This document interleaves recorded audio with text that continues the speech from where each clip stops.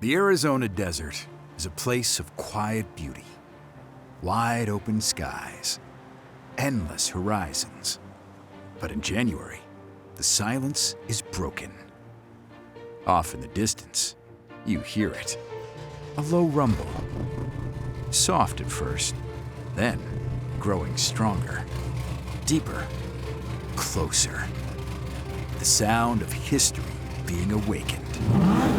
Unmistakable rumble of cars. Because when that sound rolls through Scottsdale, there's no mistaking what it means. The world's greatest collector cars have arrived. The energy is electric. The passion is undeniable. This isn't just an auction. It's a celebration, a reunion, a spectacle unlike anything else on Earth. Welcome to the best time of the year. Welcome to Barrett-Jackson Scottsdale 2026. So, $1 million.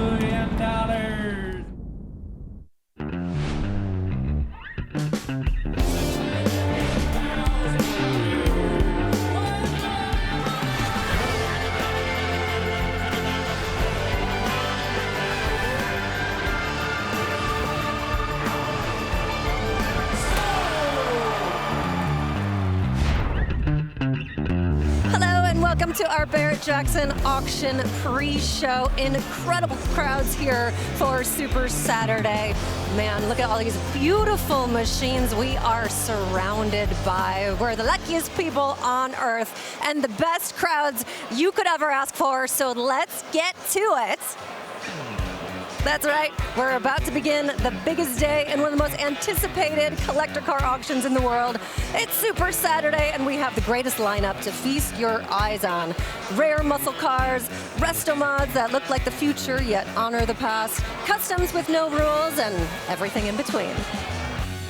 But before we get to all of that, we have a very special announcement to bring you. The Barrett-Jackson Cup returned to Scottsdale this week to showcase the very best custom car and truck builders in the country. 47 amazing rides were handpicked from hundreds of applications and were brought here to Scottsdale for everyone to enjoy. And man, it was an incredibly tough job. But the judges have narrowed the field down to 5 finalists, and here they are. A 1940 Ford truck built by Customs and Hot Rods of Andice, and this sweet 1969 International Scout built by Driven Speed Shop. Check this out, 1964 Chevy Corvette Coupe built by Mike Goldman Customs. This 1970 Dodge Challenger built by Hot Rod Garage, and a 1959 Chevy Impala built by BBT Fabrications. Whew, what a collection of talent.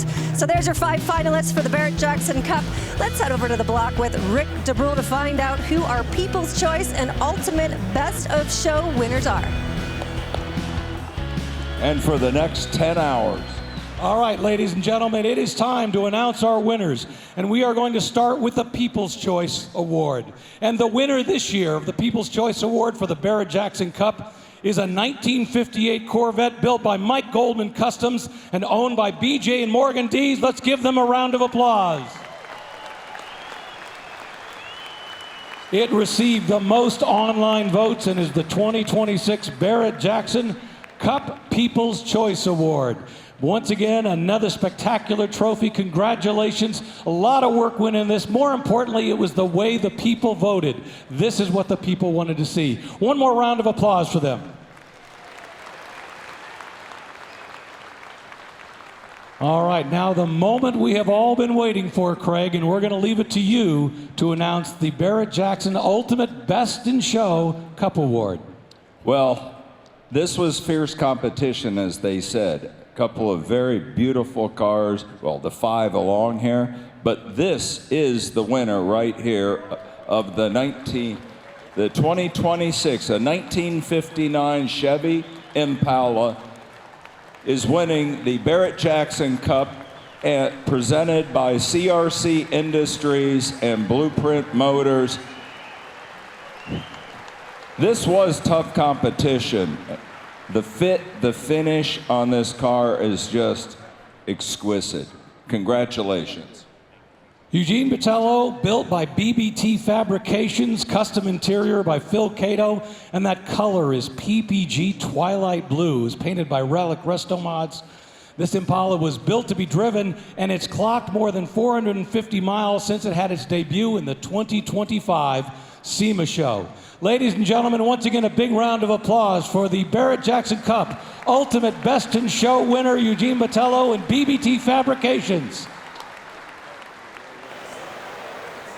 Crowds are incredible. Come on, guys, let's hear you. All right, the cars have already been crossing the block, so we're gonna head over to the voice of reason, the voice of NASCAR. We are not worthy. Mike Joy, you're on the block. What have we missed? It's been quite a morning here, April, already. Even though it's early, they've been selling cars here now for a couple of hours. No bargains really across the block, but one showstopper. Bradley Built Restorations here in Phoenix brought this 1955 Chevy, a 4-year build. Incredible custom touches and electronic operating of various features. Look at that gorgeous silver paint. The inside as beautiful as the outside. A lot of great Resto Mod touches. The hammer dropped at $315,000. And we're just getting started. We're going to have 9.5 hours of great vehicles crossing the block today, all selling at no reserve. Man, that is an incredible ride. Now, right now, I'm going to introduce you to the man, Craig Jackson, CEO of Barrett-Jackson, and of course, Linda Perry. You're a legend. We are not worthy of you. Thank you so much for joining us. Now, Linda, you opened the week at the opening night gala. How did it feel being up on that stage and everyone singing along with you? Well, it was pretty awesome, first of all. I've never experienced anything like this. Carolyn and Craig have been incredibly generous with their hospitality and their time. It was super fun playing, and I didn't honestly expect everybody to be so excited.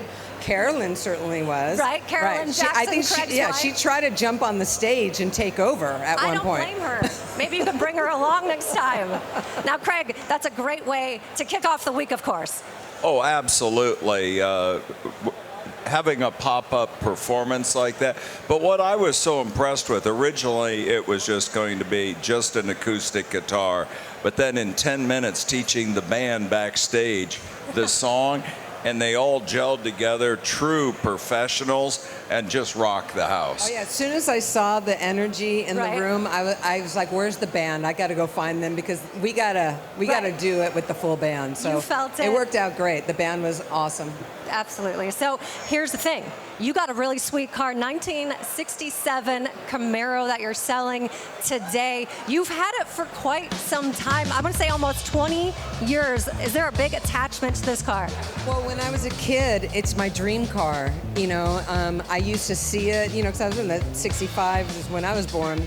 And so I got to buy my dream car. Like, not a lot of people get to have that opportunity. So I would drive it around, and people were just like, it's a showstopper. And I was like, whoa, my God. And I feel like I've had it a long time. Right. And it's just time to let go because I'm coveting the car. You know, I have a lot of emotional, you know, feelings towards it. So I'm like, you know what? It's just time to let go. Right. See what happens. Do you remember the first time that you saw it?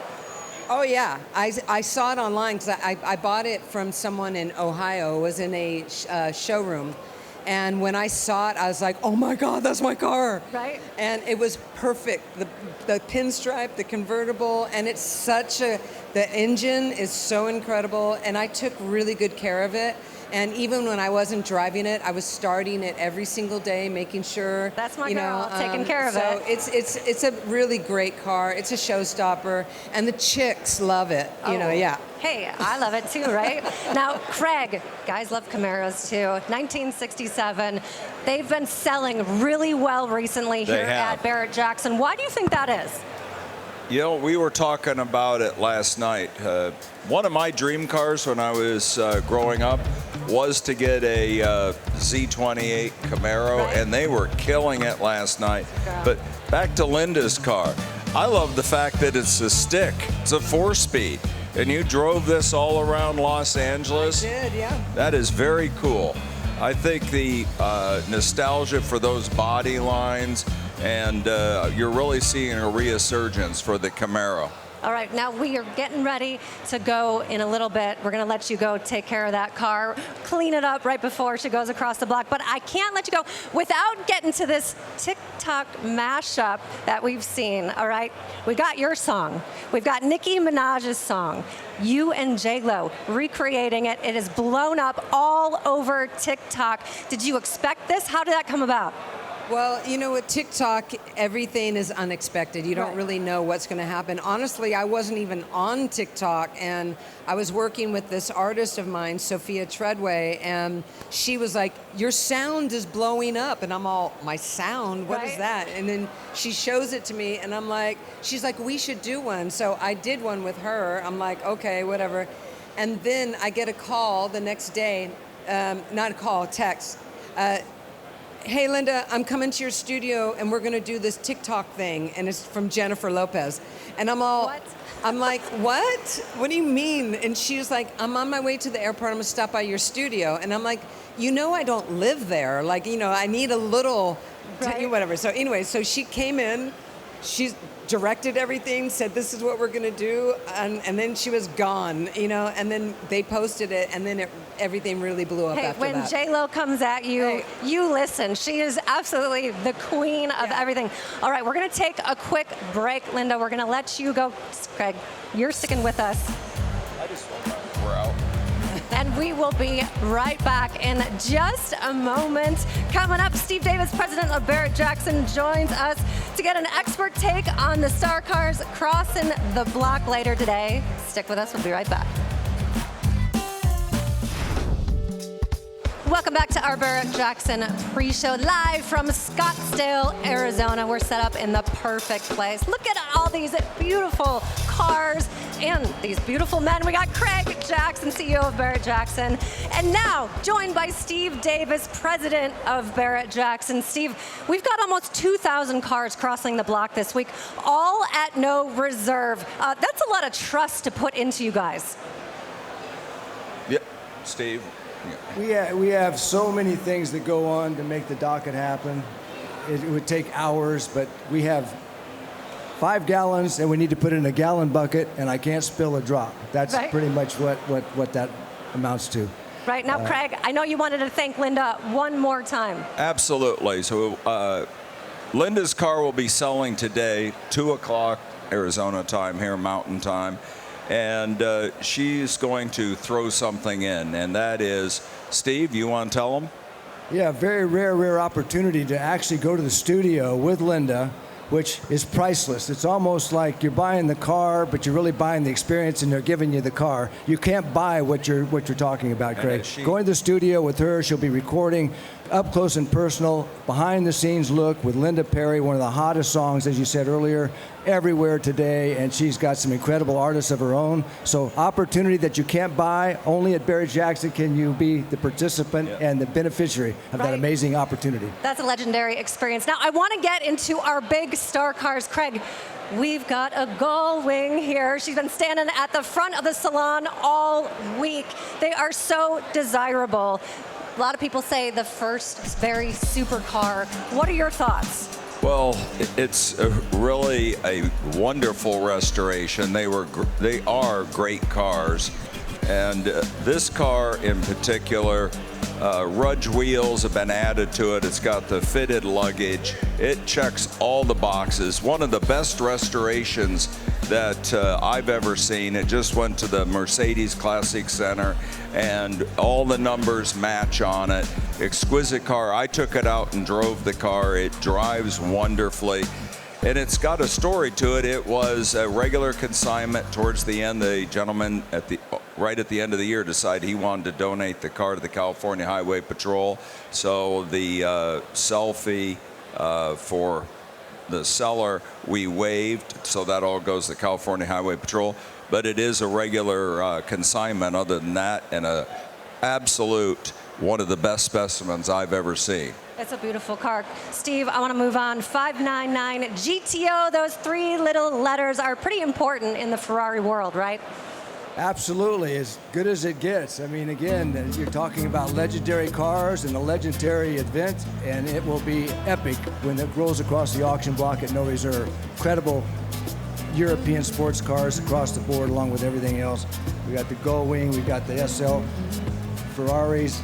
How about the Sennas? Oh, the McLarens. Sennas. We've got 2 McLarens, the Senna and the Elva. The Elva is one of the most wild modern-day supercars that you have ever seen, correct? With no windshield. Right, no windshield on that. It is a very unique car. The selection this year, so you've got a whole row of Ford GTs here, the 05s, the 06s. This side's Porsches, McLarens, and Ferraris. But something else I want to talk about is the prototype Ford GT that we're selling for the Ford Heritage Center and the Mach II, the prototype. That's a rare opportunity. So as Steve was putting this docket together, it is very vast, but a lot of very rare cars that you'll be seeing sell live here on the History Channel. All right, it's Corvette o'clock. I got to get to it. It's our charity car, the ZR1X. Corvette's most crazy car to date, the fastest they've ever built, and it is here at Barrett-Jackson. We're selling VIN number 1, Steve. How important is that? It's historical. I mean, you're talking about a car that literally was a figment of anyone's imagination 6 months ago.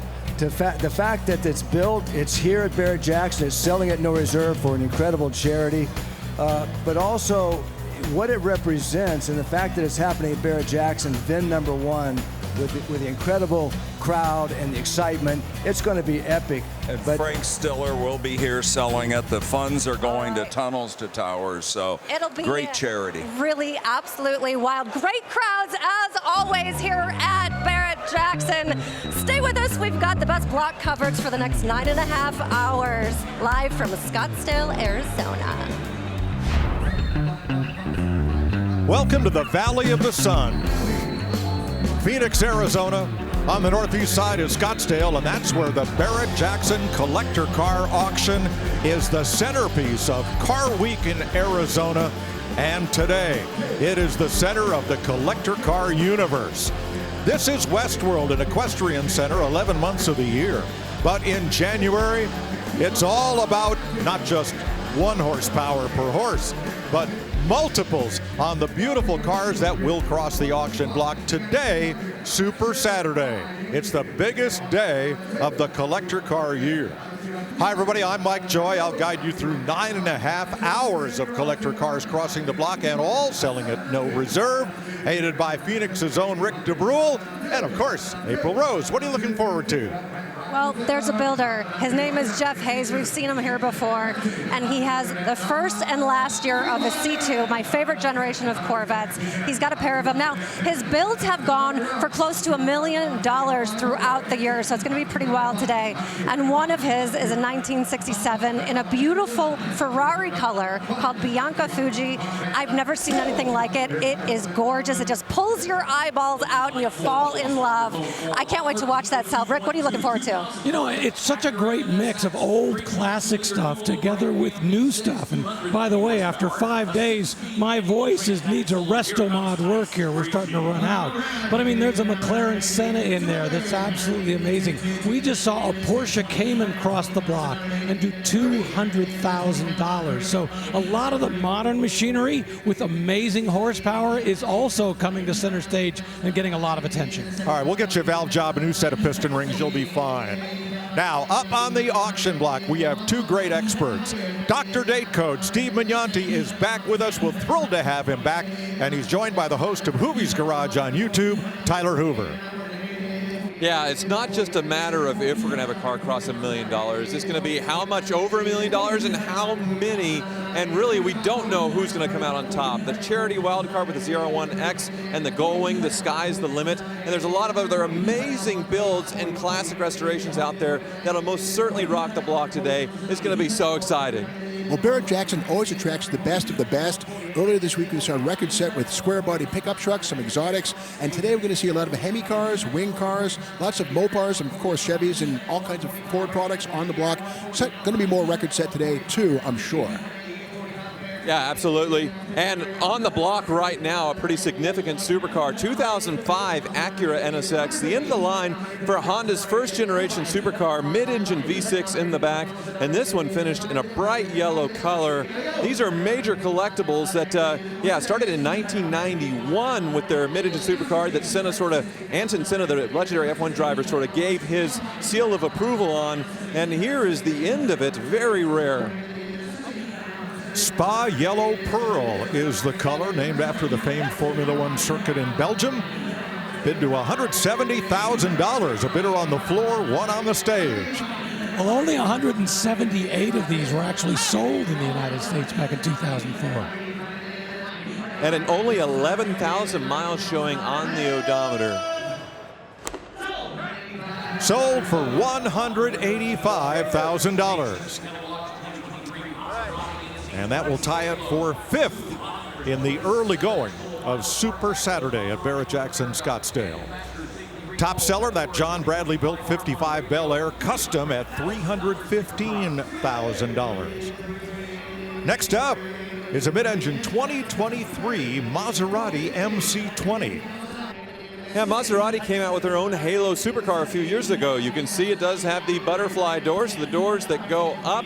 This one finished in a beautiful sort of pearl matte and a twin-turbo V6 in the back. This is sort of a bargain Ferrari. They're quite a bit cheaper than normal Ferraris, but you still get that exotic looks, performance, Italian design.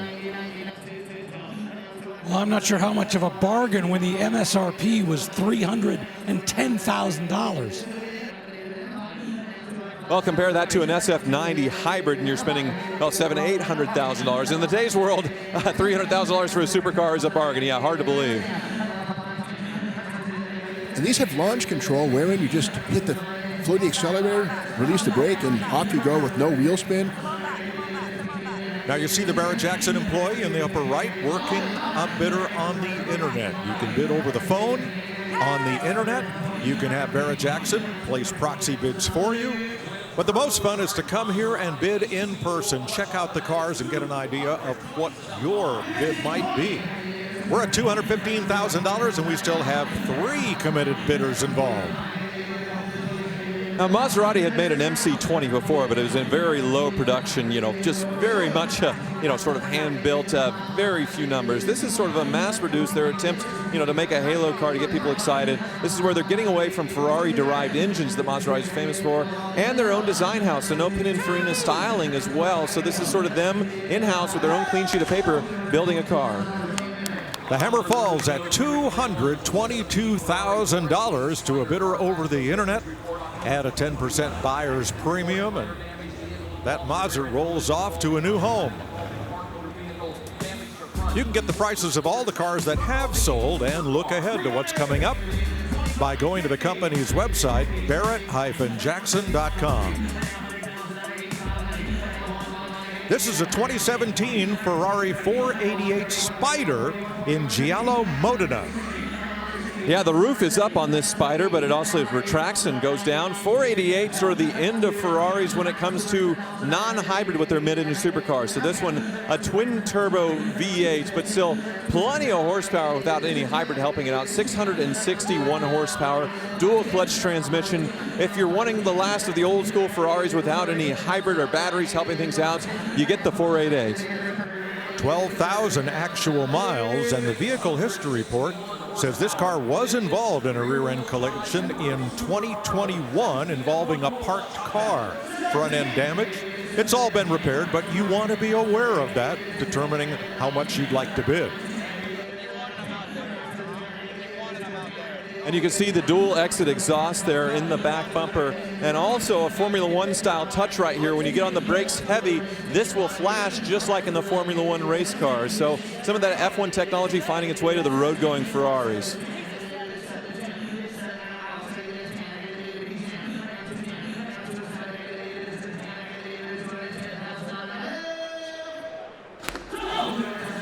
At $207,000, that is the 4th highest sale of the early going on Super Saturday. Look out there in the pre-staging lanes at some of the gorgeous cars that are headed toward the auction block this afternoon. Where currently sits this 1970 Dodge Challenger Custom Coupe built by the Roadster Shop, past winner of the Trendsetter of the Year Award. Completely reimagined, of course, 71st year for the Challenger. Hemi was available, not like this, so all aluminum, 528 cubic inch Hemi with H-stack fuel injection, electronic, looks like Hilborn, but it can be driven every day like a Corvette. Yeah, I see the modern halo headlights there in the front, and yeah, painted on stripes on the side with this one to divide up the matte finish on the hood. Very high quality, and that Roadster Shop chassis you can't really see, obviously, since it's sitting so low to the ground, but it completely modernizes the driving experience of the 70 Challenger.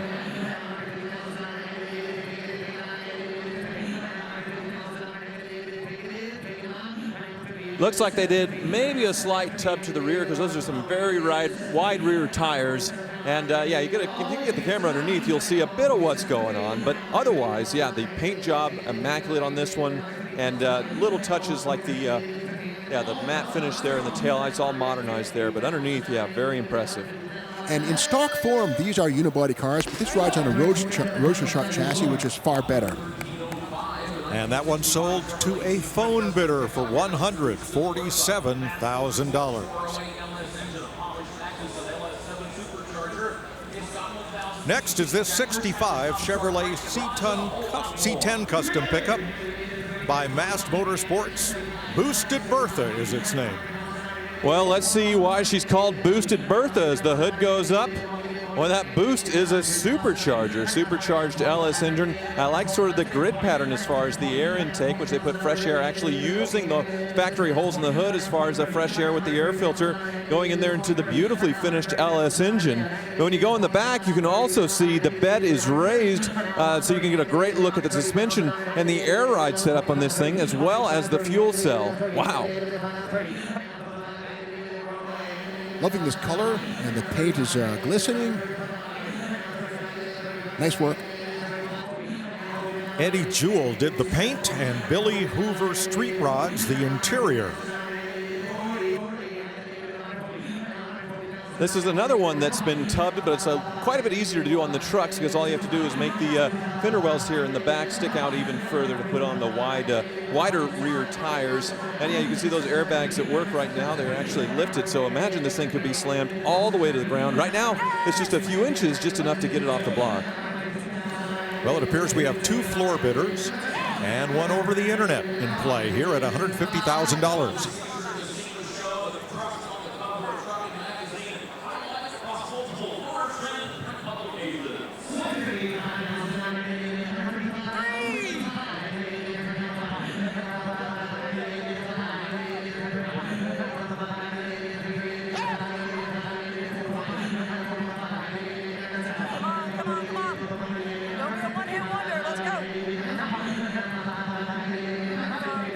You can take a peek inside real quick, because the quality is pretty astounding in here as well.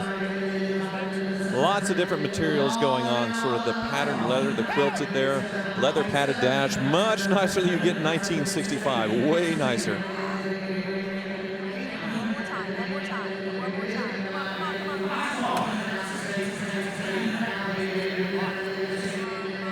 There's a 4L80E 4-speed automatic transmission under that floor. And it sells on the floor for $156,000. Next to the block is a 1997 AM General Hummer H1, custom upfitted by H-Line Conversions in Wichita. Wichita, Kansas, that's where I'm from, and yeah, this is a pretty famous outfit as far as converting Hummers. And from the factory, it would have had a 6.5 liter turbo diesel, pretty underpowered. In 2006, the last year of the Hummer, they put a Duramax in it.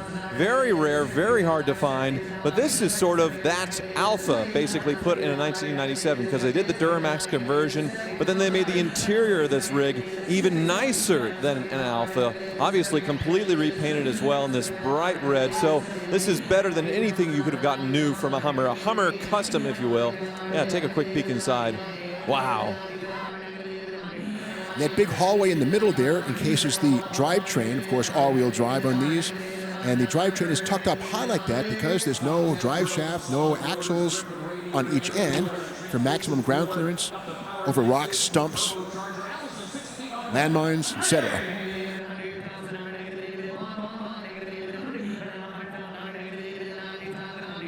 Aluminum bodies on the Humvees, very thick, military grade. Of course, fiberglass nose, very thick on the fiberglass up front. Massive bumpers, welded, coated with bed liner, crackle finish here on this. Very durable, but never seen use. This is crisp as new. Yeah, on these wagons, they have a bit of an issue because actually the roofs of the wagons are steel, even though the bodies are aluminum. So a lot of times on the seam, you'll have a reaction where it'll start to bubble. So that's the one thing you check for on these wagons to make sure it's not starting to corrode here. And this one, well, looks flawless. It's galvanic action. A rubber seal between those surfaces would probably solve that problem. I imagine it has been installed at the factory, and I can't imagine they would produce these without that protection from the galvanic action. Don't see any signs of it here. $115,000 sends that Hummer to its new home. You can just never predict what's going to happen at Barrett-Jackson. Take a look at this 76 Ford Bronco Custom SUV from Legacy Speed and Body, their wide body edition #1. It is now the top seller of the day at $325,000.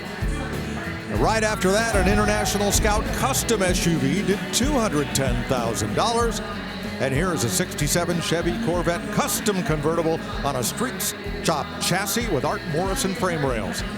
Well, as much as I like restored Corvettes, the Restomod trend is major. That's how to triple the value of a Corvette. Restoration is a nice thing, but when you have a modern chassis underneath it with modern suspension front and rear, it's really a much better vehicle. As new, modern suspension, but with the retro body. Well, if you're wondering where they got the idea for the interior color, here is the Tiffany box to match the interior. The seller told me it is a mystery gift to whoever wins the car, but yeah, that is the interior color as well as the color on the Stinger hood, and they even matched it with the stripe on the tires. This one's packing a 550 horsepower GM 6.2 with 8-stack Borla fuel injection. Wish we could see it, but it's beautiful jewelry on top of the engine, and just a beautiful mouth-watering presentation.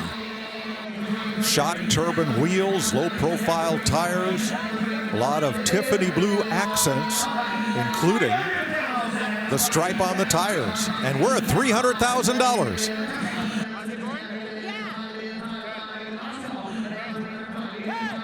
Yeah, pretty impressive, the upgrades on here. You see the gauges there, definitely all custom, but all in the right places. This was sort of that milled machine look, and still the vertical stack radio with another gift. You can see it's blocked with the Tiffany bag there. So multiple Tiffany gifts come with the car.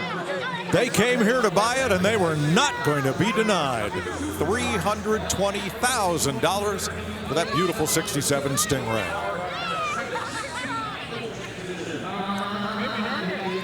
He's happy. She's ecstatic. And here's a 68 Dodge Charger, custom, powered by a Hellcat 6.2-liter Hemi V8.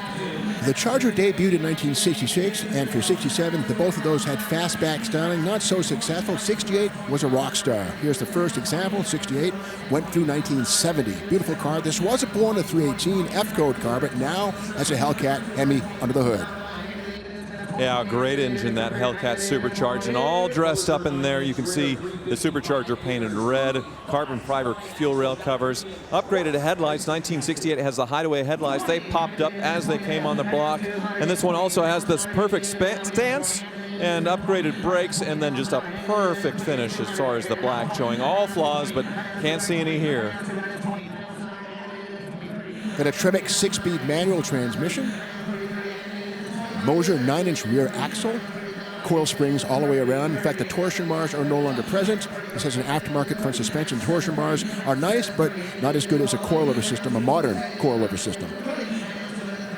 20-inch billet aluminum wheels, backed up by high-performance Willwood and Bayer disc brake systems. And the tail stripe pays tribute to the RT, the cars with the scat packs, the cars with the bumblebee stripes, seen here. Sold up on the auction block on the stage here for $227,000. Here's April Rose. Hey, Mike, I'm in the pre-staging lanes where anyone can come out, spend the whole day inspecting these beautiful rides like this 1967 Corvette Resto Mod, finished in an original color, Marlboro Red. She is just gorgeous. The factory style side pipes down here are gleaming. Now, they do still get hot, so you want to make sure when you're stepping out, you do it in a wide way. I love how they have the gas filler right in the center there, so you can pull up on either side that you want. Now, RJ, go in the interior. I got to show you this. This is what separates Barrett-Jackson from all the other auctions. These builds are out of this world. Beautiful diamond stitched leather. I love the cross flags on the wheel there, and the gauges are matching this beautiful paint in Marlboro Red. Just perfect details on this car. Now, this one's got some upgraded power, 6.2 LT4 supercharged V8. And you know, I love the look of that supercharger up top, the lid. They made it look more period correct with the chrome and the cross flags. 650 horsepower, man. I am a Corvette girl today, Mike. That's a beauty. Now, Marlboro Red had nothing to do with the cigarette brand. It was named after the racetrack in Upper Marlboro, Maryland. How about this 68 Chevy C10 Custom, 2,400 miles since completion and recently featured in CK Truck Magazine. Yeah, beautiful restoration. Not really, a Presto mod. Beautiful effect. The short bed, of course, half-ton, two-wheel driver. Got a big supercharged motor under the hood. Well, I believe I saw a turbo actually on this one. Yeah, twin turbocharged on this one for 703 horsepower. The previous car supercharged, but twin turbo is definitely another way to go to get crazy power. Obviously, the back tub to hook up all that power. Great build. The hammer falls at $165,000, and Doug's bidder in the front row is the new owner of that sharp pickup. Beautiful cars and trucks headed for the auction block in Scottsdale, where they will all go to new homes. Welcome back to Scottsdale, where we've been talking all week about Fantasy Bid, brought to you by Dodge. And today it's game on. The winner at the end of all four of the 2026 Barrett-Jackson auctions will take home an all-new 2026 Dodge Charger Scat Pack Plus. So let's look at the leaderboard, where Alexander is your leader. There's a four-way tie for second between Thomas, Tim, Luke, and Haig. Good luck to everyone playing. Here's a 1972 Chevrolet K5 Blazer Custom. Well, final year for this body style for the Blazer. Became larger in '73 as it has been radically lifted with springs, body, kit, shims between the springs and the frame and the body, and a big rear axle, 3/4 ton axle in the back. Yeah, under that Miami blue paint there in the hood is a modern LS3 V8, so quite a striking color to choose with the two-tone. But if you look at the suspension lift, you can see modern coilovers here, but they also give a reservoir. I think you can see it more easily on the back suspension, to where if you do bottom it out, it has a place for all that hydraulic fluid to go. You see this in higher-end off-road builds, including factory builds like the Ford Raptor, but with these customs, it's a nice touch. Let's take a peek under this beauty with the chassis cam. Here she is, four-wheel drive. Stock front axle, not independent, but the underside of the LS motor. 480 transmission, automatic. This transfer case, all polished and beautiful. Dual exhaust in stainless steel. Rear axle of 14 bolt. Nice gas. Nice presentation underneath.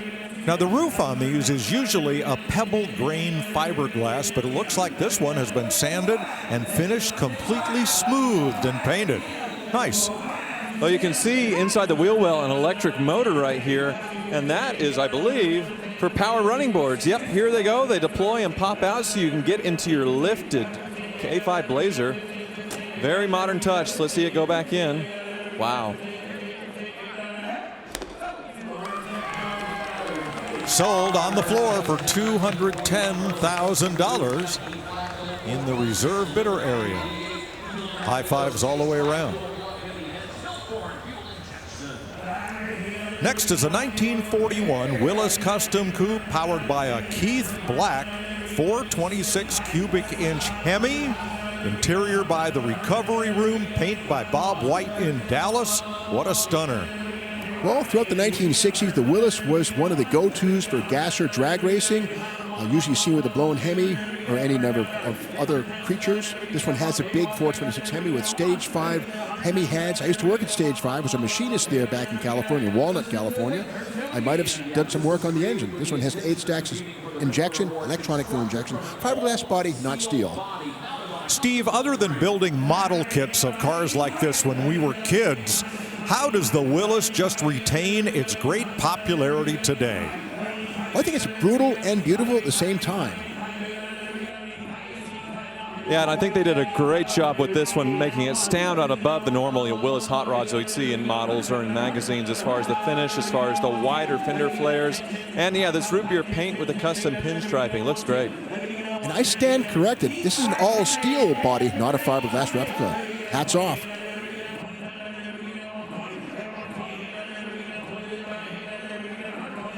I'm really surprised that it hasn't been gobbled up over the years by a drag racer, because the all-steel bodies on these things are very valuable. People love them, and often copied in fiberglass, but not here. That's a steel Willis body right from the factory, with heavy modifications, obviously. Yeah, the bumper's deleted often, but as they hit the brakes, you'll probably see that very thin strip, that little LED light there to make it legal, but very subtle. Come around the left side, you can see, I'm not sure if this is the driver that's named after this or the car, but a little hand-painted Wild Man, maybe the name of this build.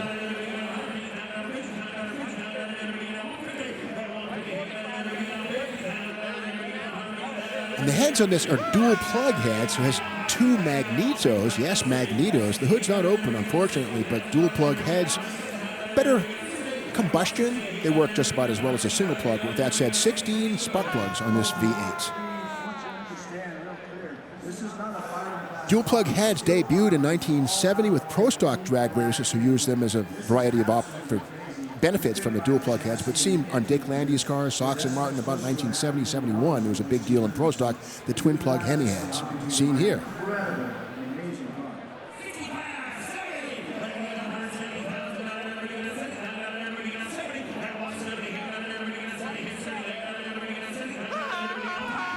There's an A500 3-speed Chrysler transmission, a fine thing, a pretty durable transmission. I'm sure it's been refitted with a shift kit and beefed internals, I would imagine. Big 9-inch rear axle on this one here. Kugel suspension, coilovers front and rear. No more leaf springs and tube axle. The old Willis cars had tube axles and for high center of gravity for the drag race situation, but this has been slammed down for a very sinister look. Like it. Well, first he shook his head no, and then he nodded yes. We're at $198,000. And that is where the hammer falls. He stayed with it, and he won it.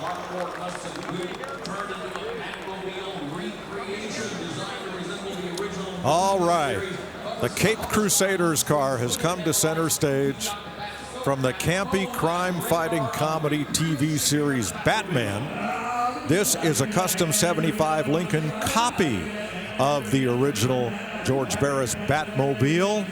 This has the Bat Scope, the roof-mounted flashing light, Bat decals, Bat phone, Bat radar, and you can buy it with a whole lot of Bat bucks right now.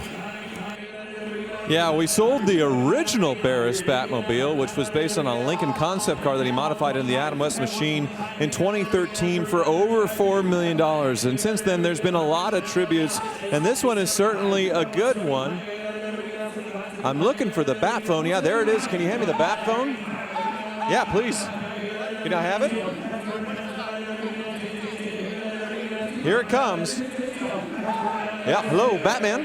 Yes, Commissioner Gordon here. Oh, Commissioner Gordon, yes, of course. Of course, yeah. To the Batmobile.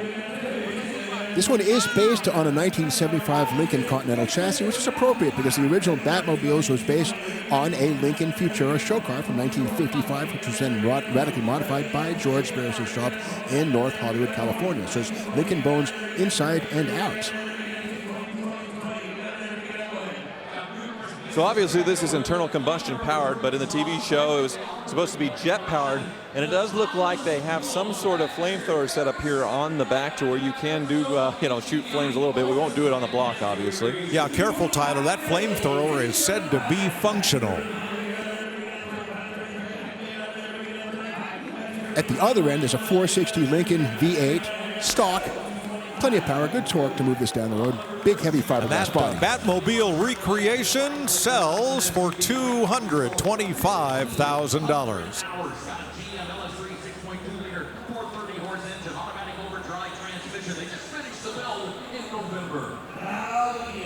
The wild and the wonderful all seem to find their way to the auction block here at Barrett-Jackson. Right off the auction block is the Dodge Thrill Ride, where Rick's going to take me for a ride in the latest and greatest Dodge has to offer, which is the new Charger 6-pack with the Hurricane motor. You got twin turbos on this, making 550 horsepower. 550 twin turbo. Let's do it. Think I can do it with my eyes shut? You tell me where to go. Left, right, left, right.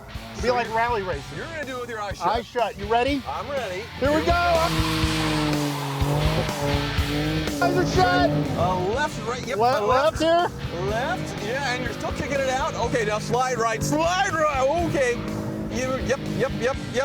I guess I don't need to grab the wheel. You got this. Yeah, keep going right, all the way. Okay, now switch to the left. It's a quick left. Oh, jeez, okay. And then a quick another one.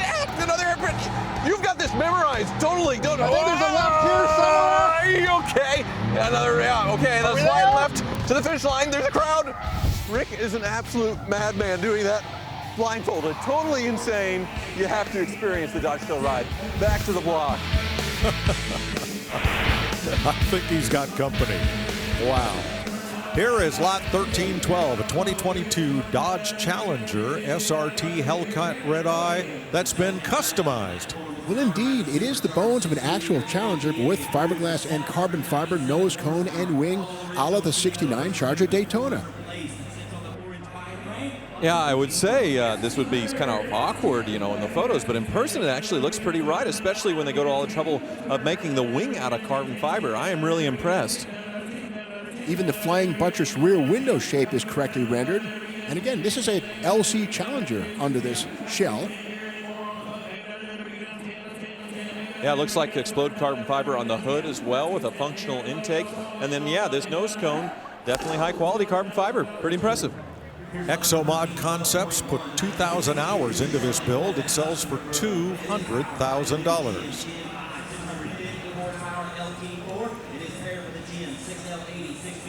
Final year of the C1 Corvette was 1962. Here's a customized version with a 650 horsepower LT4 V8. That's right, 1960 was a big deal because the 327 replaced the 283. What we have here is not a 327, but an LT4 with 3 times the power of the 327. Yeah, and quite a bit different. It was the engine doing this presentation with the electronic opener with that supercharged LT4. Definitely the engine of choice as far as great power and, the LS practicality of being able to swap it. But 62 wouldn't have had all this chrome, all this gingerbread. A lot of it was deleted as they were getting ready for the next generation Corvette. So the headlights around still would have been double, but they would have been painted to match. And, yeah, it doesn't matter, I suppose, when you're going full custom, you might as well go back to the 50s look. And this is based on an actual 1962 Corvette with a true VAN from a 62 Corvette. But with that said, has an Art Morrison chassis underneath this retro body. Burning River Restorations out of Berea, Ohio is responsible for this one. Just completed a couple of months ago. With the 6L80 6-speed automatic transmission under the tranny tunnel. 1962, first year again for the Ducktail, which would inform the 1963 Stingray, kind of preceding it and hinting at what would come for 63. 1962s weren't offered in two-tone as well, once again to get ready for the following year, a dramatic redesign. But this one in two-tone, kind of a more subtle one with the gray and the silver gills. I like it. And big drum or disc brakes all the way around, because drums would have been factory on these things. 11-inch drums not so bad, but with that said, massive 14 and 13-inch rotors on this now. Disc brakes, of course, all the way around. It ties for the number 4 seller of the day and goes to a happy couple on the stage. Here's a beautiful car that we previewed earlier. Look at that gorgeous coffin top grille on this 1933 Packard 1004 Super 8, described as a coupe/roadster. Packard serious luxury vehicle in the 20s and 30s. Of course, they went on and went bankrupt a few decades after this. But yeah, this one, the big straight 8. So that longer hood fits a straight 8 engine, which was way more powerful than anything else offered in its day.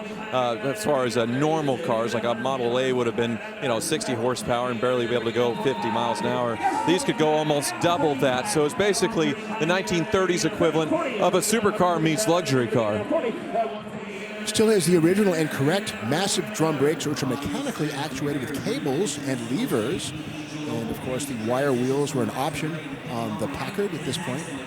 Wood wheels were still possible on certain models, artwork wheels, but I like how the inner surfaces are highlighted in red, inner side of the fenders, outside's white, just a tasty presentation. Very subtle, but when you look closer, it's sort of like a Buick Wildcat of 1953, similar design and touch, but seen here first, obviously, two-tone inside and out. Now, we're used to seeing later Packards with the donut chaser ornament atop the radiator. This is an earlier version with the Daphne at the Well radiator mascot. Very graceful. And there it is atop the radiator and framing the bases of that coffin top grille. And you can see the grille's currently closed, but it does open up to allow more air into the radiator. Sort of, early cooling system there. But overall, this thing presents beautifully. You can see the headlights are also steerable a little bit. Completed in 2009, this beautiful restoration has a new owner for $170,000. April? Hey, Mike, have you ever seen such variety anywhere? We got an SLS, love those gull wing doors. Right behind this beauty, if you've ever seen Barrett-Jackson, you know I'm obsessed with these first generation Broncos. They're so beautiful. Builders take them and they design rolling works of art. This one, a 1972 in Bentley Dove Gray. They got the roll bar painted to match. And check this out, open the door automatically. The step pops out right there. I love these door panels, and they even went as far as added a chrome stripe that goes all the way across. Beautiful real wood wheel, padded dash, and of course those seats with the plaid pattern on the side, hand-stitched leather. I mean, this thing is done perfectly. Now her heart, a modern Gen 3 Coyote V8 10-speed transmission, which gives you more than enough gears for comfortable highway cruising. Mike, I don't know what it is, but the modern technology underneath and the old school good looks. This is my ride right here. Yeah, great resto mod. It looks like the 1960s and drives just like today. 1963, first year for the Stingray. The coupes were all the split window version, and this one's fuel injected. Indeed, this is the top dog for 1963. The 375 horsepower solid lifter fuel injected motor, 327 cubes, 4-speed transmission. And again, as you say, Mike, the first year for the split window. Some people actually cut that separator out for a custom touch. Silly move, but this one has not been cut. In fact, original everything, numbers matching car, and a no-hit body. In other words, it's never been in an accident. Nice, crisp restoration on a no-hit body. This is from the Albert LeCan collection in Tempe, very eclectic collection. They're selling half a dozen Corvettes this weekend at Barrett-Jackson. The paint is not original. It's base coat, clear coat with all that beautiful gloss. And he's got it for $240,000. We're going to show you another Corvette. And if you're playing along in our Dodge Fantasy Bid game, here is one of the cars that has been chosen for this round. It's a 1954 Corvette with a supercharged 6.2-liter LS engine. Yeah, we kind of get a live side-by-side of classic restored with that 63 split versus this custom. And what I really like about it is the plexiglass hood there. You can see the window into the supercharged LS, sort of calling back to the 6th generation Corvette ZR1 that did the same thing. Obviously, it didn't do it on the 1st generation Corvette. Maybe kind of a grease lightning thing as well, I suppose, with that clear hood. But what a monster under the hood. The Corvette in 53 and 4 was the first Chevy with an open drive shaft. At this point in time, they were still using torque tubes in pedestrian Chevys until 1955 when they too went to an open drive. This is lacking the mesh chrome headlight covers, which I think it's an opportunity that's been missed. It'd be nice to have chrome mesh covers right here, but not seen. I think that would have been a nice touch on this one, but just my opinion. I like how they've taken the mid-60 Coves and added them to the side of this 1954. That is something that no 54 Corvette ever had. Yeah, a lot of little touches on this one. The interior, beautiful. 1954, also the year you couldn't get a V8 engine. 53, of course, the first year, there's only a few hundred of those. 54, the first full year of production, and it was still an inline 6 and very underpowered. So people didn't understand what the Corvette was for, but obviously we know the legend that it's become today.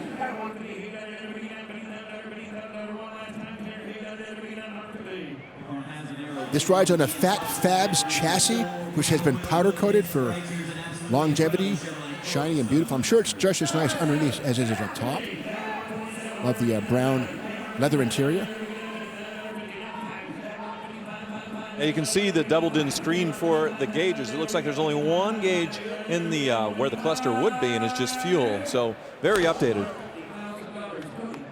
Well, I hope $150,000 was your fantasy bid for that Corvette. That's where the hammer falls.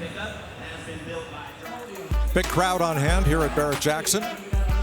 Folks out there enjoying a cool beverage and a bite to eat before wandering into the McGuire staging lanes, where you get to talk to the consigners and inspect the cars and trucks up close. Open the hoods and the doors and see what you're going to come inside and bid on. Maybe it's this. This is a 1966 Shelby GT350H, prepared for Hertz Rental Car Company. Here's Steve Davis. Scoring Judge GT350H that exists currently. Do not miss your opportunity to buy one of the finest, if not the finest of its kind in the world. Right now, absolutely flawless. Could talk for hours. Everything about the car is 100% the way it was in 1966. One of the best of the best. This car was sent to the Los Angeles Airport Hertz location and rented out. Then, when it rotated out of rental use, was sold to a collector in Phoenix and has remained there ever since. Now, these are based on a K-Code 289-271 horse with solid lifters, special motor mount on the driver's side, deep pan installed by Shelby, aluminum intake installed at Shelby, small Holley 4-barrel at Shelby, the rally bar to stiffen the front suspension, the real deal. And this one is an automatic. Of course, the automatic was there for, well, to avoid the abuse of a stick shift car, especially in a rental fleet. Oh, this is about to become the top seller of the day. And there it goes, $350,000 bid.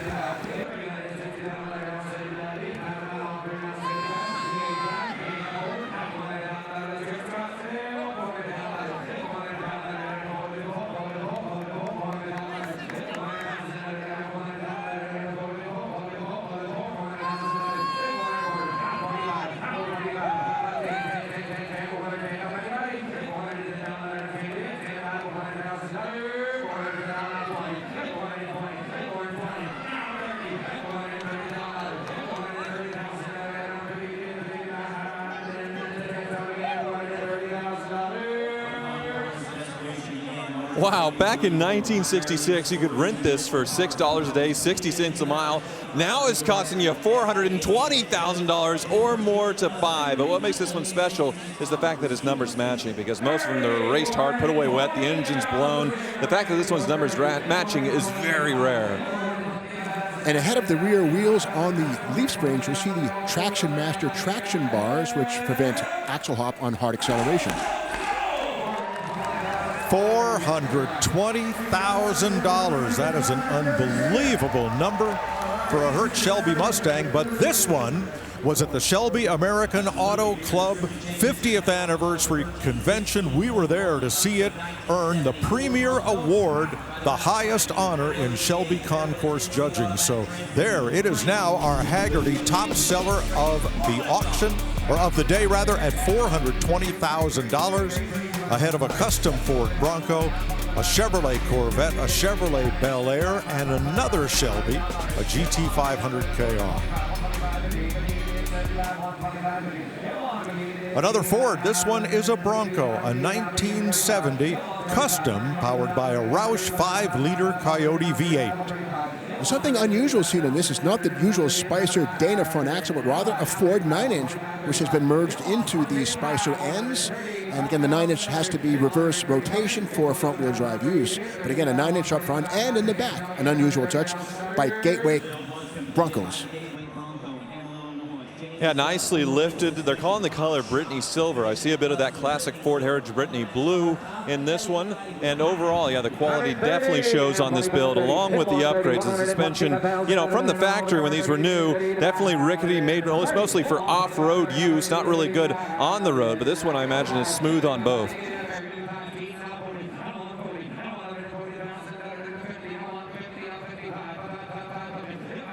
Upgraded suspension. The rear has coilovers, or coil springs, instead of the leaf springs that would have had from the factory, and of course control arms up front. Heavy-duty stuff. Also up front, the factory forged arms, the control arms, have been replaced by tube steel goodies. Better items for the purpose. Also a cut body. You can see right here, the wheel opening's been opened up with a fiberglass extension. The wheel flare.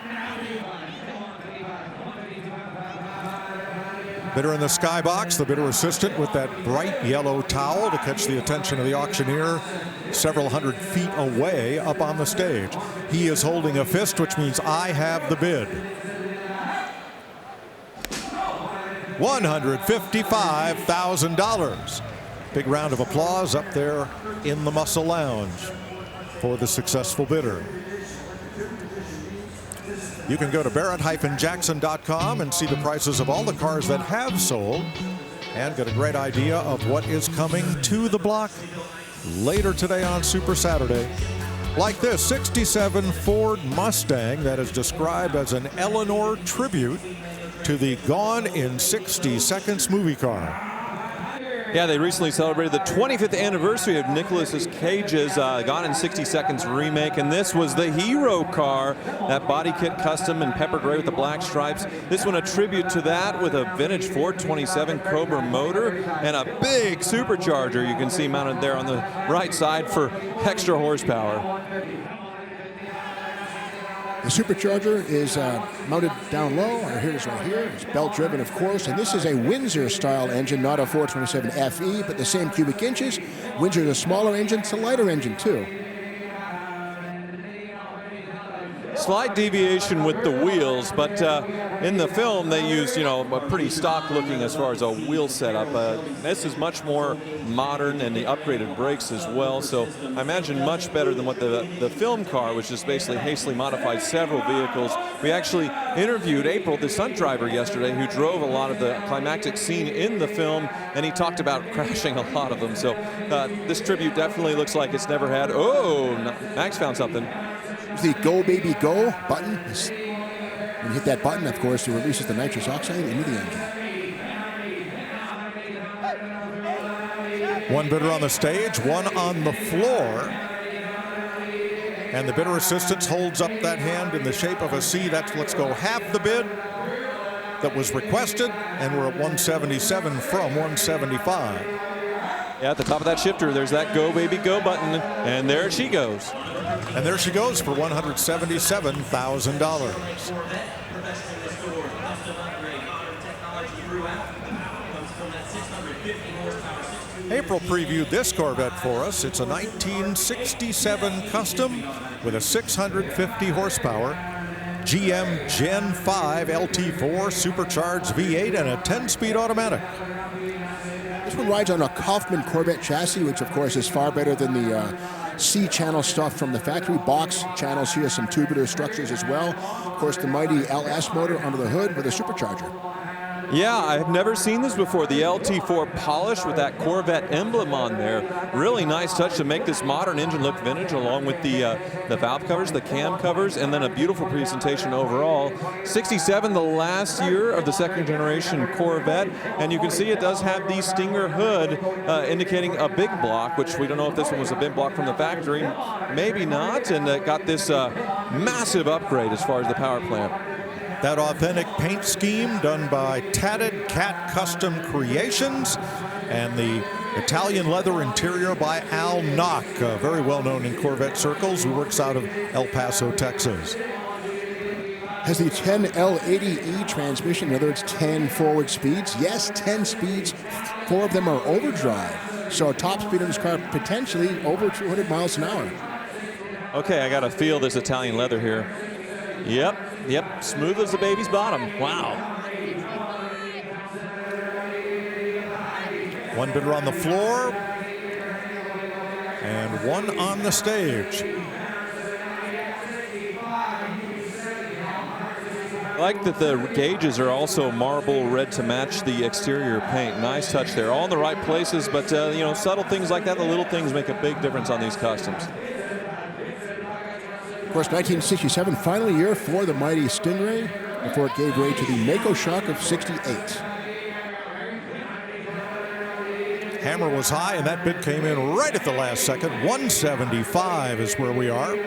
Oh, 178.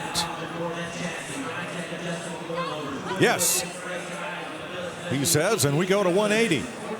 2 floor bidders involved, and Camille's bidder on the stage at $180,000.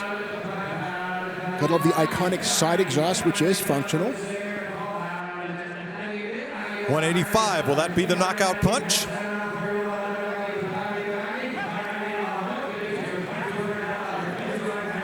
Oh, we're at 190. But are we done? No, there it is. $200,000. He went up by $10,000 this time. Will that be the knockout punch? It is. He's got himself a beautiful 67 Corvette for $200,000. And auction clerk Bart Haythorne gives him the paperwork to sign. Well done.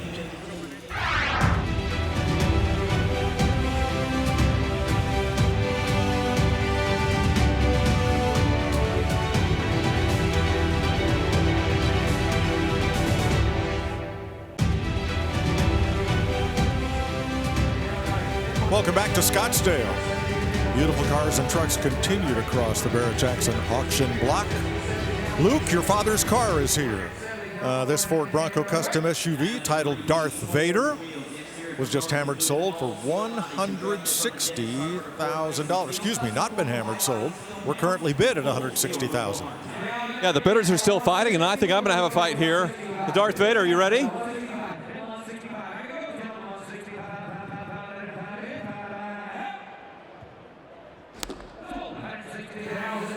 I lost, big time. Ouch. I thought the microphone was mightier than the lightsaber. I guess not. $160,000. From the same builder and the same theme, this 73 Ford Bronco Custom SUV is named Jedi. This one was born a G-Code 302. That was then. That was a 7.3-liter Megazilla V8, pushrod V8, which Ford came up with to replace the V10 Triton engine. Big cubic inches, but again, Ford returned to pushrods for the Megazilla. A big brother to the Godzilla production engine. Very little original Bronco is present here. This is a Dennis Carpenter authorized reproduction wide body. Yeah, this one, Darth Vader, they nicknamed this one Jedi. And yeah, definitely that sort of Baja style off-road body. The other one had sort of a truck configuration that was much longer. I really like what was done here as far as with the fender flares and the spray-on liner to protect from rock chips. Not that this thing's ever been off-road, but it almost looks like a Lamborghini orange, like a Laurencio Atlas, because it has the pearl and the metallic in it.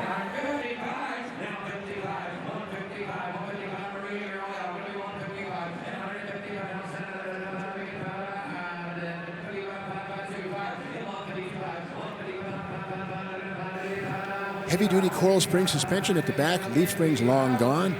Wide track rear axle fabricated with disc brakes, of course, all the way around. Stainless steel single exhaust. Kind of crazy to think a single exhaust with a 7.3-liter motor, but clearly it works.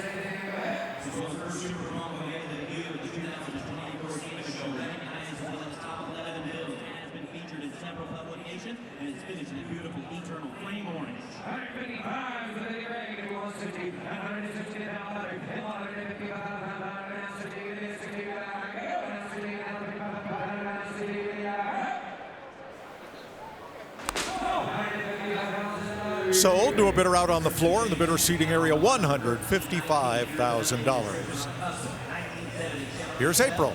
Hey, Mike, I found something really sweet. 2011 Ferrari 458 with the Liberty Walk wide body kit. It is so cool. You got that front splitter low to the ground because she's riding on air. And these fenders tacked on almost look like they're riveted on, which is really sweet. And like I said, she is wide. You got those beautiful paint match HRE wheels that are the 3-piece wheels. I love the style of those inside.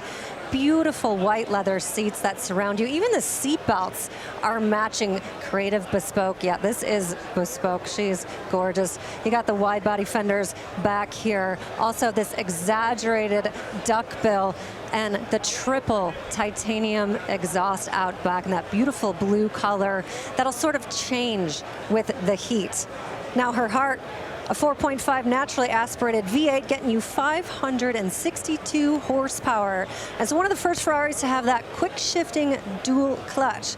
And these are also one of the last naturally aspirated mid-engine Ferraris. Now everything after this kind of turbocharged, so you're losing that heart, in my opinion, that soul.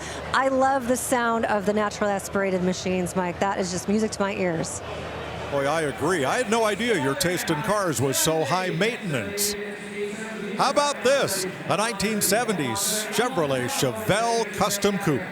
Well, it rides on a Roadster Shop chassis, which we're seeing on a lot of these vehicles. It's superior to the factory stuff. Coilover suspension front and rear, rack and pinion up front. This one has the big LT4 crate with a Tremec 6-speed manual overdrive transmission.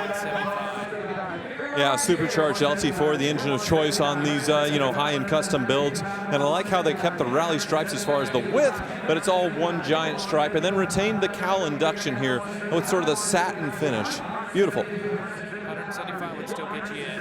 And that cowl induction door is vacuum actuated at wide open with a carbureted, but it's a nice touch. I left it there. Of course, it has nothing to do with this fuel-injected supercharged LT4. Nice touch. Cortez silver, an authentic color for a 1970s Chevelle. Not sure if it was born that way. Big SS Badgett. Nice base coat, clear coat paint. Great presentation. Come on, sell. We're holding strong. Come on. We bought it. There we go. Yes, The sir. hammer falls to a bidder on the telephone for $175,000.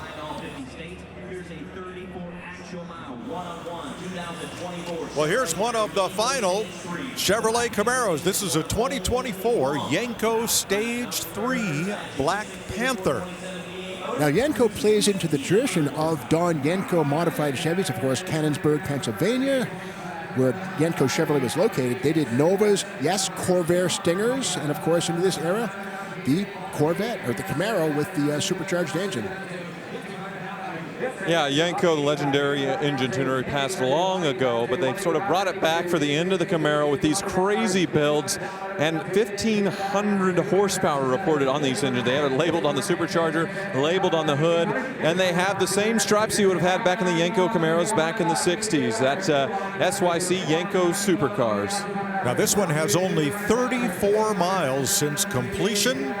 And there's an internet bidder involved who communicates with a Barrett-Jackson employee up here on the auction block, who relays those bids to the auctioneer. And the Black Panther name refers to the name that Chevrolet almost used for the Camaro. In fact, there were some magazine covers that said Chevy's new Panther coming soon to take on the Mustang. Of course, it became the Camaro, but Panther was early on considered, so they're playing into the history of that name and brought it to reality on this car. Now, Camaro was an interesting made-up name. GM had to kind of defend it and define it. They said, well, it's kind of translate from the French for friend. Not exactly, but that's the name they stayed with. Now it's a name everybody knows. Well, you're not going to make many friends at the drag strip with this. The Stage 3, 1,500 horsepower. I imagine it would decimate all. That carbon fiber wing definitely loud and proud. Cool way to go out with the Camaro. We'll see if it comes back. They had a long hiatus with the 4th gen to the 5th generation.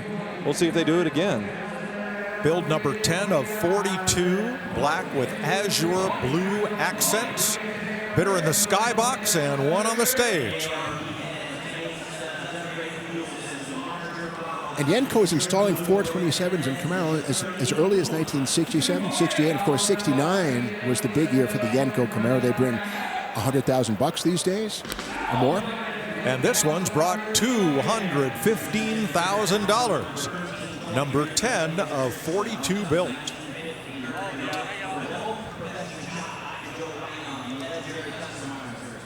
Well, if you love 50s hot rods, you're going to love the lead sleds. And here's a great one. A 1950 Mercury Custom Coupe. Joe Balon, legendary customizer, especially recognized for his Mercury builds, built this one and called it the Rebel. This is a steel body. I mean, you can get fiberglass replicas, but it is a steel body, and the original steel chassis and floor pan are still intact. The body has been chopped 4 inches.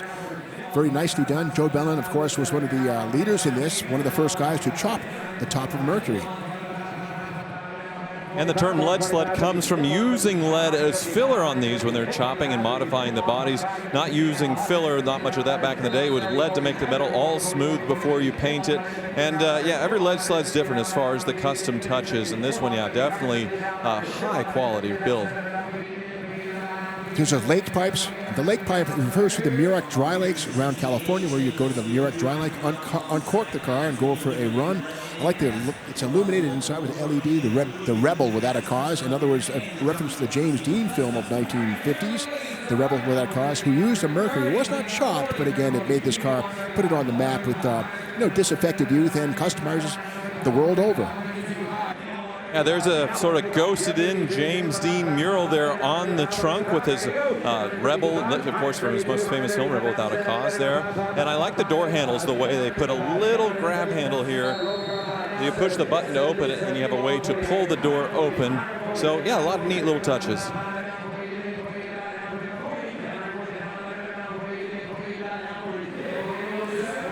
There's an even wilder Joe Balon custom, Merc, coming up a little later.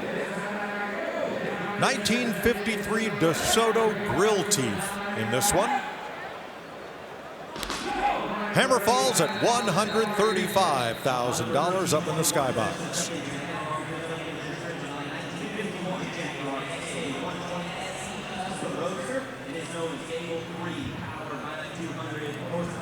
Now in the passenger seat of this beautiful Jag, that is Eric Estrada, one of the lead actors in the TV series Chips, The Adventures of California Highway Patrolman, and a guest here at Barrett-Jackson.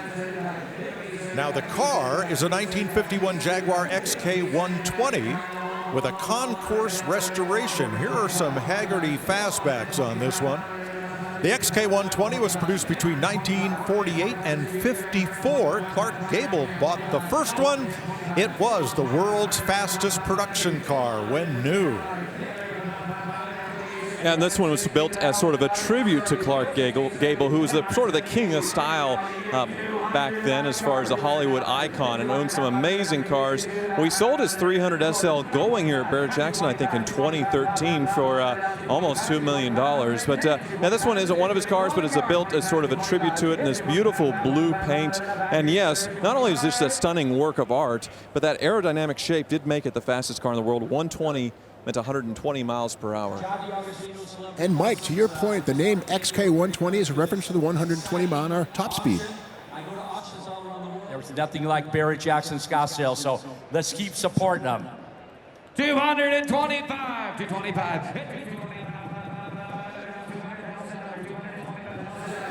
This car very highly customized. George Barris worked on one. Oz Customs of Oroville, California did the body modifications on this. I just want to say this car took 2 years to build. Clark Gable had the first 1951 Jaguar from England to Beverly Hills. But what we did a tribute to him. So I want to thank Oz Customs and Bob Devine for making this happen, and my partner Woodrow Parker. 210, hit 210, 10, I'm gonna go. Hit 210, 10, about how 10, $210,000, hit 210,000, 10, all through and all down.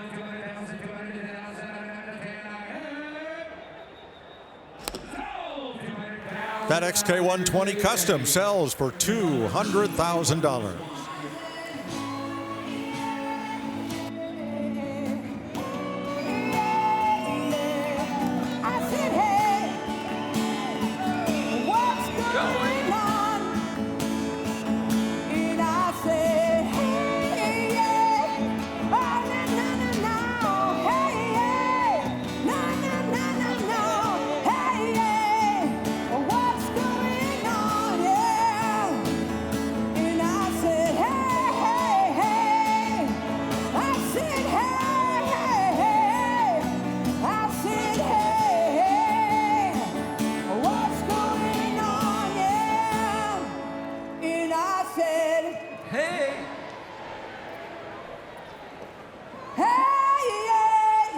Come on, everybody. I said, hey, what's going on? Welcome, Linda Perry, to Barrett-Jackson. Come on up, Linda. She killed it at the gala. Just want to give you a little taste if you didn't make it to the gala with her pop-up performance there. She'll tell you a little bit about this car that she's owned for 20 years. Linda, come on up. That was crazy. You like that? Did you like that? There we go. I needed more participation from the hey, what's going on? But I'll let you guys slide with that. I know you got a lot on your mind. Anyhow, tell us about your car. So, not everybody gets the opportunity to buy their dream car, and this was my dream car when I was a kid. And I found it in Ohio, and I couldn't believe it. I've had it for 20 years. I kept it, when I wasn't driving it, I would, turn it on, make sure it was running. I always serviced it, but I just felt like it was time for me to, let go, because I really, wanted it to go somewhere where someone's driving it. It's been sitting in my garage, and I haven't been driving it because I've been really busy, but it's a badass car, and it's a showstopper for sure. All right, Joseph. Now this 67 Camaro has a 350 yes, sir, absolutely. We'll and be a Baker Mike 1, please. I want to tell you all about this. So this is no beautiful automatic parade car. This one's a goer as well as a shower, celebrity ownership, and here is someone's opportunity to buy it. 20 years owned by singer Linda Perry.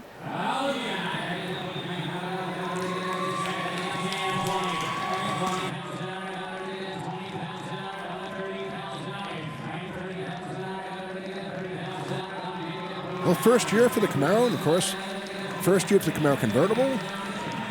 Denoted by the wind rings on the doors. 1 year only deal. Small block Chevy under the hood. 4-speed too, and she drove it around LA with the 4-speed. It takes guts. Yeah, great that it's the 4-speed manual to where actually roll your own gears, have some fun. You can see the hideaway headlights also on this one.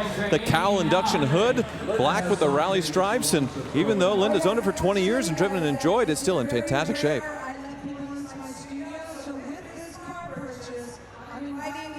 The person who buys this to come to my studio to have a recording session, hang out with me, write a song, whatever you want. So take this opportunity because it's very rare. 80, got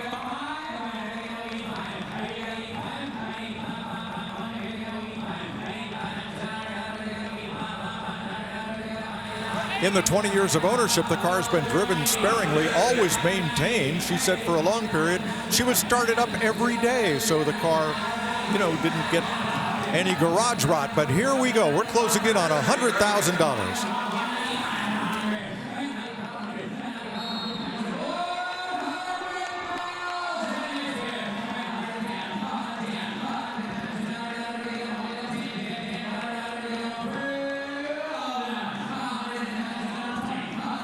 The 1967 Camaro, the birth of an icon, and it's appropriate that it's an icon's absolute dream car. Linda Perry, an amazing performer, and also an amazing car girl. Her taste is immaculate.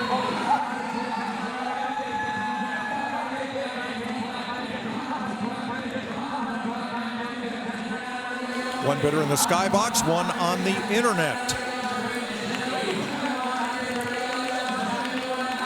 Joseph Mast holds the hammer. And it's sold for $125,000. Chorus not included.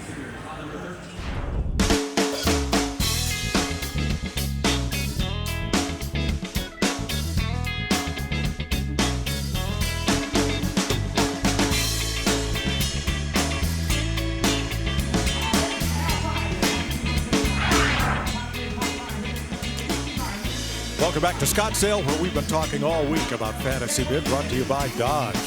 Now, the winner at the end of all four of the 2026 Barrett-Jackson auctions will take home the 2026 Dodge Charger Scat Pack Plus. Here's another look at the leaderboard with Luke William tied for the lead over Keith, Jack, and Kim after 2 cars today. Good luck to everyone playing. Here's a 1963 Chevy Corvette with that iconic and unique split rear window. It's a real split window car, the body that is, but it rides on an Art Morrison chassis, and you can see the coil over front suspension, rack and pinion, major crossmember down, hanging low there, side pipes been added. Mighty 625 horsepower LS7 with direct injection. The LS7 was in the C5 Corvette Z06. We're seeing more modern engines usually, but I definitely am a big fan of this engine. And well, actually, I think the C6 Z06. But yeah, first year of the C2 Corvette with that split window, and definitely accentuated with this one, this beautiful black paint. Burning River Resto Mods is responsible for this build with an interior by John Miller.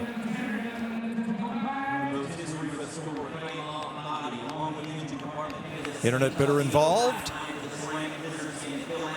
along with one in the house here. We're at $300,000 for this 63 split window. Yeah, it's really interesting because we saw a stock restored 63 Fuelie, which is probably the most valuable of the 63 split windows in restored form. And here's a custom one with this beautiful interior, bringing a whole lot more. So it pretty much settles the debate as far as restored versus customs and who comes out on top. Well, see the numbers. $300,000, the hammer price for that Stingray.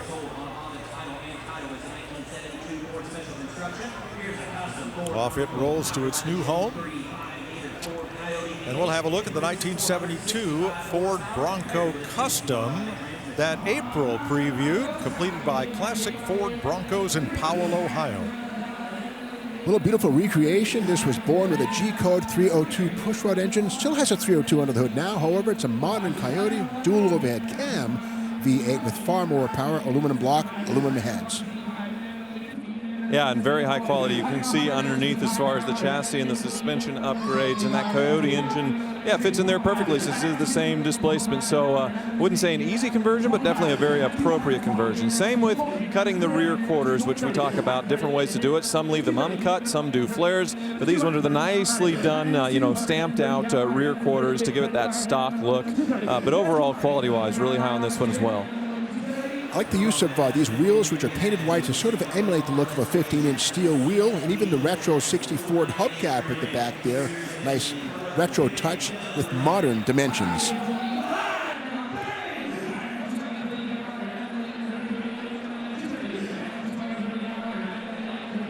It's a 10-speed automatic transmission. I don't know, the Ford catalog, then 10 speeds are production pieces that can be purchased and plugged into any application. They're electric transmissions, there's a control module required with the 10-speed automatic. Yeah, the full roll bar is definitely a nice touch, and then they even put a sunshade on it, made of nice canvas material, so you have that open-top experience without getting cooked. And boy, speaking of cooked, this interior, wow, this is really, really something. Leather dash and all those little plaid inserts, wow. A company called TMI makes those interiors with ACC carpeting. Bidder up in the Muscle Lounge at the back of the auction arena. He has the bid, and he has the Bronco for $235,000. Here is a frame-off restoration of a 72 Chevrolet K5 Blazer. The same year as the Bronco we just saw, but this is Chevrolet's response to the Bronco. Came along in 1970, 4 years after the Bronco's 1966 debut. Once again, modified heavily with a 6.2-liter LS motor, LS3 with the plastic nylon intake manifold, aluminum heads, aluminum block, air conditioning, comfortable, beautiful interior, suede, delicious. Yeah, Chevy was a little later to the party with a two-door off-roader behind the Bronco, but they chose to do it on the full-size truck platform, and it made a huge difference as far as the everyday drivability, the ride quality, and it was definitely a huge success. So big that Ford eventually abandoned their first-generation baby Bronco, and the next generation was on their full-size truck chassis to copy Chevrolet. One touch I like about this one is the top is described as double-walled, so it's not just the fiberglass roof, but it is fully trimmed out inside, and that will certainly reduce interior noise. Very nice, beautiful interior too. The original suspension at the back would have been leaf springs, been upgraded now with coil-over shocks and ride height increased, dual exhaust of course, big 14-inch corporate axle in the back. 14 bolt, I should say. Yeah, they're going with sort of the stock Cheyenne package overall with the wood trim on the outside. That would have been something from the factory you would have gotten in the 1970s. But yeah, interior dramatically different with those bucket seats and the leather trim dash. You can see the digital gauges as well, just a screen there to replace the gauge cluster. So modern touches, but I do like that they went with the old school trim as far as the faux wood here. Yeah, I love these two-tone Chevys. And that beautiful frost blue and white, that is among my favorites. We're at $185,000 with the bid on the floor. Now $190,000. And that's where it sells, $190,000. Out on the auction floor. A look out in the pre-staging lanes. Wow, the wild, the wonderful, the custom. Pretty incredible here at Barrett-Jackson Scottsdale. And to think that was just born as just a cute little grocery getter Nova. Here are the last three sales, including a 6x6 Hennessy Velociraptor, number 2 of a planned 50 to be built, $140,000. Now this 1965 Chevrolet Corvette customized coupe. Well, radically customized, of course, the Art Morrison chassis, which is the go-to, actually a street shop, there we go, street shop chassis under this one here. Rack and pinion steering up front. I love the aftermarket, well, reproduction side pipes which function, massive disc brakes all around, rack and pinion steering up front. Beautiful resto mod. And that Roadster top chassis, it makes room for a much upgraded suspension. So they said this is all from a C7. So the last front engine Corvette generation gives it a completely modern ride. But I like that they went with sort of classic knockoff style looking wheels. And I like that they retained that 65, 66 only hood and resisted the temptation to go Stinger like so many others. And the beauty part, you can buy these engines right from Chevrolet Performance, 650 horsepower right out of the box, the LT4 crate. So the days of building an engine at the machine shop and choosing a cam and getting the right heads and valves and cam springs, valve springs, all that stuff, no more. Just buy the LT4 crate engine, plug it in, and 650 trouble-free horsepower. Now, no Corvette ever came with triple tail lights, only the Impala, but it was a popular customizing touch back in the 60s. Metallic cashmere with caramel interior. And they put a strobe effect there on the rear brakes. That is pretty cool. Of course, the touch, of course, making the triple tail lights. But yeah, a lot of nice touches, and I do love the color. This sort of light gold, sort of subdued, but up close, a lot of pearl, a lot of metallic in it. Dakota Digital dashboard in here on display. Modern upgrade, kind of hides in plain sight. A just completed car with only 150 test miles on the clock. The bid is on the floor at $190,000. And that's where it sells. Congratulations there.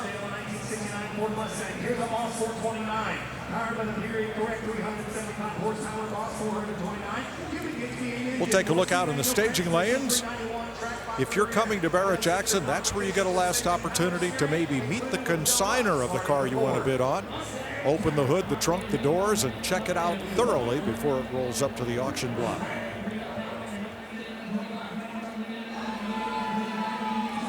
This Boss 429 Mustang did not stray very far from the plant. It was sold new at Stark Hickey Ford in Royal Oak, Michigan. It's a Boss 9. It's the big one. These cars roll off the plant in Dearborn as R-Code 428 cars sent off to Carcraft in Brighton, Michigan for modification. The inner shock tires were modified to fit the width of the Boss 9, a very wide engine. Oil cooler mandatory on the Boss 9, 4-speed only, no automatics, 391 traction lock rear axle, beautiful restoration. I was taking a look at the Marty report, which is basically a printout on what this thing was born as, and it was in this color, royal maroon, maybe as a tribute to where it comes from. The only knock against it is it's not a numbers matching 429, but a period correct one was sourced and put in there. So many of these raced in period that it makes sense it wouldn't have the original motor, but otherwise, nothing to knock on this Boss. It is interesting that the exhaust tips are completely unadorned. Mach 1s, etc., would have very exaggerated valence with big pipes. It's just very unadorned pipes that come straight down toward the ground, and not much going on there. But of course, the 375 horse on the other end of those pipes makes a lot of sounds. The Boss 9 in 1969, the early ones had magnesium valve covers, rated at 375 horsepower. Most folks agreed it really put out over 500. It was rated very conservatively. And built to homologate that engine for NASCAR racing in a bigger body style. If you want to learn more about Carcraft KK that made these cars, there's a book by CarTech Books that outlines the entire history of Carcraft, including the Boss 9 program, the Ford GT program, and a lot of other prototype vehicles. CarTech Books, Carcraft History, great book. Pick up a copy.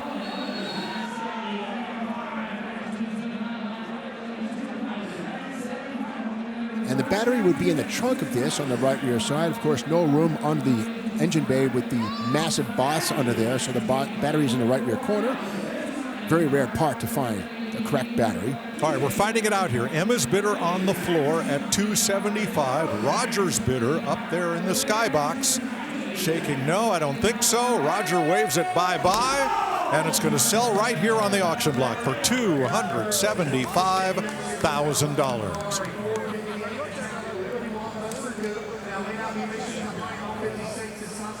Now earlier, April showed us this 2011 Ferrari 458 Italia Liberty Walk Custom. This is one of our fantasy bid cars. So yes, you can customize a Ferrari, and yes, people do go crazy for this thing. So from stock, it wouldn't have been nearly this wide. It's easy to tell that a wide body kit's been installed because you can see the rivets there on the flared front and rear quarters, along with the crazy lower air dam, sort of for racing. And yeah, I wonder, looks like it's been painted. It's not a wrap, so that's definitely nice. And that makes room for these sort of basket weave, this mesh HRE wheels that are white painted to match. This is a wild, wild looking 458. And the 458 is already a wild looking mid-engine Ferrari, so it's crazy they can take it to the next level with this body kit. And it's been well enjoyed. This car has nearly 23,000 miles on it. The total in modifications, $120,000. Now, back in the day, you would flare out those fenders to take the car racing and fit wider wheels and tires. Here, these modifications are just done for street use. There is no racing pretense involved. Well, yeah, street use, basically to show off, Mike, mostly for style points, I would say. This spoiler on the back is definitely not a factory Ferrari as well, but that engine sure is. You can see it through the glass. $220,000, hugs all around. Wow.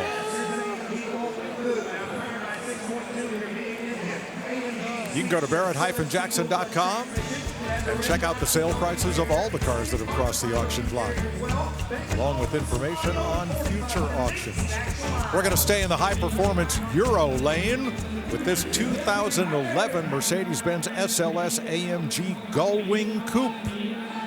Now, before this, AMG was tuning existing Mercedes cars. They started out as an independent tuning company. They were acquired by Mercedes, but they never had a car that they designed and built from the ground up until this, the SLS, and they decided to bring back the iconic Gullwing doors. We have the original Gullwing selling later today, but that was the big party trick with these. But it's not just the doors. These things had serious performance. A 6.3-liter V8 mounted in the front, just behind the front wheels, so it's mid-engine, a dual-clutch transmission mounted in the back, 563 horsepower, so incredible performance, and definitely considered a supercar. Now, when this car was new, Mercedes had a problem to solve that the original Gullwing did not have. Back then, there were no safety regulations, but to sell this in the U.S., they had to solve the problem of what would happen if the car flipped and landed on its roof. How would people get out? So there is an explosive charge, much like an airbag, up there wired into the doors, so those doors could be blown off the car if the car was inverted, something we all hope never happens. And I don't know of a single instance where that's happened, because this thing is just so low-slung, low to the ground. But I guess nicest there are explosives over your head. $222,000, iridium silver over classic red and black. Here comes that group of 3 Porsches we showed you going to break earlier, and we're going to go in chronological order with these air-cooled beauties, beginning with this 1977 930 Turbo, fully restored last year by Porsche Louisville as part of the Porsche Classic Restoration Challenge. Yeah, the first couple of years of production into this Legend 930 Turbo. The 911 went into the second generation with these sort of impact bumpers, and real performance came with the 930 because they stuck a giant turbo on that flat 6 engine, and the boost was just unbelievable. It hit a little bit late and was somewhat unpredictable, so he's got the nickname the Widowmaker. But it's one of those 80s, 70s, 80s icons with that whale tail, the big wide styling, and yeah, inside is the original window sticker. Wow. Well, we just jumped from $250,000 to $300,000 with one bid. Now we're at $325,000. Taking a look at this original price, $29,295, $710 for the electric sliding roof, and then this one has been restored to better than new. A lot of these, since they were so nice and expensive cars when new, they were sort of preserved. Very few restored to this level.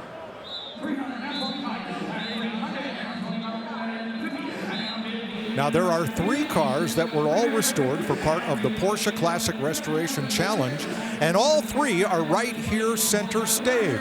No notification in our information that they're being sold as a trio.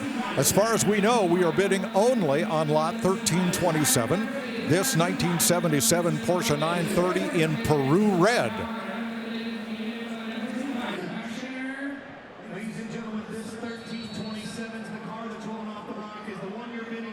That is correct. We're bidding on this one 930 Turbo, and we're at $350,000. It's totaled only 11,700 miles, and the receipts for the restoration total almost $600,000. Now, this is a practical purpose for this whale tail here. Actually, the intercooler built in to help, cool the air for that turbocharged engine. And these are air-cooled engines, but really, it's the oil that's cooling the engine for the most part.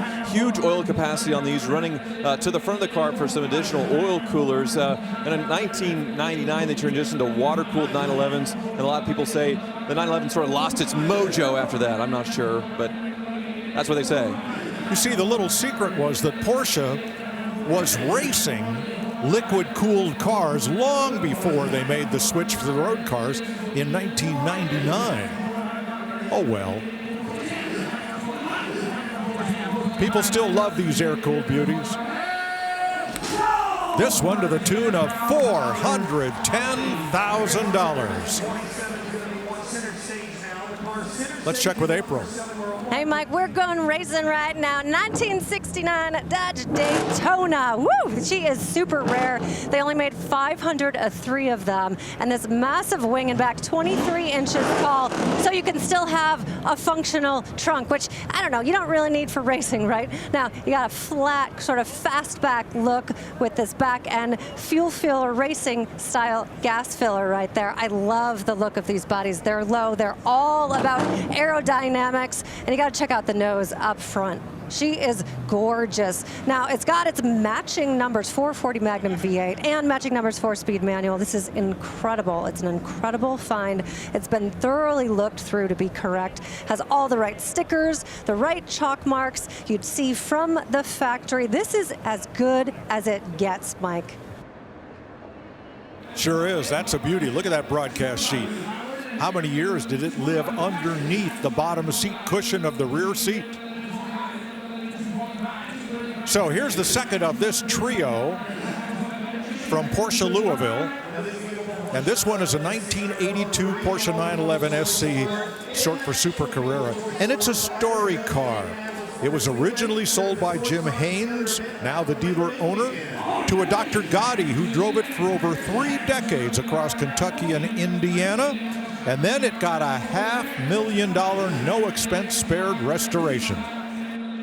Yeah, showing 100,000 miles on the odometer, so they didn't roll it back for the fresh restoration, even though, yeah, it looks like everything nose to tail has been gone through. Or I guess no tail on this one because it is the SC. It's not the turbo, so we have the much smaller hips and the more subdued rear hatch because they don't have the big turbo, the intercooler to deal with, and yeah, more classy look there. $250,000 for the second Porsche in this trio. All of these from Porsche Louisville and all part of the Porsche Classic Restoration Challenge. Now this one is a 1993 Carrera 2. So in Porsche parlance, the 964 version, the next to last version of the air-cooled 911. And this one with $186,000 in restoration receipts from Bluegrass Automotive. Yeah, the 964 was a big evolution, a big leap from, a car that basically came from the 1970s. This one showing 54,000 miles on it before it got a no expense spared, full nose to tail restoration. And we have the hatch open in the back here. You can see that air-cooled motor. It's actually a flat 6, so you're not going to see much of the engine. What you're seeing on top is basically the fan to cool it, and along with the AC compressor, the air filter and a place to add oil. But that engine's just mounted so low, and that's what made the 911 such a handling, great one because of this low center of gravity with the engine.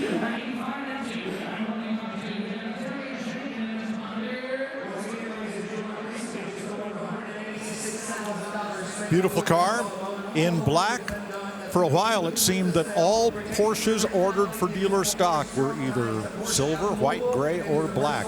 But Porsche has a beautiful paint to sample program, and you can view it at renbow.org, RENNBOW, and you can spend hours looking at the thousands of choices of custom colors that have been applied to Porsches over the years. That's okay. The stock colors are fine too. Black is one of only 2 or 3 colors you can order on a new Porsche without paying extra for it. This fellow paid $185,000 to own that beautiful 964 Carrera 2. Plenty of filtered sunlight out here where folks can gather, get a beverage and a bite to eat, and watch cars roll through the staging lanes on the way to the auction block.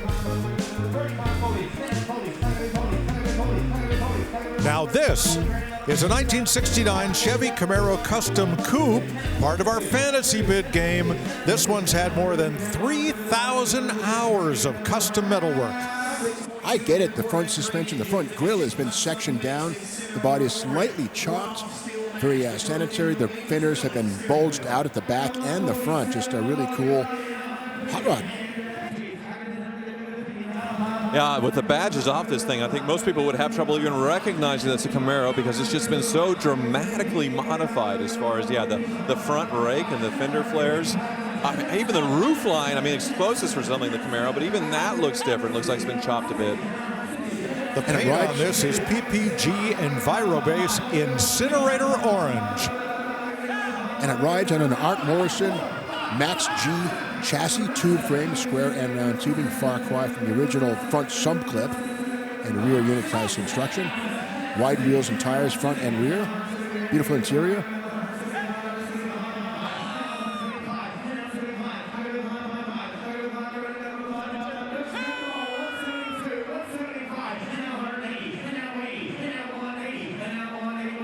Power comes from a GM Performance 6.2 liter Corvette crate engine.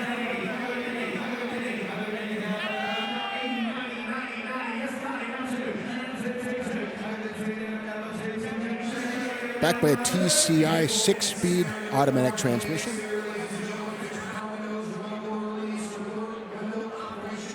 Yeah, they even modified the way that the hood opens, so you can take a quick peek at the engine even though it's on the down ramp. Yeah, very beautiful presentation here, very sanitary.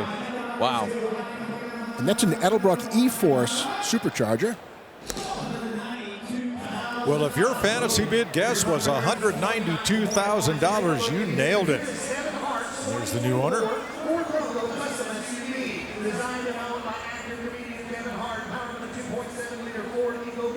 And we move on to this 2024 Ford Bronco Custom SUV, currently owned by actor-comedian Kevin Hart.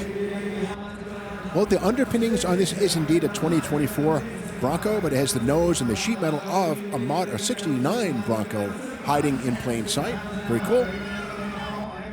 Yeah, this isn't an old Bronco made into with something more modern with modern conversion. This is a new Bronco made to look like a vintage one. And we've seen Kevin Hart at Barrett-Jackson before. One memorable moment he had, I believe, at the Las Vegas Barrett-Jackson, buying a Corvette, and his whole posse just went nuts when they were the high bidder on a Corvette. It was such a cool moment, and it's great that he brought a car to sell at Barrett-Jackson.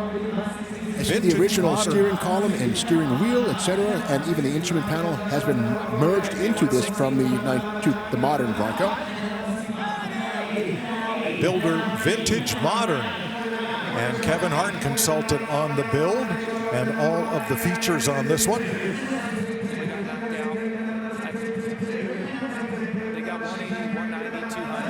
Modern Bronco rear suspension, axle, dual exhaust. Bidder on the floor, and bottom right of your screen, at least one bidder on the phone for this one. Of course, the new Bronco itself is sort of retro-styled like the vintage original Bronco, but this one takes it to the next level. And since it's already sort of had those proportions, it doesn't look awkward at all molding on this, 60s, 70s style. Everything looks right, just a little bit wider, a little bit longer than a normal baby Bronco. But otherwise, yeah, you wouldn't be able to tell from the outside. 220, I could put you at 217. This one has the original EcoBoost 2.7 liter V6. Plenty of power right there. No need to put a Coyote in this. Hold up. They got 230. You want 230?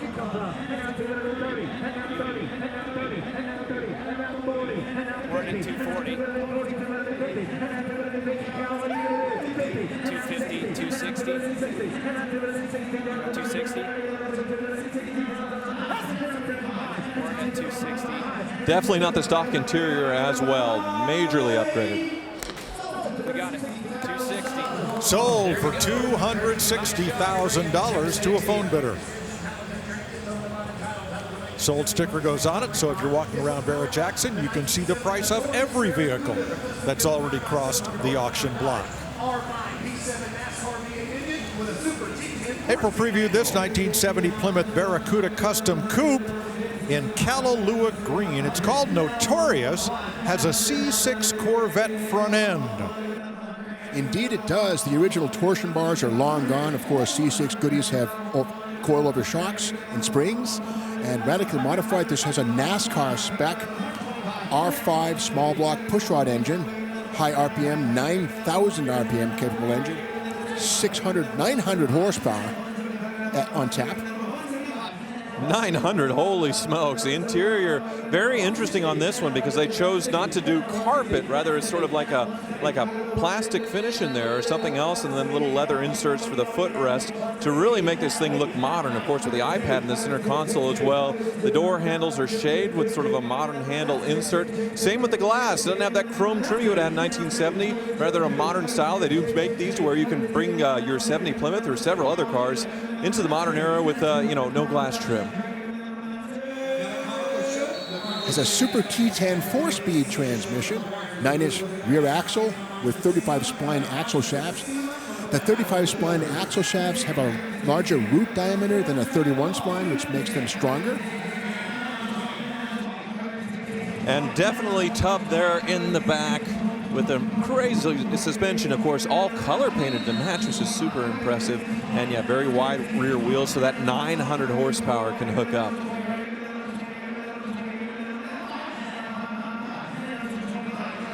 One bidder on the floor, one in the skybox. We're at $220,000.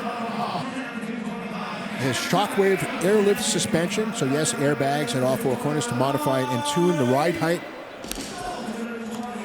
And it sells for $220,000 on the floor.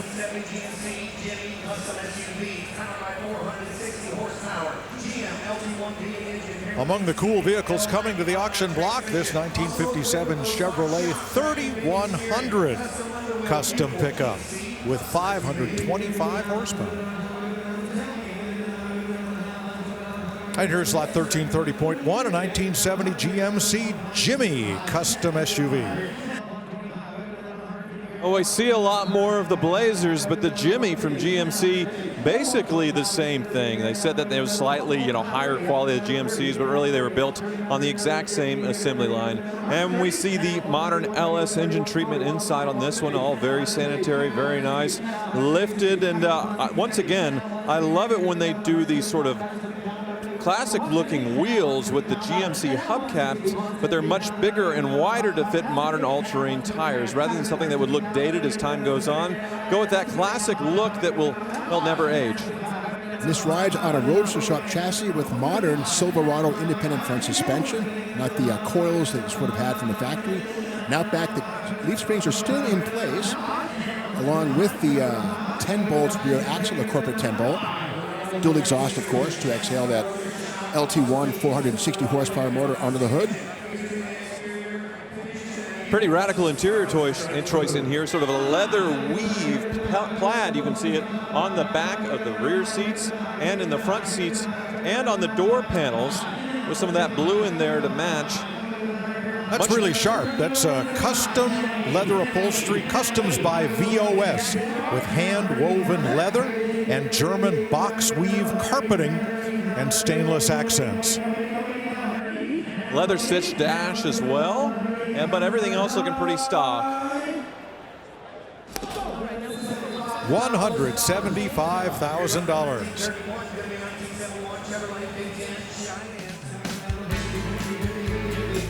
Well, the big iron is headed for the auction stage. That's the Mercedes 300 SL Gullwing, a car with a wonderful backstory that's going to be sold for a great cause.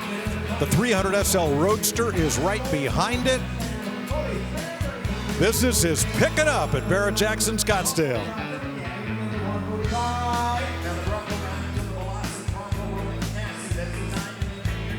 Currently on the block is this 1976 Ford Bronco Custom.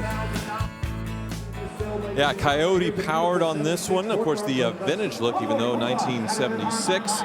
And yeah, this one has a custom grille on it that I definitely like as far as it being blacked out and satin with the Bronco lettering. So a lot to like on this one. 1976, the penultimate year for the Bronco. 1977, of course, brought, well, 78 brought the upsized Bronco, with built on the F-150 pickup truck frame. So the last of the breed, next to last of the breed right here in 1976. I like the roof on this one. It's been updated to where it has the modern glass put in. This is a kit that you can buy to where your hardtop Bronco looks like something from a decade or many decades newer. And overall, as far as the paint, the quality on this one, very nice, as we expect on Super Saturday. This rides on a Velocity aftermarket Bronco chassis.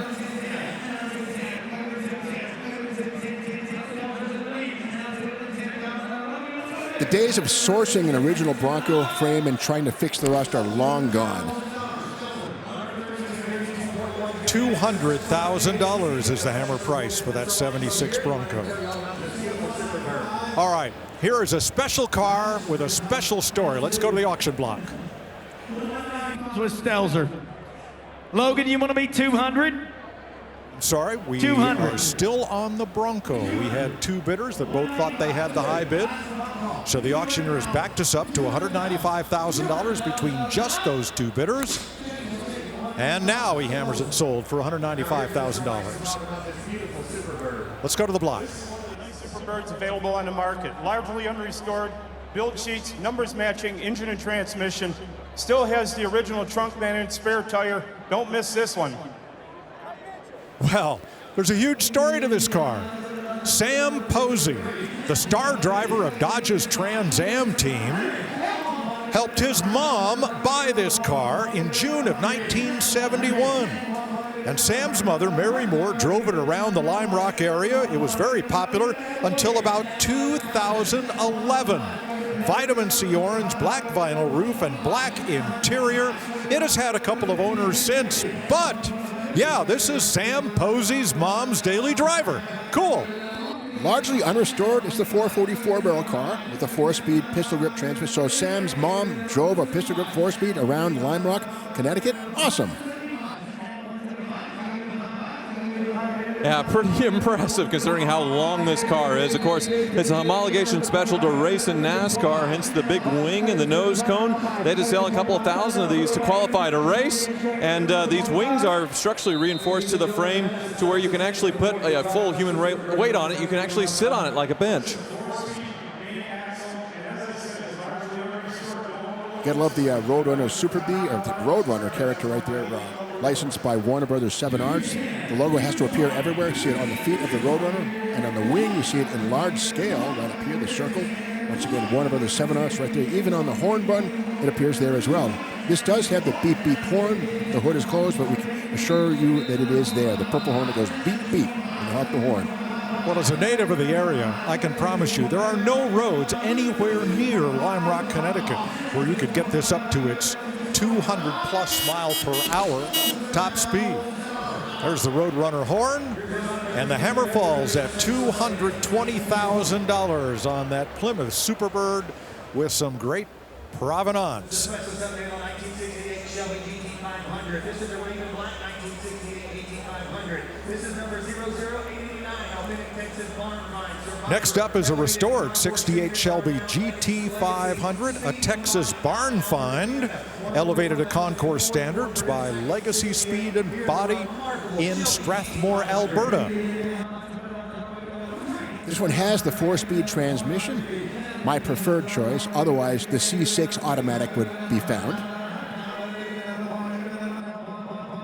Not a numbers matching, but a date code correct. Police Interceptor 428 cubic inch Cobra jet, and yeah, restored to a very high degree after finding this thing, very much intact. So definitely a well-preserved barn find before, but then restored to this unbelievable level. All right, we're rolling on Super Saturday at Barrett-Jackson with a high sale so far of $420,000 for a Shelby GT350H. So prices are already through the roof, but that's just a taste of what's to come here on the History Channel. So buckle up, stay with us.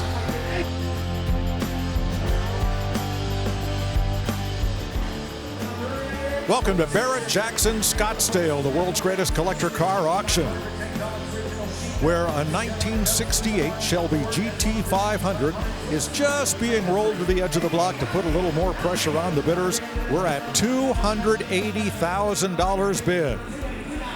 Only 1,044 of these were built in 1968, the second year for the GT500. The GT350 is big brother with a 428 big block and not the small block 289.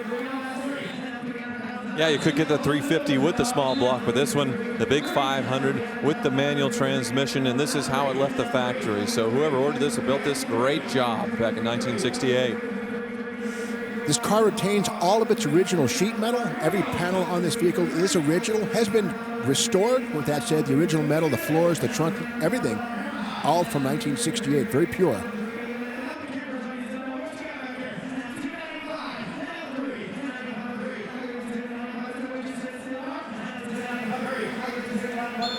Skybox bidder at $300,000.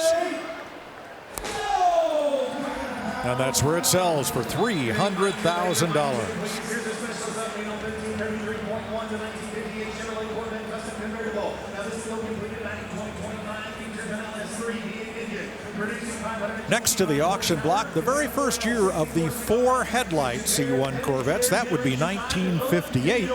This one has been upgraded by Lucky 13 Hot Rods with an Art Morrison chassis and a 525 horsepower LS3 V8. And this has the Connect and Cruise engine system, wherein the engine and transmission and all electric components, the transmitters are all bolted together. You buy it as a package, engine and train and converter, all one item from Chevrolet. Well, speaking of it being connected, it's matching the paint as well. That LS engine has a beautiful sort of fuel rail and cam cover that's painted to match, to where this looks very sanitary and clean.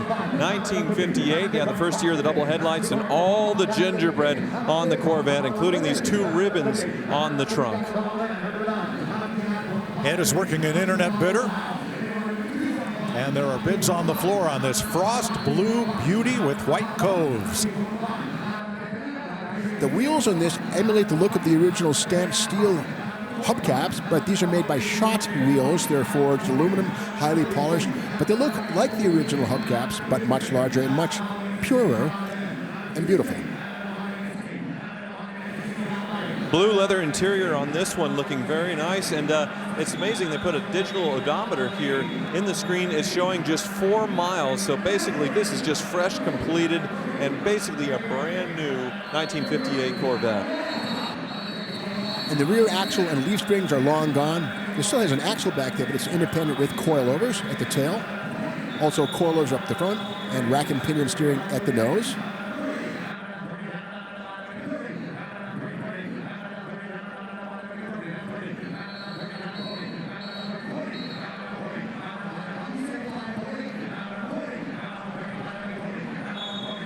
And the engine is naturally aspirated, including the nylon intake manifold, but still at 525 horse, there's really no need to add a blower or a turbo or nitrous. There's plenty of power on tap as it is.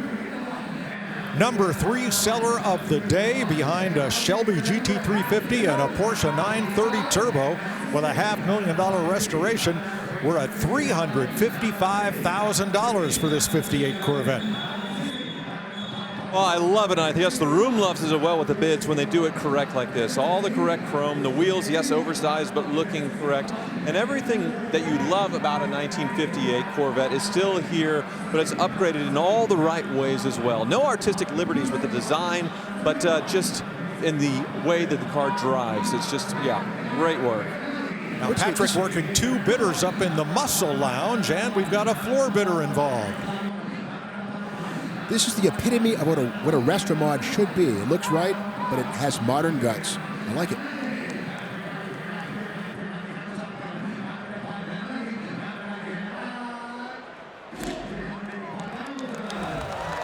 Third highest hammer price of the day. It sells on the floor for $385,000.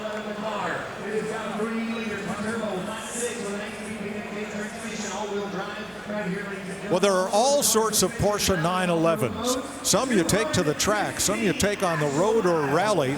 but one of the most recent variants is this, a 2024 Porsche 911 Dakar. Yes, a 911 built to go off-roading from the factory. Yeah, other than the graphics, this is all completely stock or accessories that you could get from Porsche. And if you were to go into the Porsche showroom and say, hello, I'd like to order a Dakar, please, they would laugh you out of the showroom. You had to sign up for these well in advance, or know somebody, or pay well over sticker to get one of these off-road Porsches. And they often sell for well over their MSRP, like it is right now, as we go to almost $500,000. This just rocketed to $500,000. So they give the 911 a nice little lift, some all-terrain tires, and yeah, tune the suspension to really you can have some fun off-road. Very different from the track focus, which the original 911, of course, is known for. But we're seeing more and more of these off-road style sports cars, and they're very popular. And this one is all from the factory.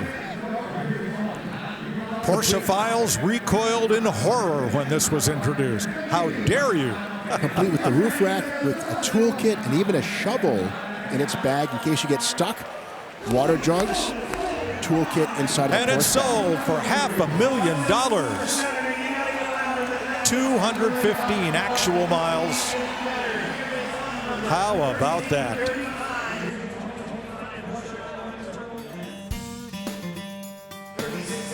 Here is the unique McLaren Elva making its way to the auction block. Now, all week we've been talking to you about Fantasy Bid, brought to you by Dodge. The game's in full swing today, and the winner at the end of all 4 2026 Barrett-Jackson auctions wins a new 2026 Dodge Charger Scat Back Plus. So here's the leaderboard.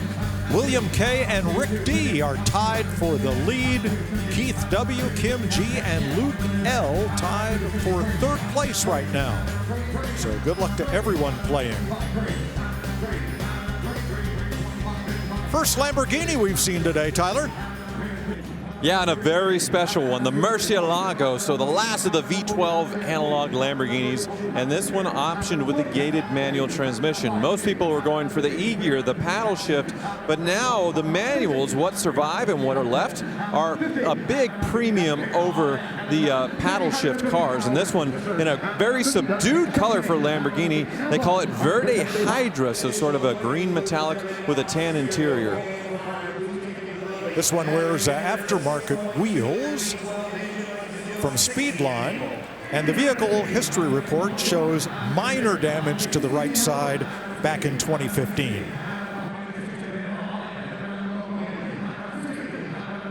Yeah, and it's been driven some. I saw the odometer, I think it was around 30 or 35,000 miles. And it sells to Ed's bidder over the internet for $350,000. April? Hey, Mike, I'm in the pre-staging lanes. Just take a look at that now. Here's the prototype, 2017 Ford GT. She is rough, exposed dry carbon fiber throughout. You don't want to touch it. You'll get some splinters, not real headlights. Come along the side. We've got duct tape here, no passenger seat, no safety features. It is really, really rough. Come on, RJ, I gotta show you these trumpet style exhaust.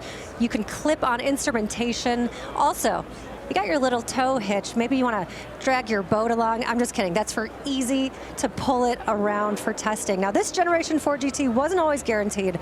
It started life as a secret skunkworks project in the basement of the Product Development Center. And this particular car was critical to the success of the program. Now, most of the time, prototypes like this were crushed, but we're so lucky to have this piece of history selling at Barrett-Jackson, Mike. I was fortunate, along with my son Scott, to get a great tour of the Skunk Works, where this car was born, from then Ford U.S. President Raj Nair. And wow, that's going to be one of our fantasy bid cars when it comes to the block.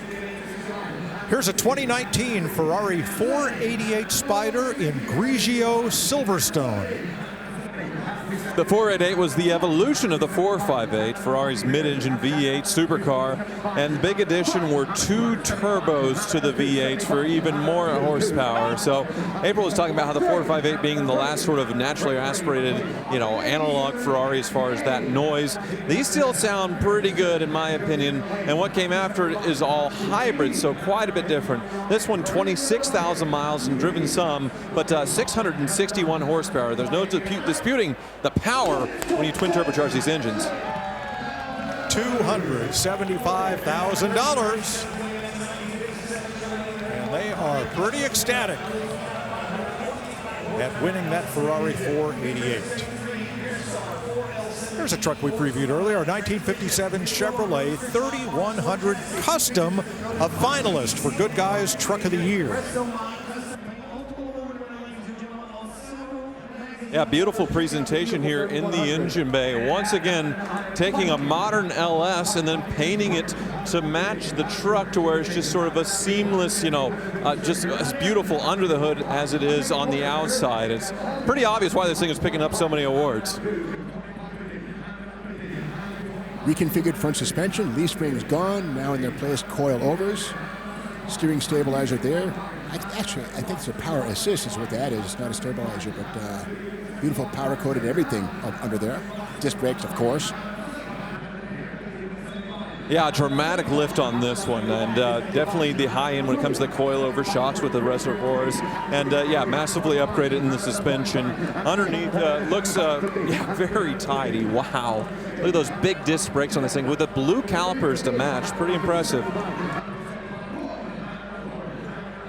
Well, underneath this 1957 3100 pickup, we see the LS motor, aluminum automatic transmission, polished transfer case, beautifully done Roadster Shop chassis with lots of gussets, big Dana rear axle, stainless steel gas tank, beautiful.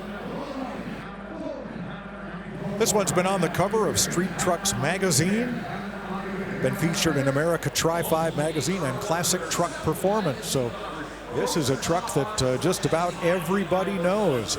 And what a beautiful build.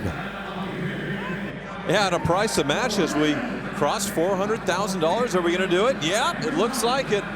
Boy, inside, just beautiful. Once again, the door handle's tucked in, so I'm not sure how to open it, but see from the inside. Well, that's a Kindig door handle, one of Dave Kindig's creations. $400,000 puts it in a tie for 4th on today. Here is a 1967 Ford Mustang Eleanor. Steve Davis.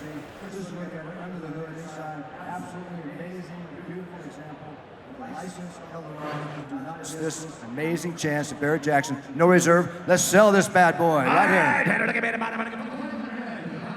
So this is an officially licensed Eleanor from the widow of H.B. Halicki, and very, very crazy build on this one because of what's under hood. A supercharged Roush Ford engine here with, I imagine, tons of horsepower, way more than what have been in the film, which was 25 years ago now. This is an anniversary edition, the 25th of that Nicolas Cage film. Well, to be an Eleanor, it's got to be pepper gray. It's got to have those black stripes. Go, baby, go button on the shifter to light up the nitrous. And look at this number, $500,000, $550,000. Number 1 sale of the day. That was gone up to $500,000 in less than 60 seconds, I feel like. That's really impressive.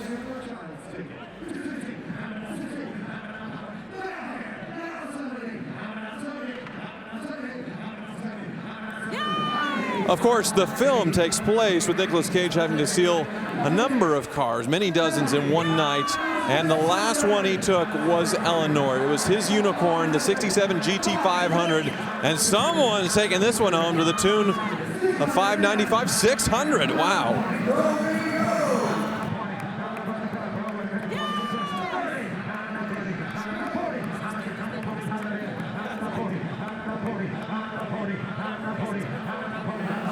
Phone bidder at the top, internet bidder at the bottom.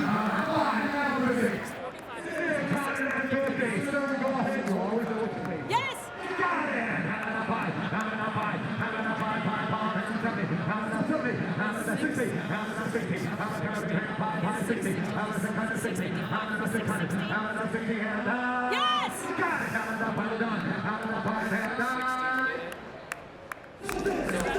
Shane Ratliff hammers it sold for $660,000.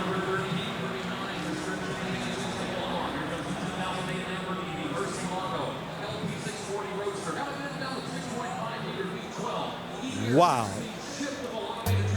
You want to check out the prices of all the cars that have sold so far? Go to Barrett-Jackson.com. You can also review cars and trucks that are coming to the auction block today and get info on future auctions as well. Here's a 2008 Lamborghini Murcielago LP640. Yeah, this one's finished in sort of a Lamborghini heritage color, you could call it. That balloon white, this white sort of pearl that they introduced in the Countach and the Miura for decades before. But this Murcielago is from the later version. It's the LP640, higher horsepower V12 on these, paddle shift transmission, and it is the Roadster. So the top comes off. It's just a canvas top that clips in. So really this is meant to be mostly a full-time Roadster.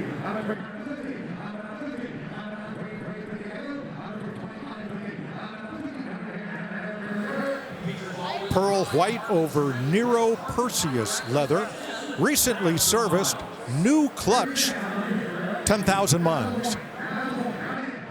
Yeah, that's very important because to reach that clutch, it is engine out on these because it's sort of backwards. The engine goes in first, then the transmission, and yeah, then it goes to an all-wheel drive system to the wheels. So the power definitely hooks up thanks to the all-wheel drive. And with that e-gear transmission, you have a clutch controlled by computers, and it does tend to wear it a bit quicker than, say, a human would. So that's important. That clutch has been done. And that flywheel-first engine architecture goes all the way back to the Lamborghini Countach of the 1980s. Make that 70s. And this one does have carbon ceramic brakes with the white calipers to match. And a little bit you can see the engine here with this this glass cover. That's definitely an option there. But there is that V12 sort of in its carbon fiber cage that holds it in. Patrick's bidder in the skybox is done. We're at $370,000 on the stage.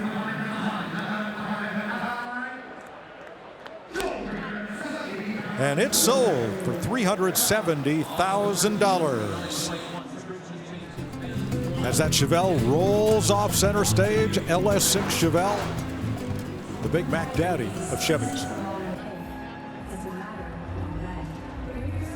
Every day, from promising clinical trials to advanced therapies, today we're making it easier for people to enjoy healthier lives. Tomorrow, we'll make this condition a thing of the past. We are Breakthrough T1D.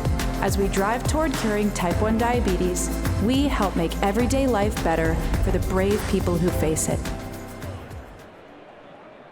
All right, up here we have Matt Simpson and Raj Kapoor talking to you about this beautiful car and the Cherry.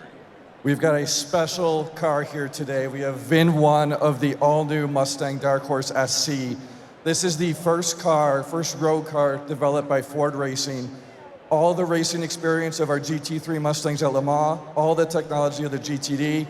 Under the hood, we've got a 5.2-liter supercharged V8, well over 700 horsepower, the same carbon ceramic brakes from the GTD. This car was made with one mission: to go and beat Europeans' elite sports cars. This is your chance to get VIN 1 of the next era of Mustang.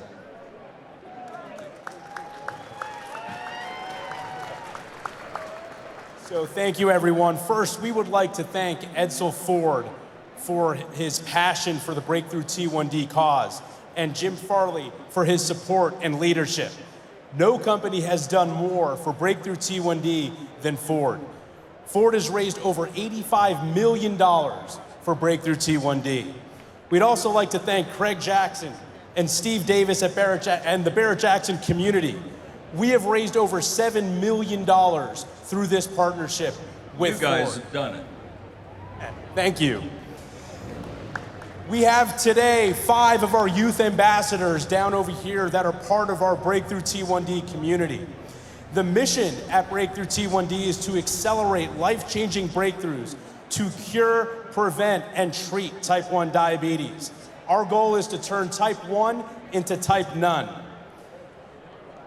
With the help of all of you tonight, we're hoping that we can turn that $7 million raised here at Barrett-Jackson to $8 million and to turn type 1 into type none. All right, Joseph. Yeah, here we go.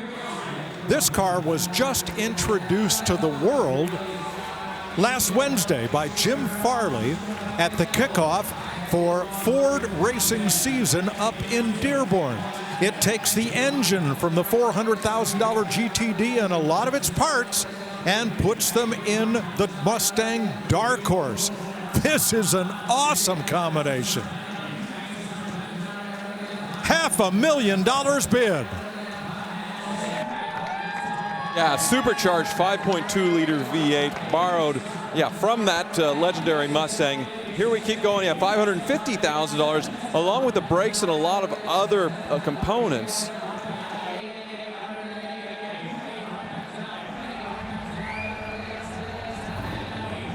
And a lot of aero on this thing. All that aerodynamics, the wings and everything else produces 620 pounds of downforce at 180 miles per hour. So this really is a track weapon. That dual clutch transmission, that supercharged engine, the track tuning, this is something that like we've never seen before out of a Mustang. A phone bidder, a bidder on the floor, $800,000 bid. Yes. Are you good at 900,000? 900 bid. $1 million. You want it at $1 million? You gotta be $1.1 million. $1 million.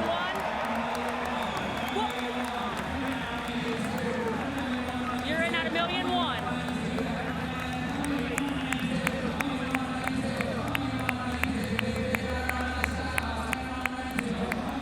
You're in at $1.1 million. You're in at $1.1 million.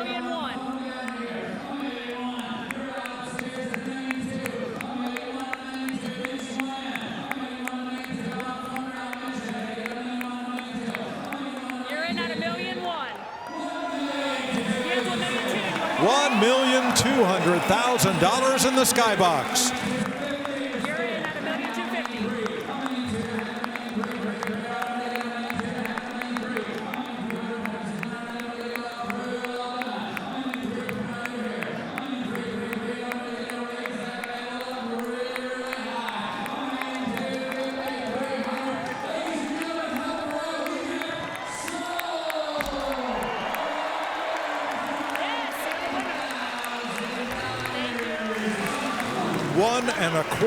million sold over the phone. What a Barrett-Jackson moment.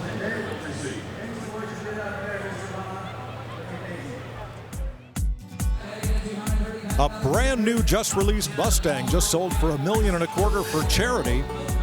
This VIN number 1 Chevrolet Corvette ZR1X is making its way to the McGuire staging lanes.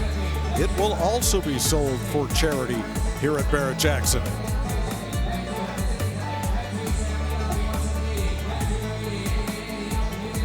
On the block, currently bid at $270,000 is this 71 Chevy Blazer Custom. Well, a premium build with Road Shop chassis, an LT5 engine with the supercharged 650 horsepower.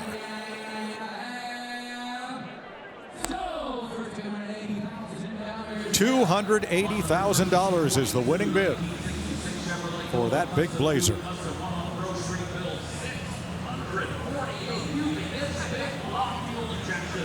So here's a 66 Chevy Nova Custom with a 648 cubic inch big block. Well, that big block is an animal. Major bore and stroke increases to get 648 cubes.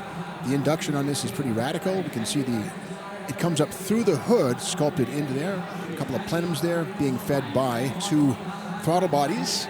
Everything's chrome plated and polished. Pro-chargers, which is a belt-driven supercharger. Yeah, 2 of them, and it makes the engine capable of 2,000 horsepower. Absolutely unreal. That might be the highest horsepower, at least street car that we have ever sold here at Barrett-Jackson. Pretty incredible. Now look carefully at the body on this. The top has been chopped 3 inches, kind of hiding in plain sight. The proportions of this car look very, very good. Just looking at it, I would not have guessed it was a chop top. A full custom tube chassis under this one, of course, coilovers front and rear, disc brakes all the way around, big 9-inch rear axle. And when you see the side peps coming out like this, that means that they can go radical with the rear suspension because there's no need to mess with the pipes going over the suspension. Therefore, up the side gives you free rein to design an exotic rear suspension. The hammer falls at $152,000. This 1969 Dodge Daytona was sold new at Music City Dodge in Nashville, Tennessee. April previewed this for us. And Dave Wise, our Mopar expert, was just up there talking about it. He inspected this car. It was a somewhat late arrival here for Barrett Jackson, but when it arrived, I saw him inspecting it, and he said this might be the nicest Daytona I have ever seen as far as everything being correct. All the dialots, all the stampings correct, and all the body panels, numbers matching, engine, everything all original, and then restored to a very high quality. Some misnomers on these cars. They had fiberglass noses. No, that's actually fabricated steel, several pieces welded together and then finished. The tail is, of course, aluminum. It's not fiberglass, not plastic. And the deck lid on the Challenger or the Charger is shortened up to make room for the wing.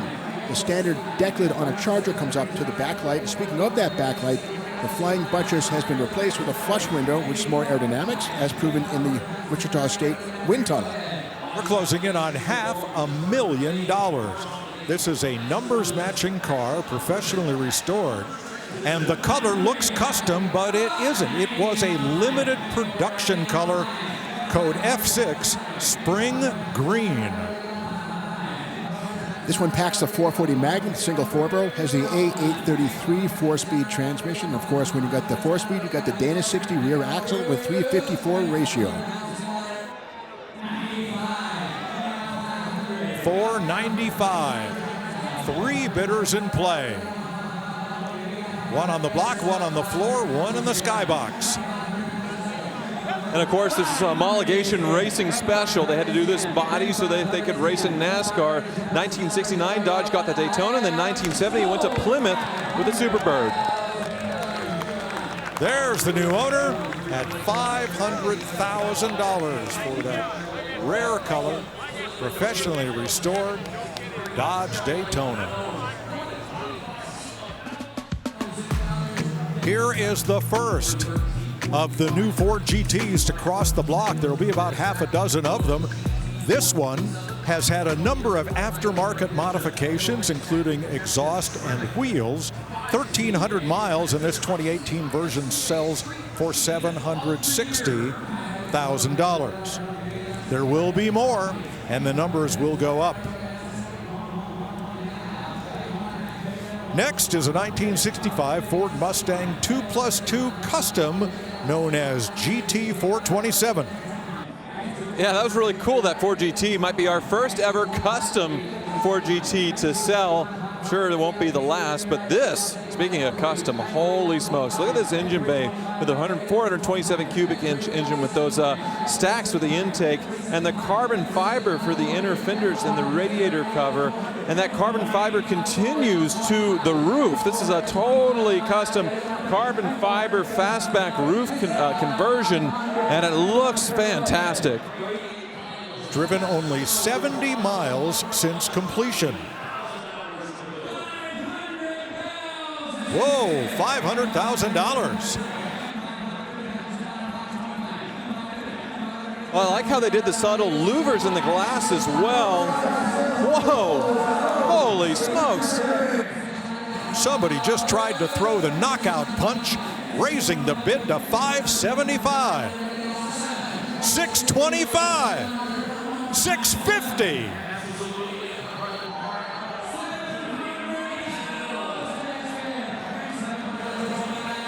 Another knockout punch. We're at $700.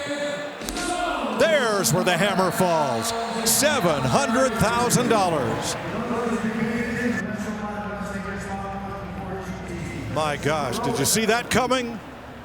I certainly didn't. That's the number 2 retail sale of the day so far. What a beautiful build. Now something a lot more stock and probably just as rare. A 66 Shelby GT350 that's undergone a rotisserie restoration.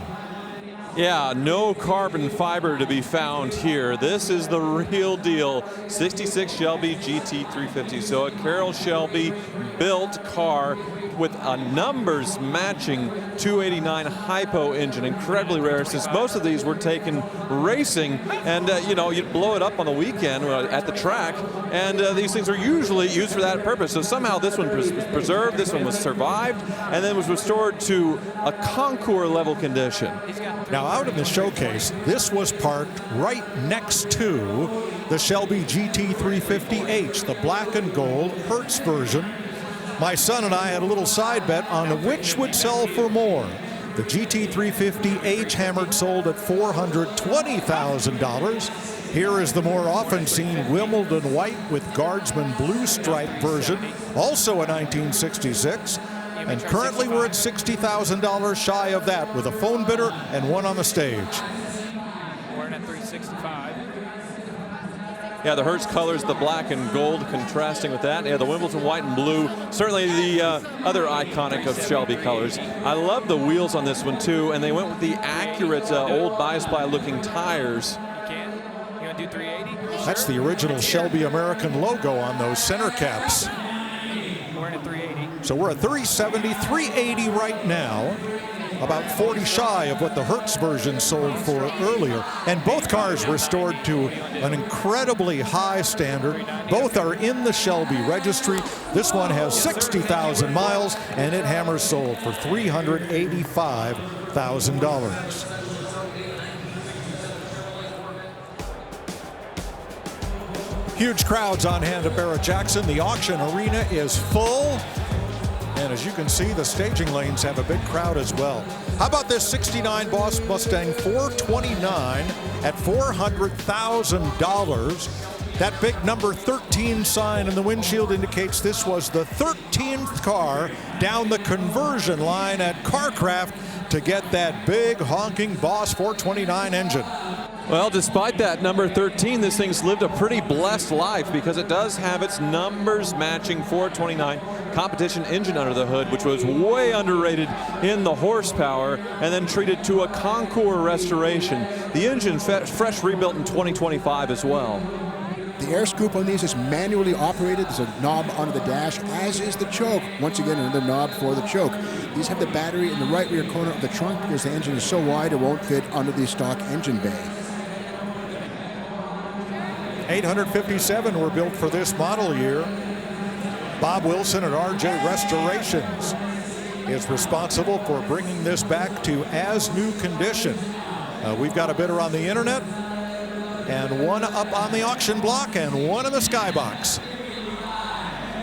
Yeah, very well-equipped car as well, so not just, you know, no power options stripped down to go drag racing, leave power steering and brakes as well, but it does have the traction lock differential, but still the 4-speed manual. So if I were ordering this thing in 1969, I'd do it just like this. So impressive. Yeah, although it is a solid color, the name of the color is Candy Apple Red.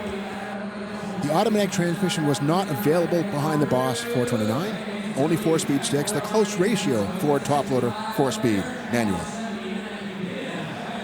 All right, Ed's working an internet bidder, and there's a bidder in the skybox. We're at 465. 470. The bid is on the internet, the discussion is up in the skybox, and the hammer falls. $470,000. Earlier, we saw a Joe Balon Mercury lead sled, and I said there'd be one that was even wilder coming up. This one has a beautiful, beautiful chop to it. This is just a great lead sled. How about those early 50s Buick headlights? This was built for Joe Figueroa, and it Got a full restoration in the late 90s by Dan Weaver in Spokane.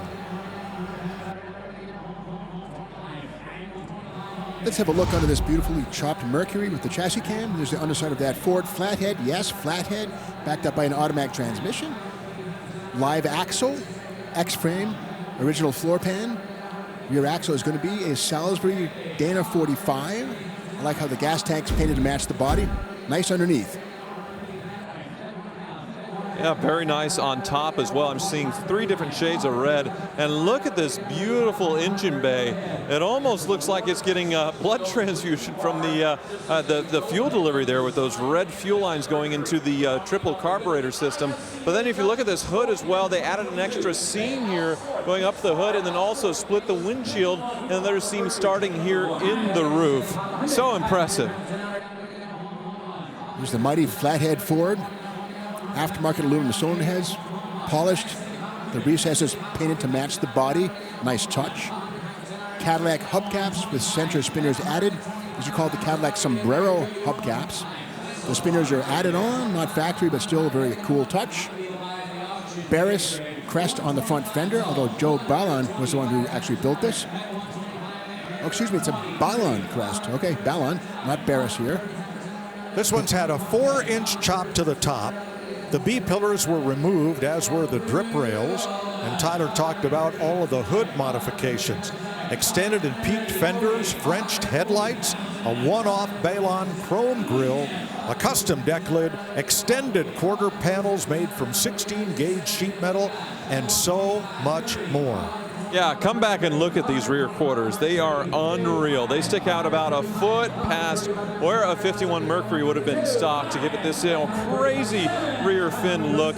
No taillights on the back. They're actually down low here in where the bumper would be. So yeah, just a crazy build, and I believe all metal. Wow. Now it is said that Joe Ballon spent more hours on the body of this Merc than any other that he created. Hammered, sold for $137,000.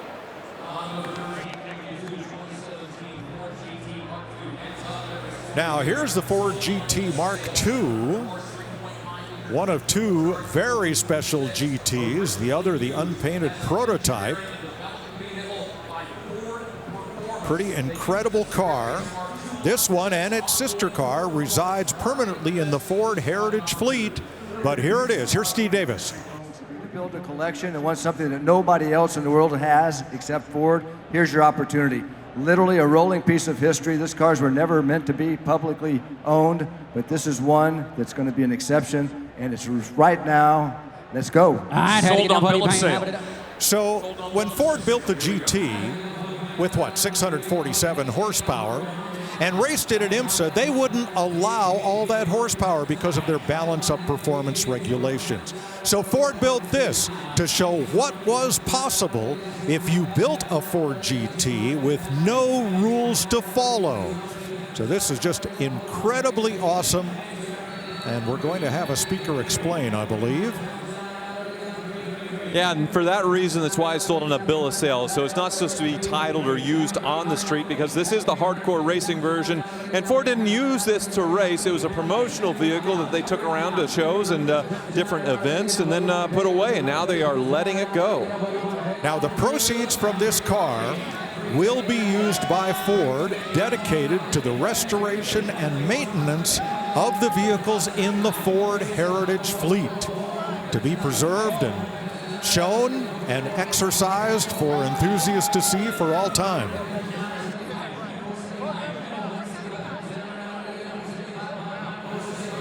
Now at $450,000, despite the uniqueness, we are well below the value of a street-going 2017 Ford GT. But what a unique piece. I'm the Archives and Heritage Brand Manager for Ford Motor Company, essentially the best job in the world. If you think you have it, you don't, I do. And these 2 cars are part of the Ford Heritage fleet. The next one, the prototype, and this Mark II. And every penny from the sale of these 2 vehicles will go to support 500 amazing Ford cars around the world. So this is one of the lowest VINs you'll ever buy on the Mark II. I have the lower one, so, and I'm not selling that one. And the prototype, we have never, ever sold a prototype. For every GT collector out there, that's the one thing, that's the impossible car, because you've never been able to own it, because frankly, we don't sell them. But now, one is going to come up on the block in a couple of minutes, so get your paddles up and bid online. Opportunity right here. 5, 10, 20, 30, 530. Now, the car card says absolute prohibition of any road use.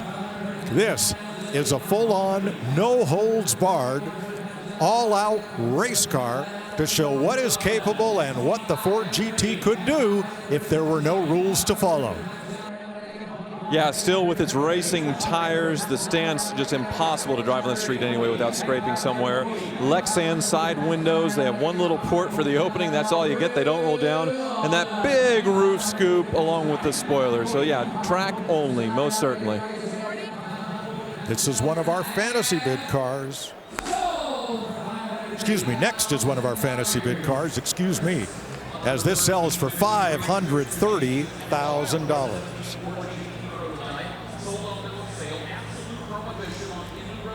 Well, the next car, the prototype, that has been kept in the basement in the Skunk Works in a room with an unmarked door and access limited to people who are working on the Ford GT development program. This says absolute prohibition of any road use, and this is one of our fantasy bid cars. What an opportunity to own something that led to one of the most iconic low production vehicles of all time. And I don't think Ford would mind me saying this because it is used and abused. That was the point of it. It's a test mule car, pre-production, to test the drivetrain and the limits of the Ford TG chassis. And you can see all of the use and abuse as far as the hole in the bare carbon fiber up here. Duct tape on the mirrors to hold it on, basically tape holding the body on, no headlights, the interior just completely trashed just with one seat, more duct tape for the back as far as the engine bay, and then sort of a, well, I'd just say cobbled together exhaust, but this is a pre-production mule. This is something that they never have sold before, and it's really cool. Even the taillights, I think, maybe off a trailer. This is the powertrain prototype. And Ford, when they were developing the GT in secret in 2016, they didn't care what the bucks looked like, what the prototypes looked like. I talked to one of the engineers this morning. He said, Ted, make sure to tell them it's the ugliest car that ever be sold at Barrett-Jackson. But this is how the powertrain was perfected to make sure that every GT in the world goes like hell. And it does. And the GT owners out there, your cars go fast because this guy gave his life. So let's have at it. All right, had to get down, put you paying, have it under 50, now 100, and 100, now 50. Unable to be driven on the road, but this could be the museum centerpiece of your Ford GT collection if you are the successful bidder. The development prototype for the powertrain of the 2017 Ford GT. And you can see the inside, missing a passenger seat. Dashboard held together once again by duct tape. The driver's in there with a nice newer orange Ford GT seat, but you know, even the instrument cluster is just kind of held in there with nothing covering the steering column. This is just really cool. I've never seen anything like this at Barrett-Jackson, and yeah, that's a rare opportunity. All right, hold on, Tyler. Craig Jackson has left the auction block and walked down to the stage, and when that happens, it means he is putting his bidder pass in the air. And we're at $275,000, and Craig is one of the bidders. Well, can you imagine getting this thing up to snuff for track use and then actually tracking it in this condition? It would be just totally epic.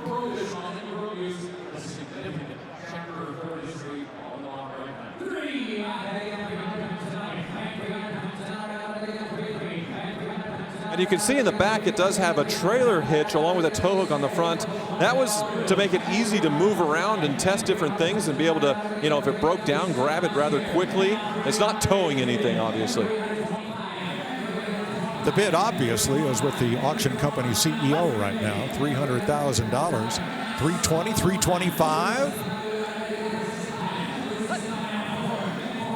$350,000, $375,000.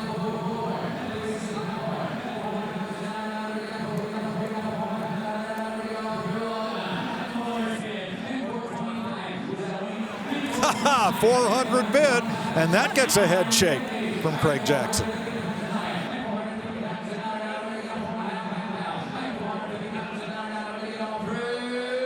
Joseph Mast looking for $450,000.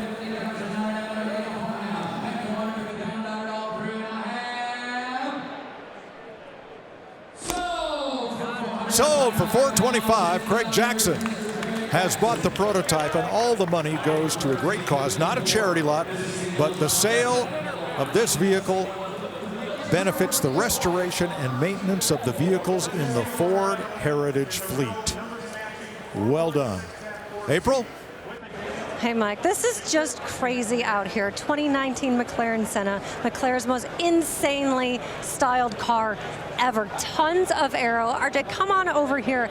I gotta show you these side windows. This is what really sticks out to me. This, you can peek out, drive it on the racetrack, and you're looking for those rumble strips, those corners, to make sure you're driving it perfectly. Everything is track focused. It's street legal, but this wing is gorgeous, self-adjusting. I love it. Now, it also has that fully exposed carbon fiber body option, an extra $380,000 to get that. 4-liter twin turbo V8, 789 horsepower, man. This thing is sweet. This Ferrari SF90 Stradale draws a crowd wherever it goes. It's on its way to the auction block with a twin turbo V8 and 3 electric motors. It has a combined 986 horsepower. Wow. Now, this Porsche 911 GT3 RS on the block produces 518 horsepower, 7-speed PDK in shark blue. Yeah, its purpose is pretty obvious when you look at it. This is Porsche's track weapon, the GT3 RS. Still that flat 6 engines in the back that Porsche, the 911, is famous for. That PDK dual clutch transmission, just lightning fast in the shifts. But yeah, the track variant here. And it sells for $445,000.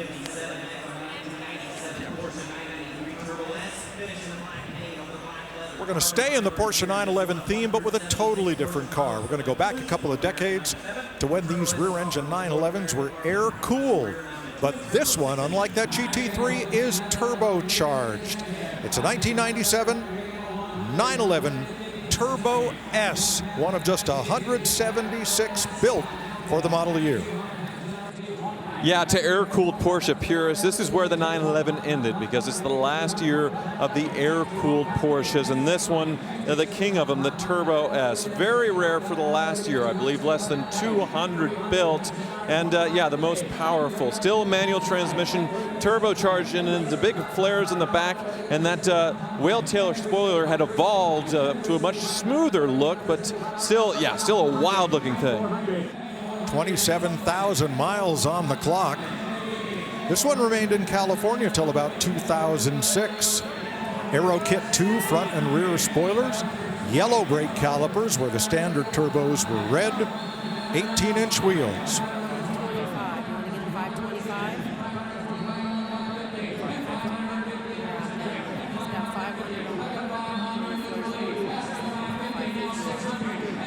You're all done?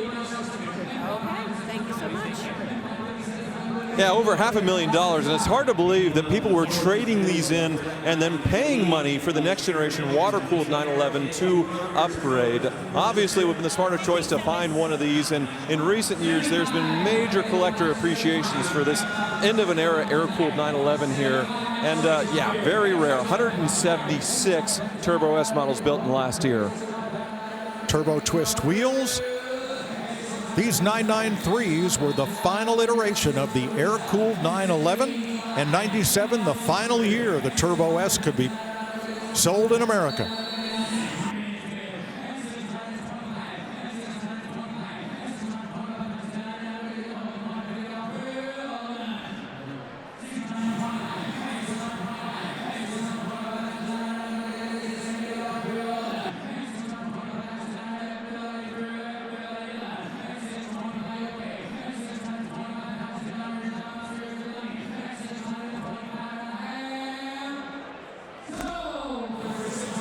It is the 4th highest retail sale of the day at $600,000.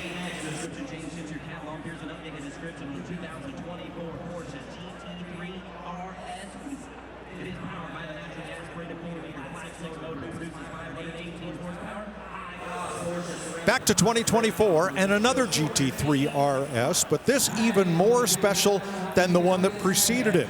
The Weissach package, named for Porsche's test track, is a whole lot of lightweight components, making this even more rare and more special than the already rare GT3 RS. Yeah, you can see the air intakes there, of course, the engine being in the back, but there's also plenty of cooling in the front. Has the red center lock wheels and some more ducting on the front fenders to get the air out from the hot ceramic brakes. And then inside, lots of lightning in there with the carbon fiber in the inside. And then you can see the track here on the back wing. This is an active aerodynamic wing. And there's that track, that Weissach track that Porsche tests on, the layout of it on the rear wing.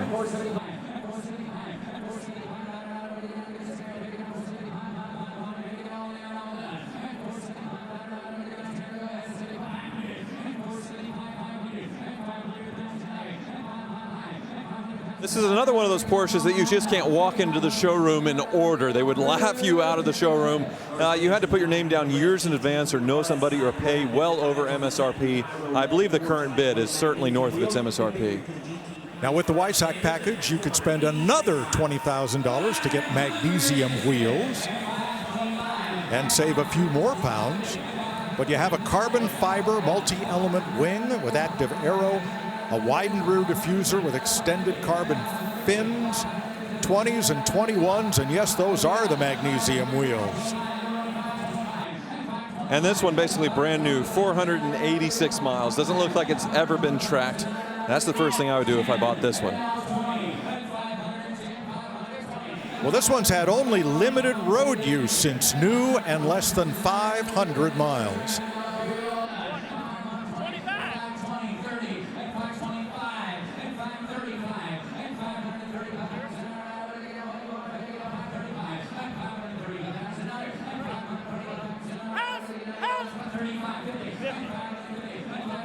If you come back to the rear wing, you can see the active portion of it. There's two little hydraulic rams, and when you hit the brakes, it sort of deploys to give you instant sort of air brake, kind of like flaps on an airplane. It's probably bigger than some flaps on an airplane. Sold for $540,000 to the front row. I think half of Scottsdale is here today. People have come from all over to see the jaw-dropping prices of the most incredible customs, resto mods, preserved cars, hypercars that have come to the Barrett-Jackson auction block. Like this 2022 McLaren 765 LT. Well, the name makes it easy to remember how many they built. 765, and LT probably light, but also limited to that number. The horsepower on the engine, though, a little different. 755 horsepower, twin-turbo V8 in the back. The mid-engine supercar from McLaren, and we have a few others selling today that are even crazier. The orange color is reminiscent. One on the skybox, Steve. The orange color is reminiscent of the color of the McLaren race cars, the Can-Am cars of the early 70s. That's about all I know about this car. Yeah, McLaren PR called that color papaya. And it has survived both on street cars and McLaren race cars. So this one is the Spider, so you can't really see the engine because of the top, but you can see the interior, which is beautiful. It has the racing bucket carbon fiber seats and fully trimmed out in Alcantara. So somebody hit a lot of option buttons on this one.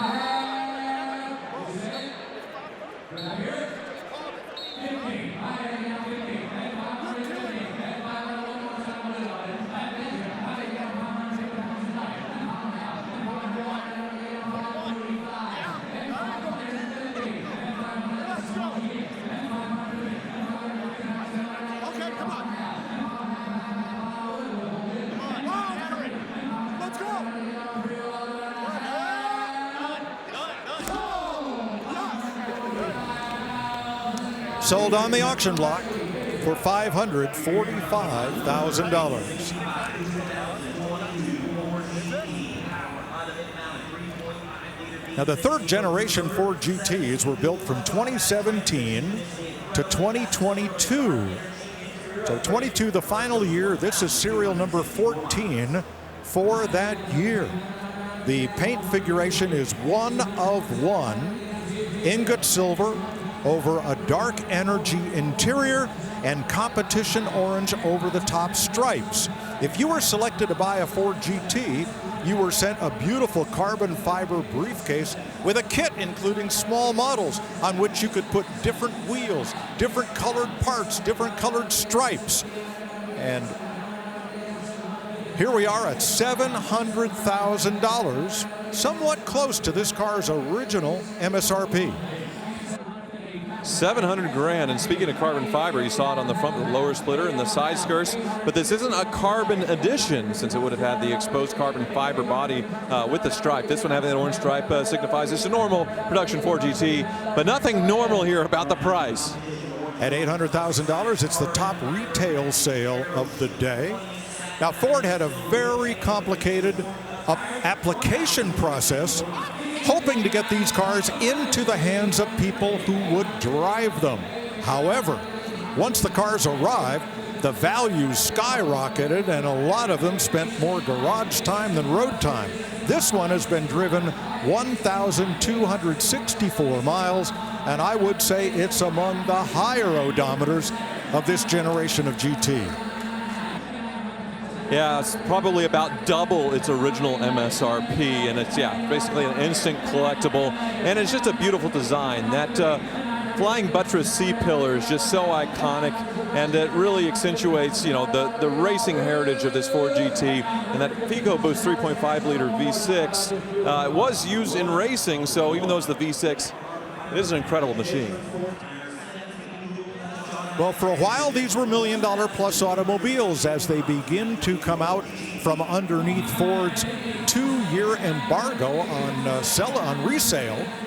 But now there are several in play. I think this is going to be a market price right here. $975, not quite done with a bidder on the floor and one in the skybox. Here we are at $1 million.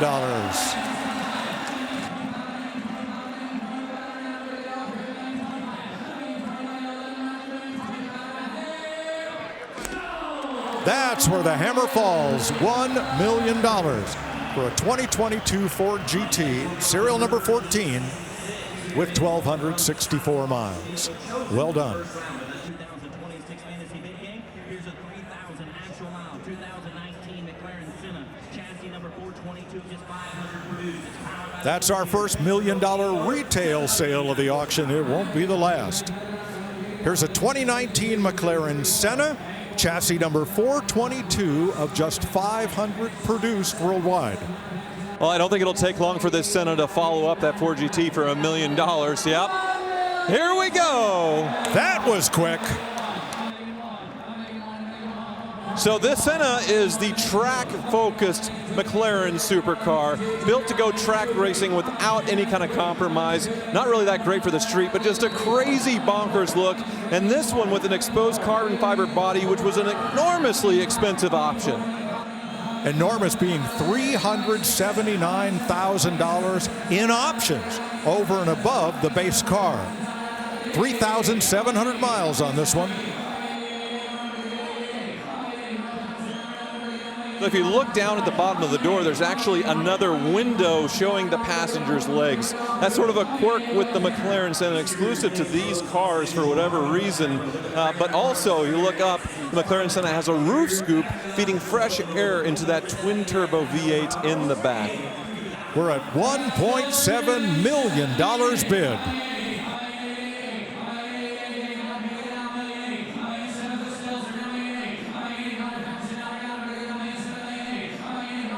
So this one's been driven some a little over 3,000 miles. So enjoyed a bit. Bidder in the skybox is saying, drop the hammer, drop the hammer.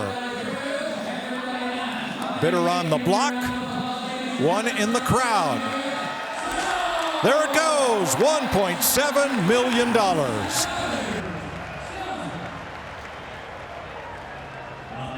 And that is the top seller of the auction up in the skybox.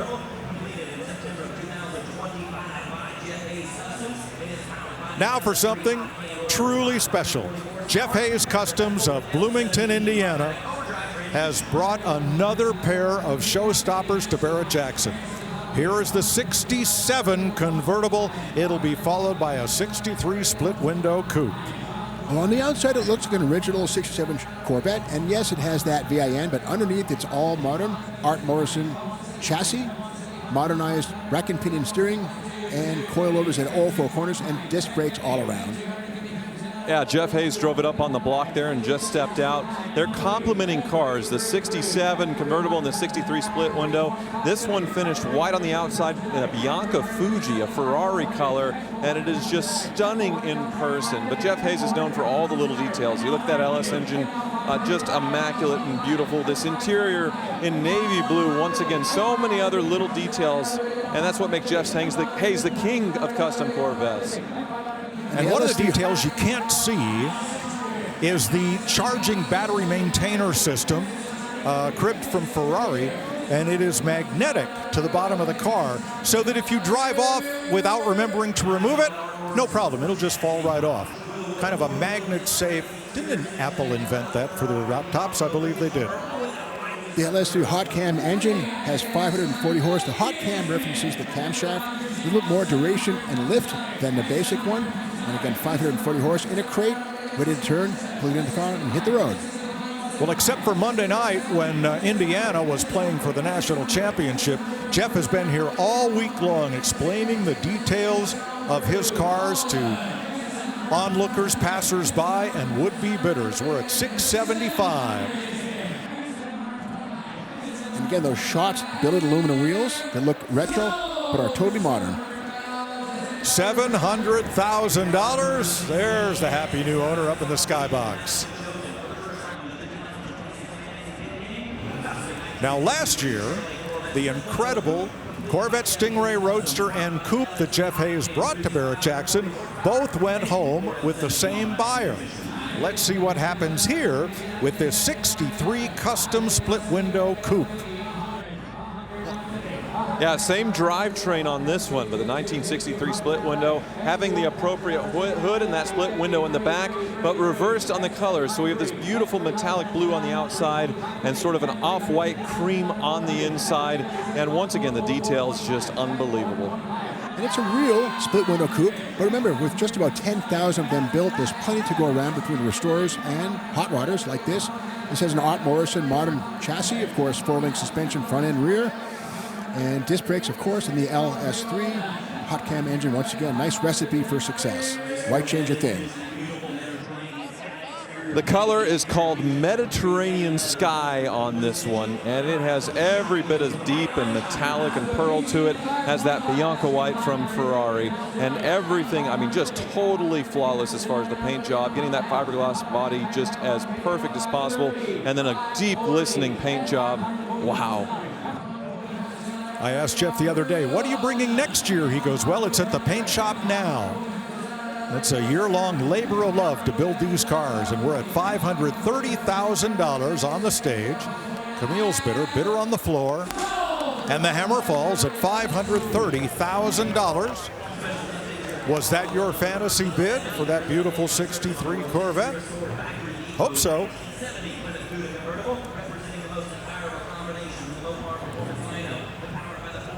Next, in high-impact lemon twist yellow, is this 70 Plymouth Cuda convertible. It's the first year for the Plymouth Barracuda, the E-body, and of course you could get anything from the Slant 6 to a Hemi to this, the 446 barrel, and only 17 of these were built with the 4-speed and the convertible body, a very rare beast, very numbers-matching piece. Dave Wise, very dated car. Beautiful restoration. The shaker does function. There's a cable in the dash that opens the valve inside of the shaker to let the cold air in. And this is as built, as ordered when new with that 446, so nice performance engine, pistol grip, manual gear shifter, this high impact colors with a white top. Somebody wanted to look cool and have fun when they ordered this thing new, and it was restored to even better probably when it came off the factory in 1970. In the late 1960s, I believe Opel was the first with high visibility colors available in all their cars, make them more visible in traffic. Ford followed suit with the grabber colors. Here are the high impact colors from Dodge and Plymouth. Even Little American Motors got in the act with their big bad colors. And this does have the pistol grip 4-speed, which mandates the Dana 60 rear axle, 354 gear ratio. Just under the month. 10, 20. All right, Rogers Bitter in the skybox. Thinking about it. We're at $220,000. 440, 6-pack, 4-speed manual, pistol grip shifter, Dana 60 track pack axles. Only 29 of these made in 1970, and only 17 of them had the 4-speed stick. Internet bidder.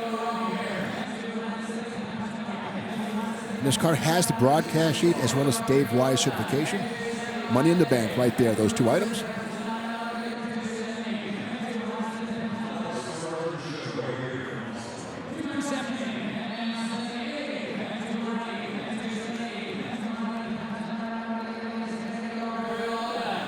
The E-Body Barracuda went from 1970 through 74, and at the end, things were kind of sad. No more big blocks, just small blocks. And in fact, the Slant 6 wasn't even available after 1972, just 318 and 340 power, and 360 in 1974, one final year for the small block 4-barrel engine. And after that, no more Challengers until we get into the Mitsubishis of the late 70s, and of course the modern era of the Challenger 2008. The revolution began all over again. High bid is on the internet. And that's where it sells for $280,000. Beautiful day in Scottsdale. We're at Westworld, home to the Barrett-Jackson Collector Car Auction. You're looking at the pre-staging lanes as cars work their way to the auction block. And all will leave with new owners. This is a 100% no reserve auction. $450,000 for that Chevrolet K-Blazer Custom. Beautiful on a Roadster Shop chassis with an 800 horsepower Don Hardy built LS3 engine.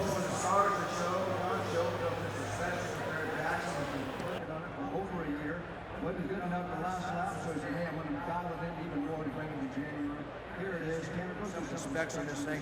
Too much to mention, folks, but buy it with confidence. John is a master in the motorcycle world, and he came over to the car world, and he's doing the same thing right here. And it is John Chope, the builder of this beautiful Corvette. It is not just a 1963 split window, but it is a custom wide-body coupe. They started with a 60,000-mile car, stripped it right down to the frame, and built it up, reimagined it from there. Well, indeed, this was once a 63 split window, but again, with just about 10,000 built, there's plenty to go around for customizers and restorers alike. Supercharged LT4, gotta love that. Has a manual transmission, or actually an automatic, a 6-speed automatic. Disc brakes everywhere. Body-colored bumpers, and of course, the wide-body effect is just brings out the beautiful lines of this car. Well, take a look in the back. I haven't seen this before. You can see through the split windows. It comes with its own fitted luggage, and inside it looks like a bottle of bourbon with 2 glasses with blue velvet to match. So they even did fitted luggage, yeah. But this started as a 63 split window, low mileage, nice body, and then widened considerably, which you can really tell with the rear quarters. Let's take a peek under this beauty with the chassis cam. And here she comes. There's a rack and pinion front, the aluminum oil pan, the 8-speed automatic GM Audi oil pan, beautiful painted underneath, X-frame, X-exhaust, 9-inch rear axle on coil springs, Panhard bar, stainless steel gas tank, just really nice underneath.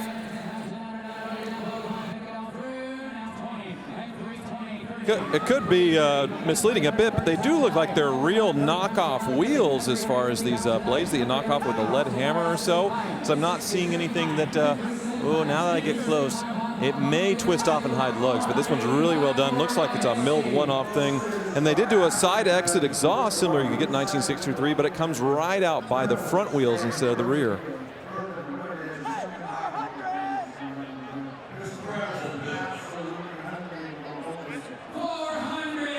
$400,000 bid for this beautiful 63 Vet named Night Train. Apparently the exhaust system can exit out the back of the car or out the sides. Electric solenoid makes the decision.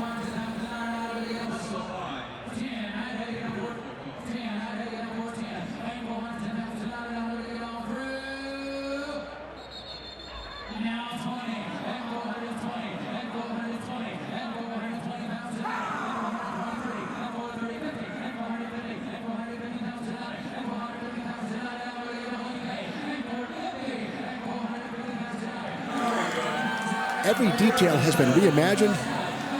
The items right here on the hood are actually milled aluminum and polished. That would have been a stamped stainless piece from the factory. Everything's been reimagined and improved. Well, the bidding sort of stalled at $400,000 and then picked up again. $450,000. 3 bidders involved. And that's the consignor at the bottom with the big smile. We're at $455,000. A bidder on the floor and one on the skybox.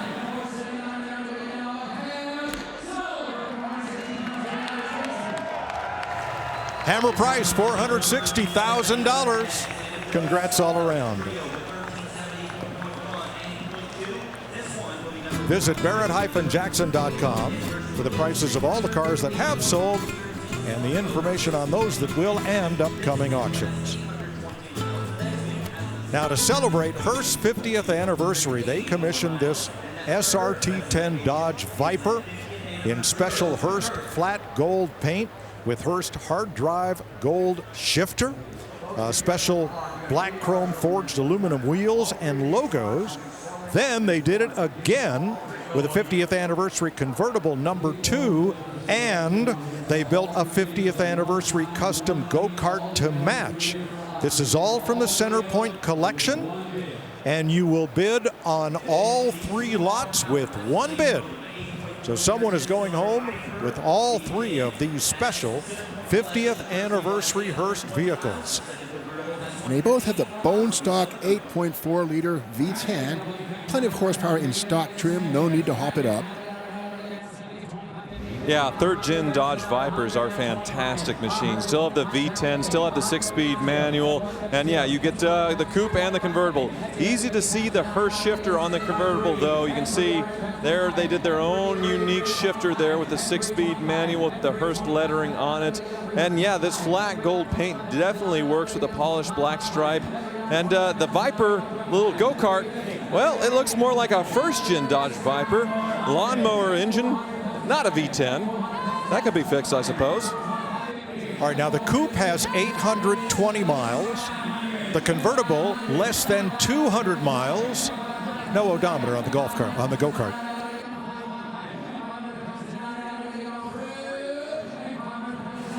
Fifty 50 of each of these cars were built.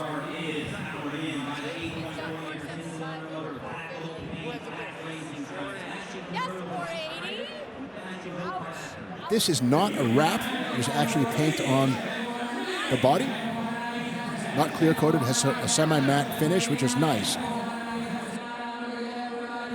All 3 vehicles, 1 bid.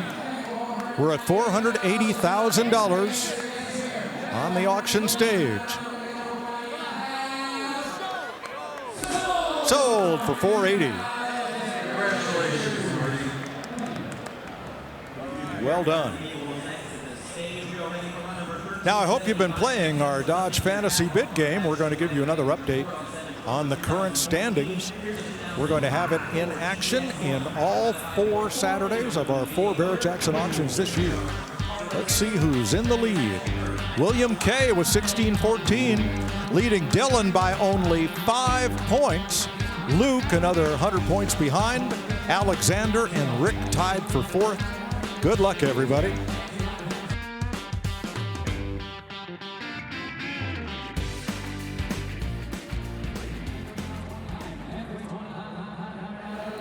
Back to the block for a Gen 2 Ford GT, but this is not an ordinary one. This is a 2005 Ford GTX-1, one of one by Gennady Design Group, produced in Green Bay, Wisconsin. Yes, we do have customized Ford GTs. That's what you see right here. Black with the gold stripes. Definitely not an option from Ford when new. And the big party trick with these is the doors, which have been cut. They used to open up and you'd have the part of the door over your head, but now it's a removable piece, sort of like T-tops. And you can see the gold accents in the interior. That is unique to the GT X1. And back in the rear, the engine bay, all polished and cleaned up, and a bunch of signatures here. Now the packaging on the GT is always a difficult thing. The fuel tank is located in the center console. This car has been signed by Racing Royalty. Autographs on this car include Carroll Shelby, Roger Penske, Edsel Ford, Henry Ford III, Dan Gurney, Mario Andretti, Michael Andretti, and Tony Kanaan have all signed this car. And it sells for $490,000.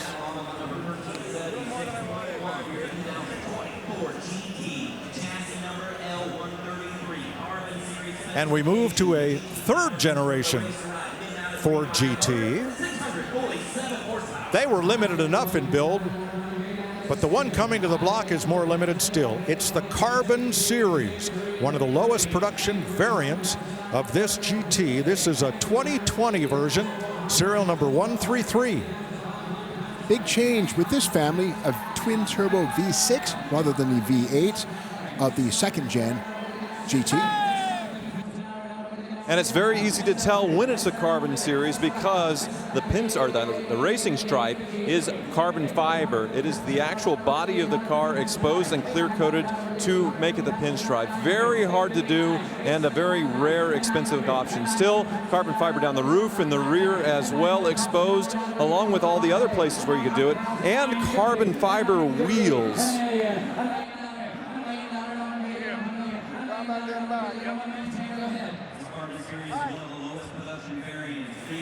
There's that EcoBoost twin turbo 3-liter V6 under the glass, or the plastic, I should say. It is plastic. No, it's Lexan. Nice little showcase for that beautiful engine, twin turbo, EcoBoost. And this one's been driven some, a little over 2,000 miles on it. We're getting close to 1 million. Will we get it?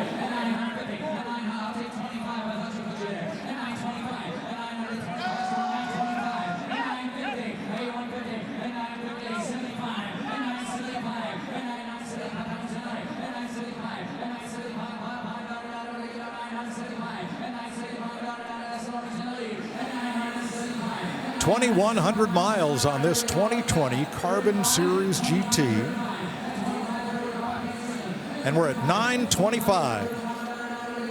Carbon ceramic brakes, discs on these, of course, a similar material used on the space shuttle for re-entry into the Earth's atmosphere.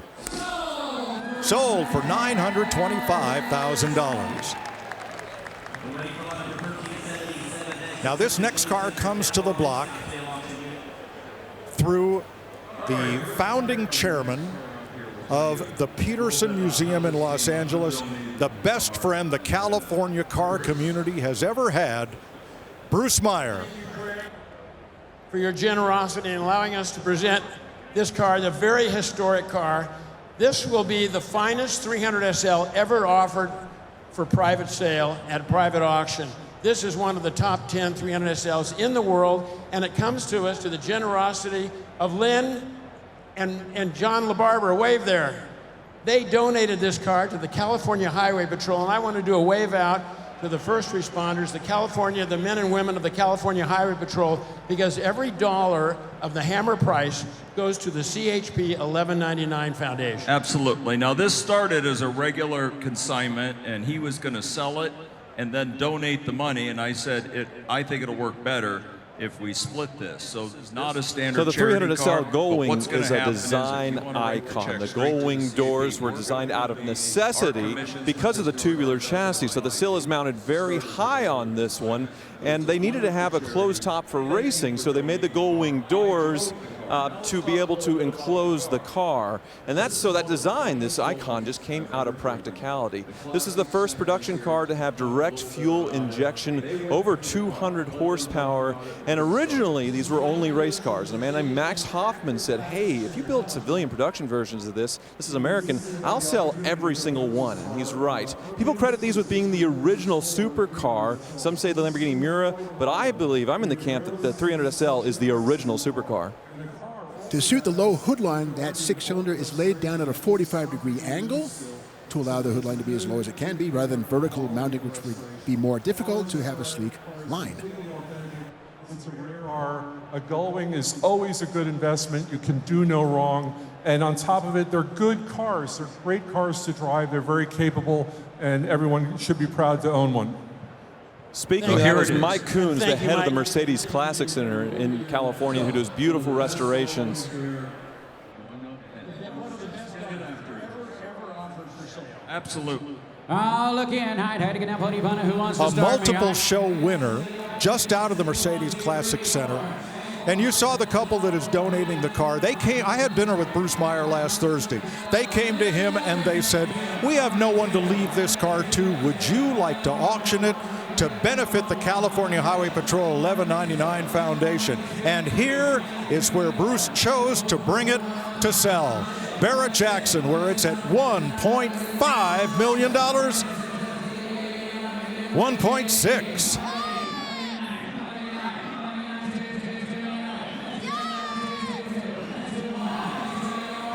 Now our $2 million bid. Wow. Every 300 SL is special, but this one even more special with the Rudge knockoff wheels and this high quality restoration, just astoundingly nice. I have a feeling we're not done.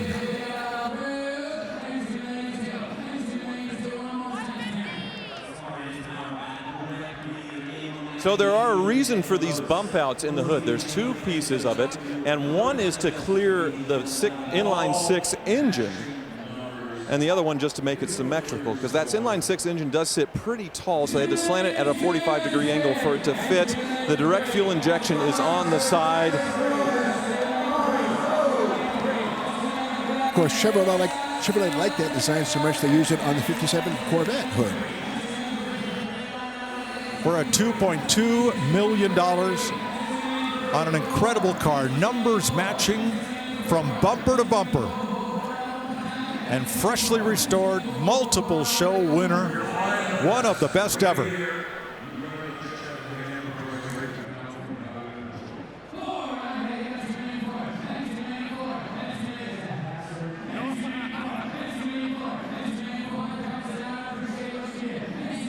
This one does come with matching luggage in the back. The gray leather interior comes with that gray suitcase. It was something that you could do back in the day. Very rare to find now. $2.3 million to the California Highway Patrol 1199 Foundation. What an incredible donation. What an incredible car. And a great story.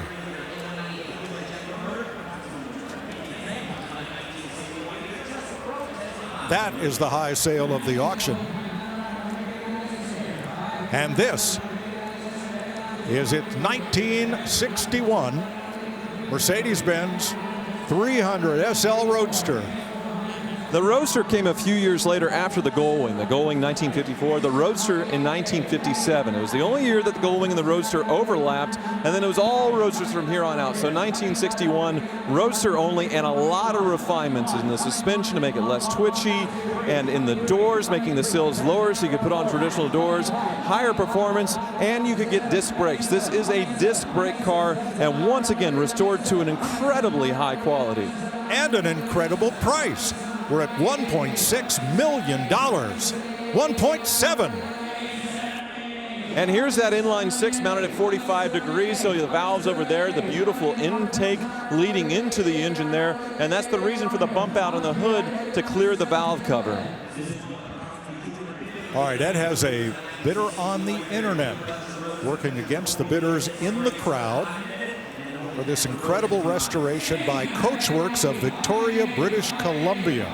Engine fully rebuilt, They went through the entire drive line, retrimmed the interior and brightwork, fitted luggage included. This is the number 2 sale of the auction right now.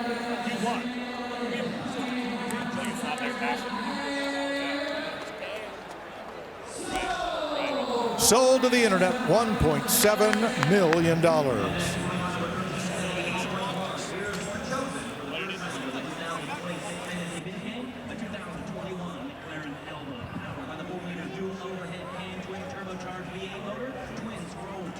Now the 4.0-liter dual overhead cam twin turbocharged V8 with twin scroll turbochargers and dry sump lubrication. That's what powers this 2021 McLaren Elva. The name given to this car, Elva, was a small vehicle manufacturer in England in 1964 when Bruce McLaren started making copies of his race cars for others to drive. Elva built the customer cars. They re-brought the name back for this beauty. And already at $1 million, unbelievable. Even though it's missing something, a windshield. That was by design. You can see all the vents here. That is for an aerodynamic system to push air away from the driver, push the air up, so you can not get beat up by the wind, because obviously it doesn't have a windscreen. Totally open top. You can put on a helmet or not. Either way, still reasonably comfortable. And these are very rare cars. Already out $1,200,000. Wow. This will be the 6th 7-figure sale of this auction today. Just incredible. Ford Superlight alloy wheels, 19s in front, 20s in the back. Pirelli P0 Corsa tires, 660 miles. And believe it or not, the exhaust exit is up much higher than you would think. So you have quad exhaust, 2 coming out here and 2 down lower. That's one of McLaren's calling cards. And you can catch a bit of the engine here in this little mesh grill there around the carbon fiber. But yeah, beautiful machine. We're at $1,375,000 on the stage. And there's the hammer.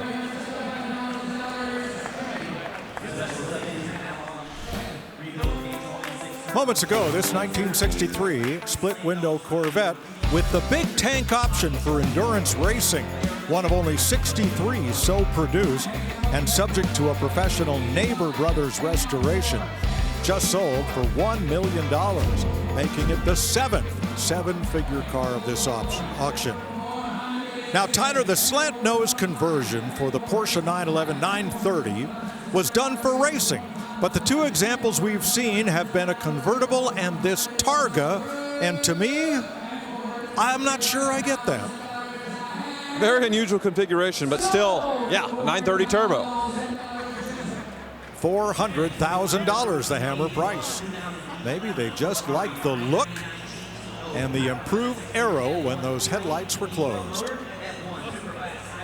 The first Ferrari GTO came about in 1962. Winning races around the world, 36 were built, then 3 1964s, then the 288 GTO, which also raced. The 599 GTO does not have a big competition history, but it has great demand. Yeah, GTO, 3 legendary letters, and among the Ferrari world, the original GTO, the most valuable Ferrari in the world, but this one's still pretty valuable at over $1 million right away. GTO means Gran Turismo homologation, so the racing car for the street, and they made 599 of these 599 GTOs with over 600 horsepower from the front-mounted Enzo V12. This one was originally delivered in Vancouver, but in its 15 years of existence, it's only covered 531 miles. And these are controlled by an F1 paddle shift transmission, so a manual transmission, but a computer controlling the clutch. And yeah, that Enzo V12, very unique to see the front engine GT Ferrari getting the Halo V12 car. That's what makes the 599 such an amazing machine. And then for them to bring back the GTO name after about 30 years, the 288 GTO before it, makes this one even more special with a price to match. This has the Daytona bucket seats and a lot of carbon fiber trim. We're at $1.25 million. Flying buttress, there off the C-pillar, very similar to the modern Ford GT. And we're at $1.3 million with a bidder on the stage, one on the phone, and one in the skybox.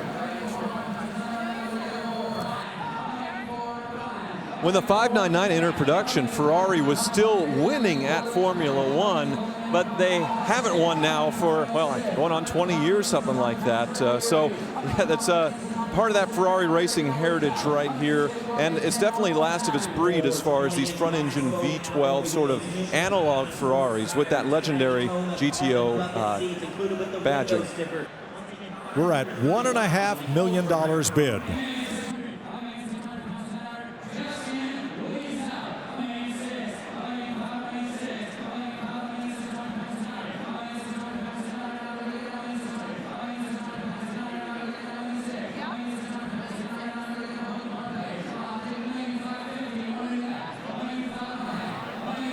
Emma's bidder on the block, on the phone. Bidder in the skybox. Wait, wait, wait. Hope he doesn't have a busy signal there.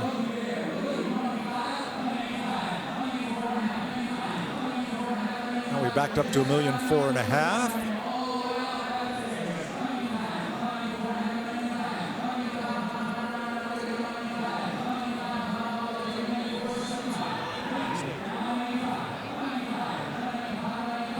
Now $1.475 million. And it sells at $1,475,000. Perhaps the most capable front-engine Ferrari of all time. Now, each year of production of Ford GT, beginning in 2017, had a specific heritage edition. They started with a 66 Le Mans winner, went on to 67, 8, and 9. But for the final year, 2022, the Heritage Edition recalled the original Ford GT and how it was presented in 1964. Here it is. Yeah, and it's beautiful. The sort of Wimbledon white with a dark blue hood on top and a blue stripe.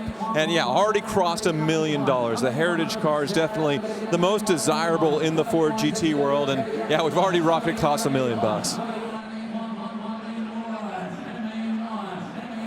For each of the last two generations of Ford GTs, the Heritage cars have been highly prized and draw a premium. Most of them were Le Mans winners. This was not.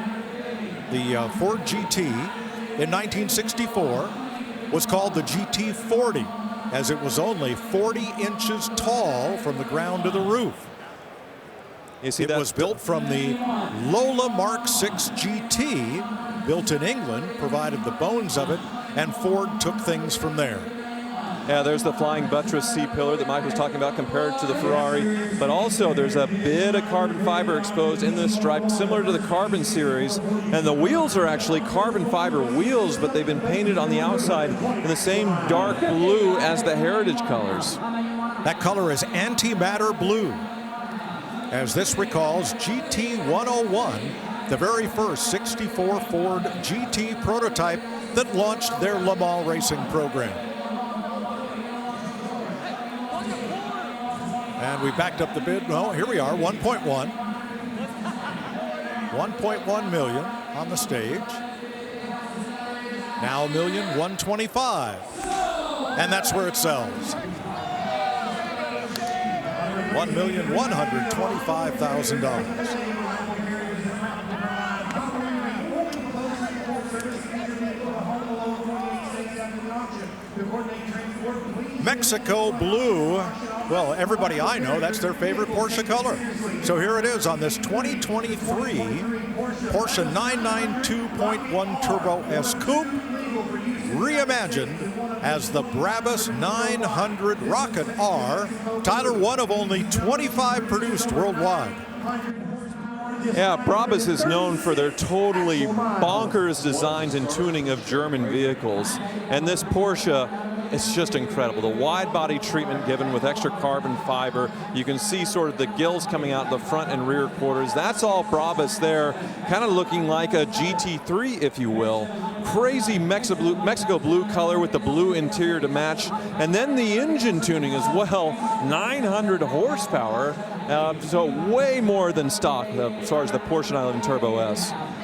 This car was purchased new by Milton Verrett as a 992 Turbo S, sent to Brabus. He waited a year to get it back as a Rocket R, the only one they have built in Mexico blue. It has 936 miles. You can see these wheels are custom to Brabus as well, still with the center locks. And here's what I'm talking about, sort of this racing style, sort of gill exit for the brakes. Same here, widened in the rear, very different from a normal 992 that's already a pretty aggressively styled car with the Turbo S. And same with this duckbill, kind of like the older Porsches.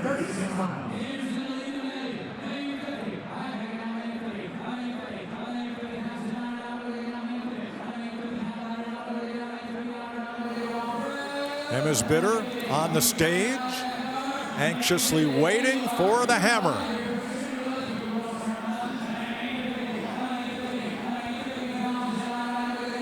Auctioneer asking for $1,050,000. No, there's the hammer. They got it. $1 million.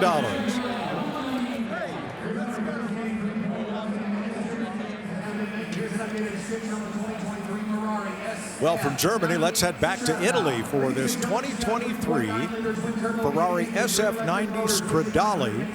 Between the 3 electric motors and the 3.9-liter twin-turbo V8, it develops 986 horsepower.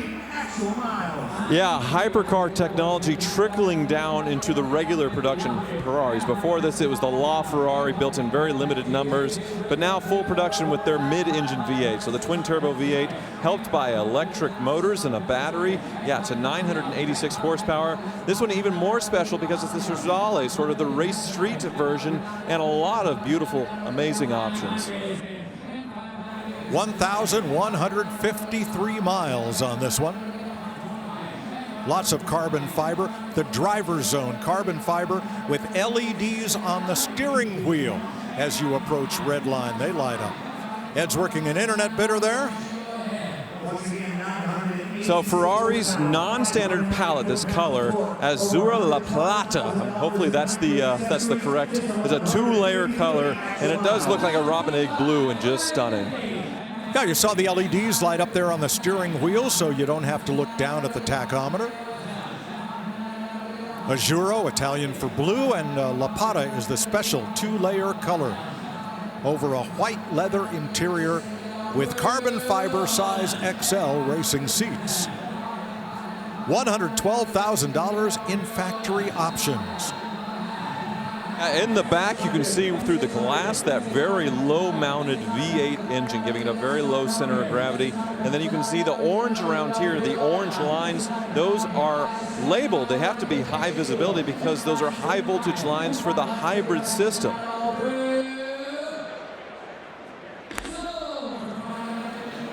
$550,000 is the hammer price for that beautiful Ferrari.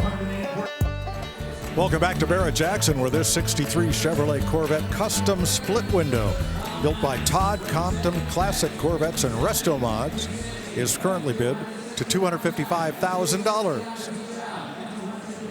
1963 blue metallic. 1963 is the first year of the split window, and yeah, beautifully done.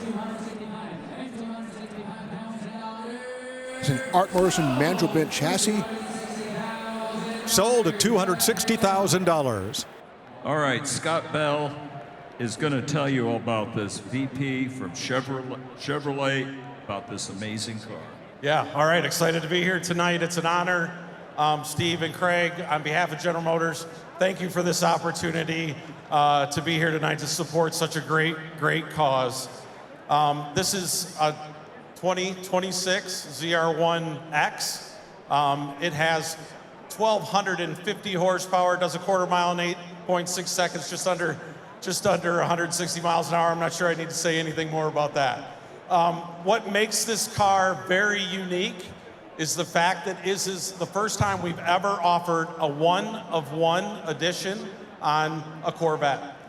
This paint was hand-painted by our team, our design team in Warren, Michigan. It's beautiful satin steel. It's got a Stars and Steel package. You can see a stripe package on it. That package was meant to honor the 250th anniversary of this great country we all live in.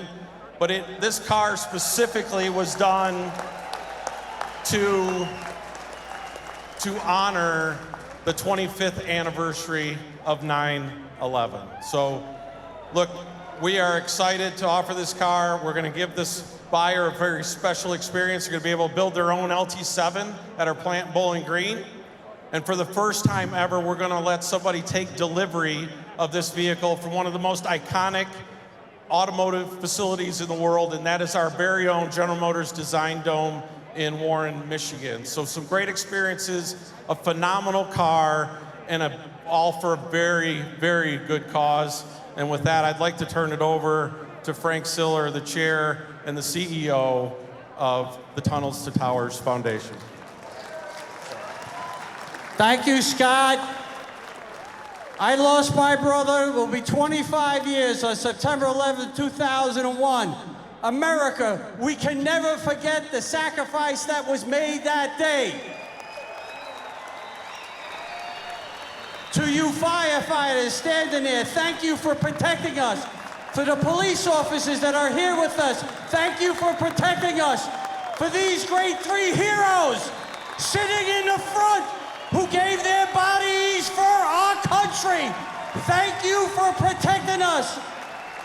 And today, we are going to make a promise that we take care of all these heroes, not just the 25th year, but for every year. So please bid on this car and join us on a mission to take care of the greatest of all Americans, those who are willing to die for you and I, and all too often do. Thank you, and God bless you, and God bless America, and God bless Chevrolet.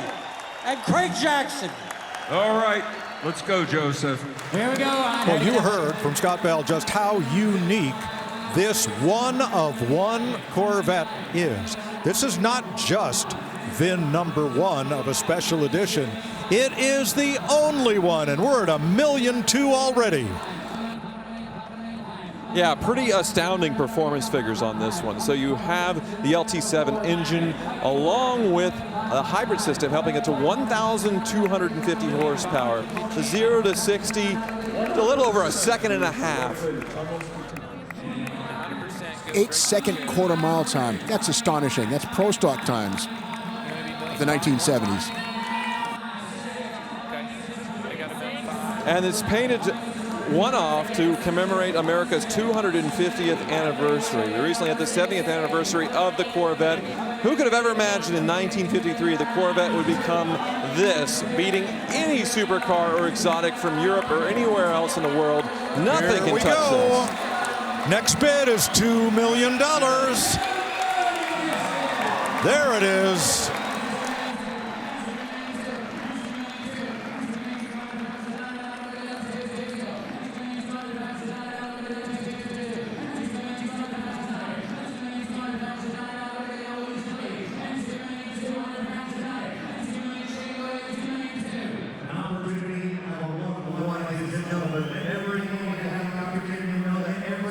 $2 million bid for, as described, the first ever one-of-one Chevrolet Corvette, where the winning bidder will get to go build the engine on the assembly line and take delivery in the off-limits General Motors Warren Design Center. What an incredible adventure and an incredible car.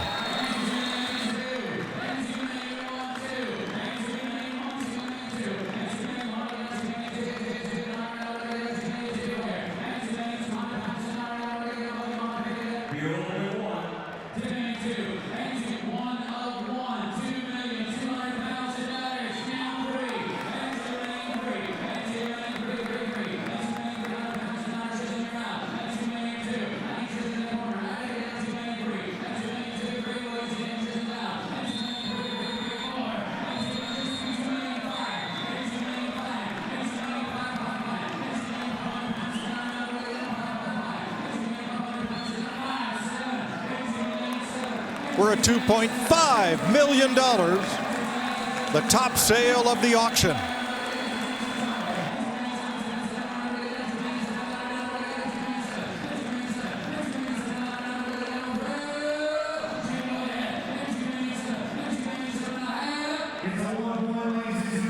That is just incredible. I mean, nobody does charity like Barrett-Jackson over the years.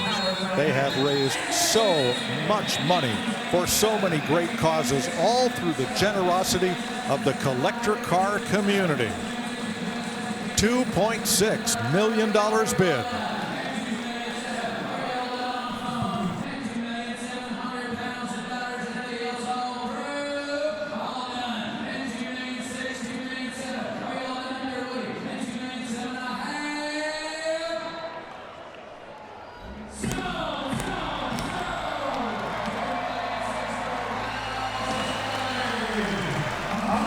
$2.6 million for the Tunnel to Towers Foundation. That is just amazing.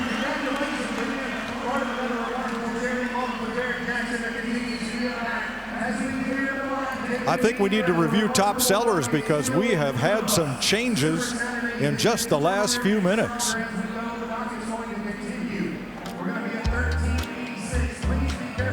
Number 5, the Ferrari GTO, $1.475 million.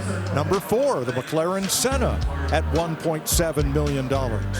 Number 3, the Mercedes 300 SL Roadster, $1.7 million. Number 2, the Mercedes 300 SL Gullwing that benefits the California Highway Patrol 1199 Foundation, $2.3 million. And just now, for $2.6 million, this one-of-one 2026 ZR1X Chevy Corvette. $2.6 million. Wow. Back to the block for a car that was one of the kings of the road in its day. It's a 1970 Dodge Challenger, powered by its original numbers matching 426 Hemi. That's right, the mighty Street Hemi, 425 horse, 490 foot-pounds of torque. One of very few built in 1970 with their Super Track Pack, which means 410 Dana rear axle. It's a 4-speed car with a pistol grip shifter.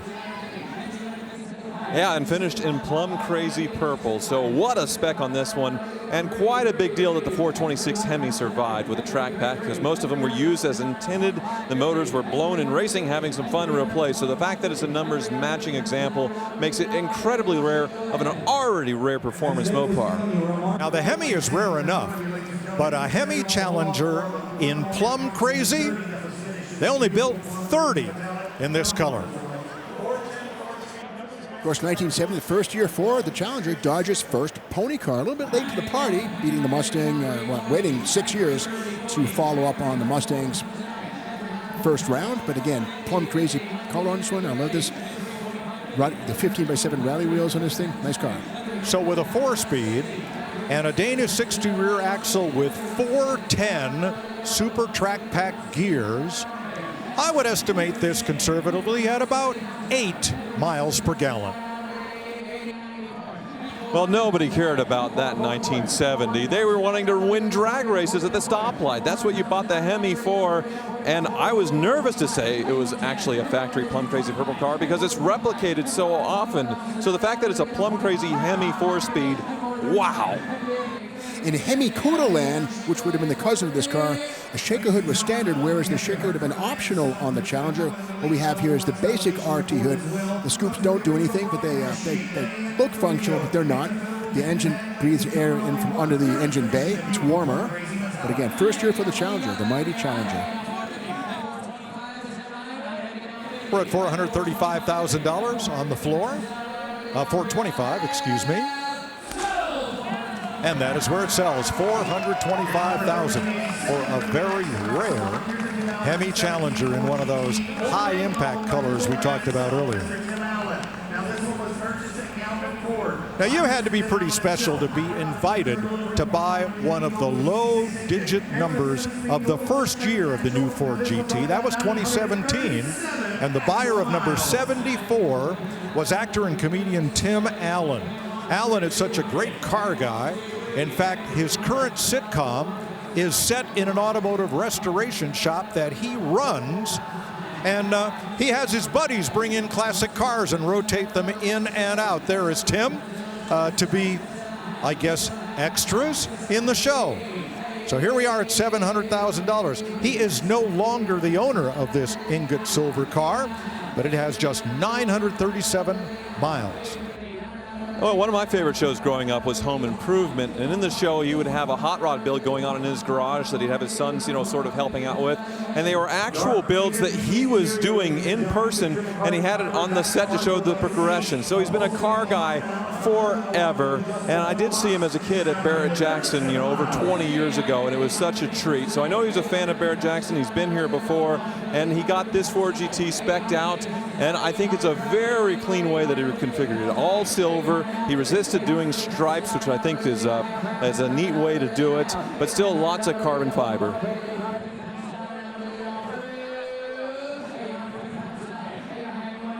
Twin turbo EcoBoost V6 with over 600 horsepower, mid-engine.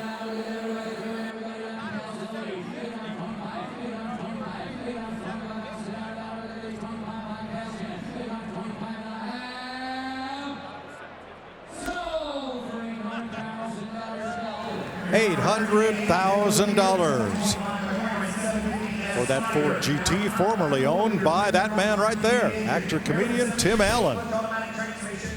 Here's a live look at Westworld in Scottsdale. And we'll say hi to Rick Hendrick, watching from Charlotte, North Carolina. NASCAR champion team owner for 2025. Looking forward to the new season. He was the successful bidder for that one-of-one Chevrolet Corvette ZR1X, donating $2.6 million to the Tunnel to Towers Foundation. Well done. Congratulations.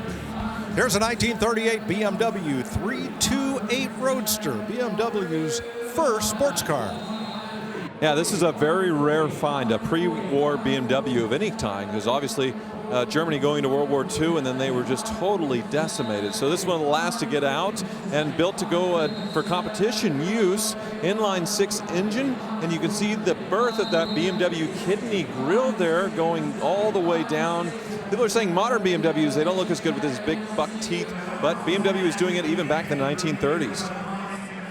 Cast aluminum wheels with knockoff centers, Dunlop racing tires, 550/16s, period correct stuff. Boy, a beautiful car even without the racing provenance. This is a Roadster, meaning there's no folding convertible top. There may be an assemble-it-yourself top and side curtains, but I see the windshield folds down for better aerodynamics on the racetrack. Leather bonnet straps here to keep things in place. And it sells for $160,000.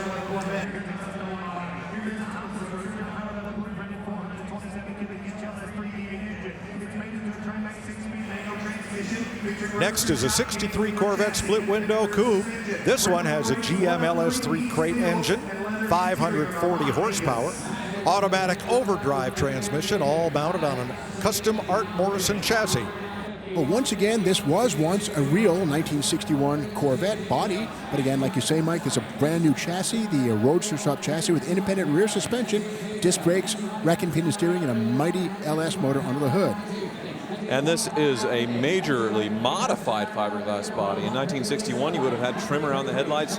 Those are gone and completely integrated in naturally with the halo lights. Same with the bumpers and trim there, all deleted with this one.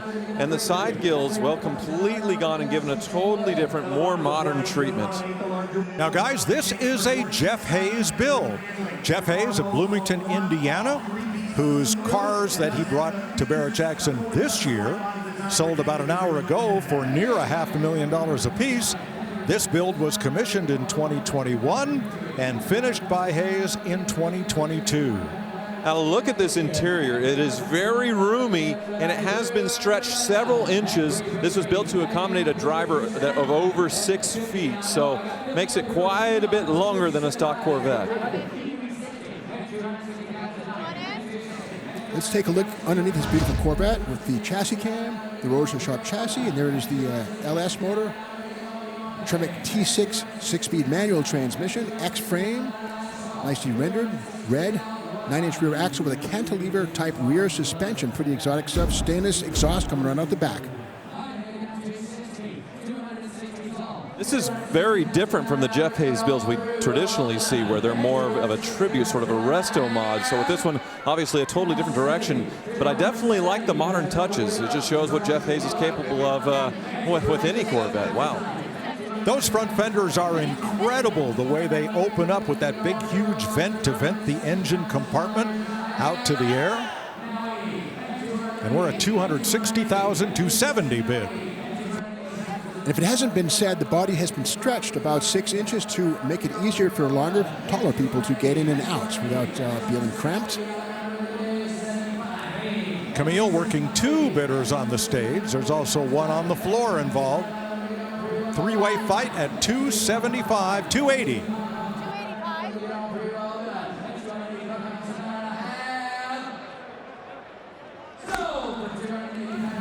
And it sells on the stage for $280,000. Well, it's moment of truth time. We've been talking all week about Fantasy Bid, brought to you by Dodge. Let's see who the leaders are after Scottsdale. Jenica B has jumped to the lead with 1,807 points. Matthew is 100 points behind. Robert is third, 100 points back. William K at 1,600, tied with Robert for third, and Dana R right behind. Well, I'm kind of sad that Rick D fell off the top 5, because I was afraid that was Rick DeBrule. Didn't know he had time to play today. I'm kidding, he's not eligible. So congratulations to our top 5. Keep up the great work and continue to play this year. The winner at the end of all 4 this year's Barrett-Jackson auctions will win an all-new 2026 Dodge Charger Scat Pack Plus. Here's a Chevy Corvette split window coupe, bid to $225,000. This is what I'm talking about with a more traditional Jeff Hayes build. This one much more of a resto mod. So all the 1963 touches that people love are still there. The side pipe exhaust, the split window, all the bright work. But underneath, fully modernized with an LS3 hot cam and yeah, more comfortable interior, but nothing disturbed on the exterior to spoil the original design intent of the 63 Corvette. To your point, Tyler, it has an Art Morrison chassis and things that have been upgraded but original, but the grills on the hood are machined aluminum versus the stamped tin from the factory, taking the stock item and making it modern for the 21st century. Big wheels and tires from Schott, which resemble the old wheels but are modern. And apologies, that previous Corvette was not a Jeff Hayes build. We had a page flip here. This Corvette was.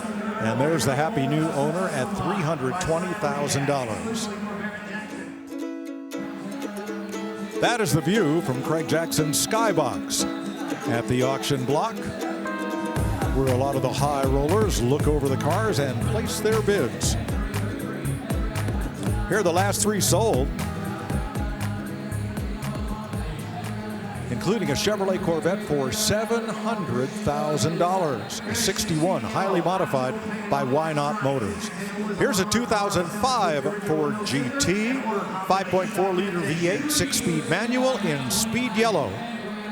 Yeah, Mike, that is a very rare color for the Ford GT. Of about 2,000 built for this model year, according to the Model Report, less than 100 were finished in this yellow. The option with the black stripe. And yeah, these are incredible machines. 5.4-liter V8 supercharged right behind your head.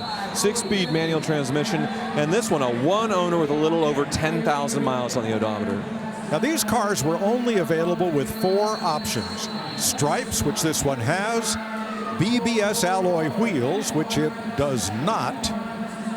Painted brake calipers. And the Macintosh stereo, which this car does have. And unlike the modern GT, which is turbocharged, twin turbo, these are belt-driven root superchargers atop that 5.4 twin cam overhead valve engine. Yeah, and unlike the modern Ford GT, you also get to row your own gears with that 6-speed manual transmission. So that old school analog experience, although these don't have any racing pedigree, unlike the newer Ford GTs.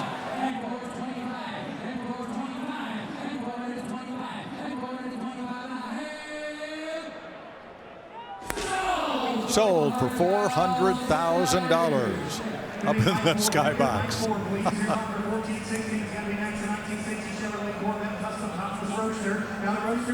Check into Barrett-Jackson.com. That's where you'll find all the prices of the cars that have sold and information on those that are yet to come to the auction block. Finished in custom copper metallic, this 1960 Corvette custom topless roadster. An eye-watering combination of colors. I like the sort of coffee and brown, the metallic. Love the wheels with the indents, with the brown color inside. Of course, the color applied to the engine as well. LT4 supercharger, the top of the intercooler and the rocker covers are also matched to the body. Yeah, very tidy presentation there. And they did add all the chrome gingerbread from a few years earlier, these ribbons from, I believe, the 1958 Corvette on the 1960. No foul when it comes to these customs. If you want all the bling, you might as well put it on. Decked Out Customs is responsible for this build. I'm not sure about those big 19-inchers. I would wonder what they would do to this Corvette's handling. But it's a beautiful build by Decked Out Customs. And it rides on an Art Morrison GT Sport chassis. Strange independent rear suspension. Disc brakes around all four corners, obviously. Coilovers up front. Rack and pinion steering. Best of the best. All right, Ed has the bid on the internet. $385,000.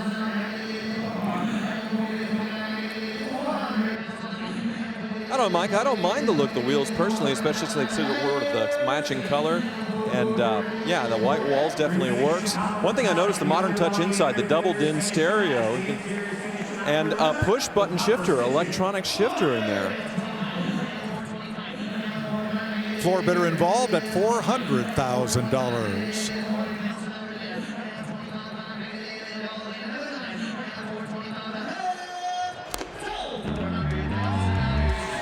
It sells for $400,000, and we're 6 hours into our live coverage of Super Saturday. Good news is we still have another 4 hours of auction action headed your way here on the History Channel. And this auction hall is packed with people watching dream rides across the block. I'm Mike Joy to help guide you through our coverage. We'll go right to the block. Tyler Hoover and Steve Mignante for this Dodge Viper ACR.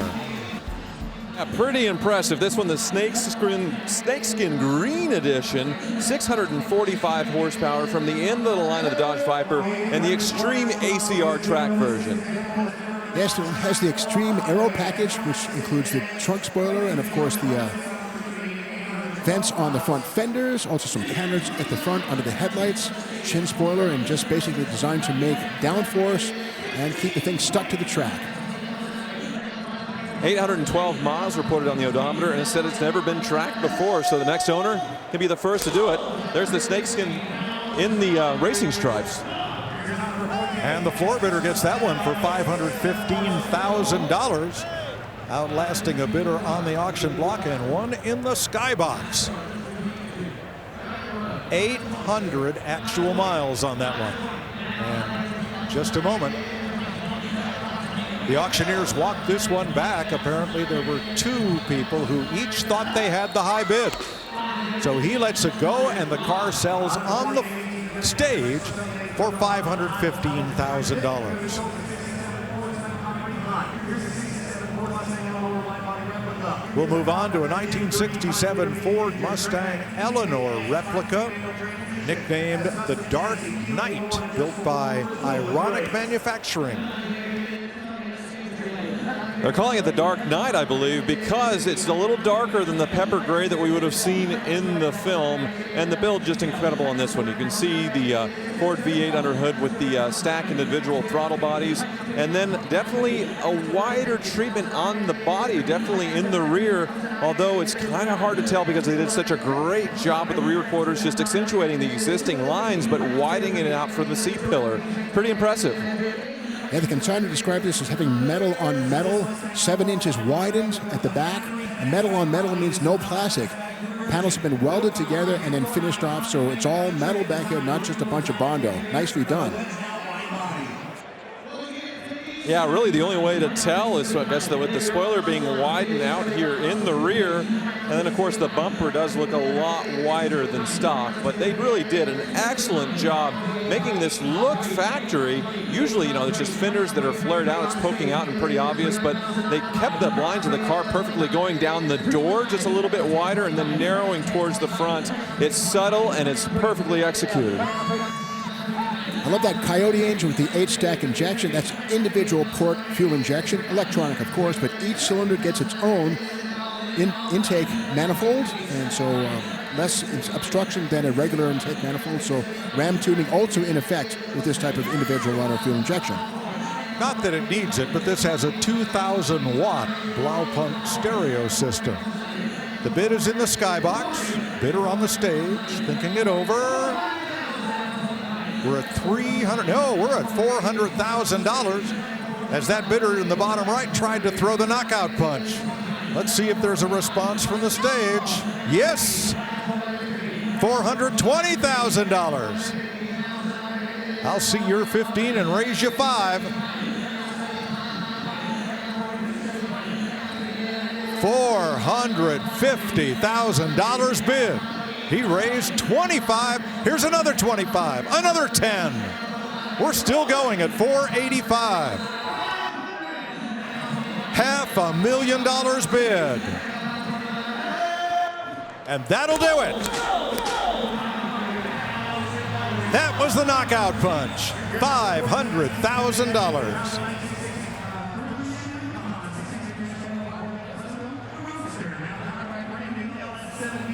Hugs all around the skybox.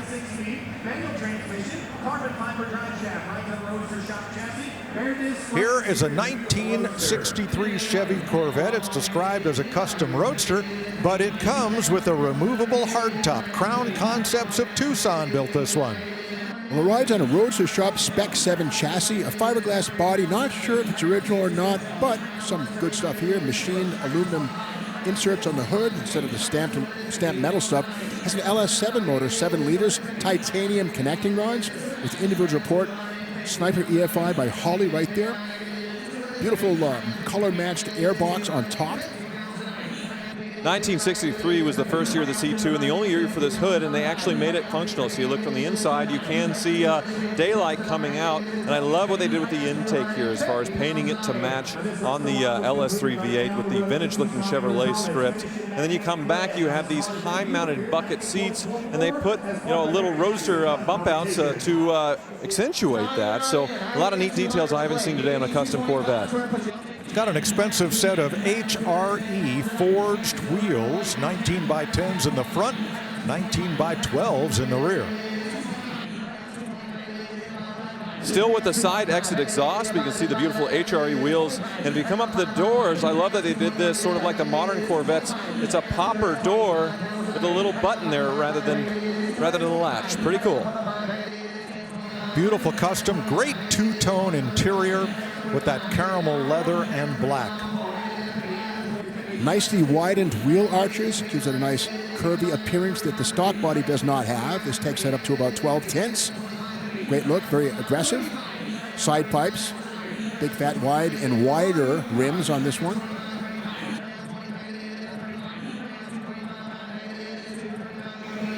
Well, we're at $225,000. And that's where the hammer falls. Here's number 14, 1974, for the 29. Now, we've seen a lot of 69 Ford Mustang Boss 429s. This is one of 89 built in Calypso Coral. For 1970, they moved the headlights into the grille and they changed the scoop from body color to black on the Boss 9. One thing about the Boss 9 is the front track is wider than a regular Mustang by about 1 inch per side. That's partially to make room for the big Boss 9 motor. In fact, the inner shock towers are also scalloped to make room for that engine. The battery is nowhere to be seen. The battery is in the trunk because it doesn't fit anywhere but back in the trunk.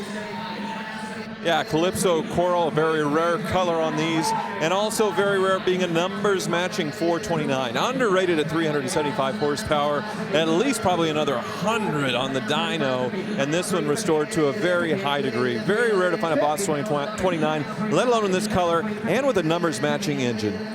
What you're buying here is potential. With a set of headers, you probably pick up 50 horsepower. The manifolds that come from the factory on these things are very restrictive to fit everything underneath that engine bay. A set of headers on these things wakes them up. These also have very mild camshafts from the factory. Solid cam, but very mild tuning on it, so hotter cam from Crane or anybody like that. Isky would be another waker-upper, another 50 horse on top. So another 100 horse on top of the 375 becomes 475 in ready-to-race trim. This is one of only 17 built with Southern California required emissions, and one of only 13 delivered to the Los Angeles Ordering District.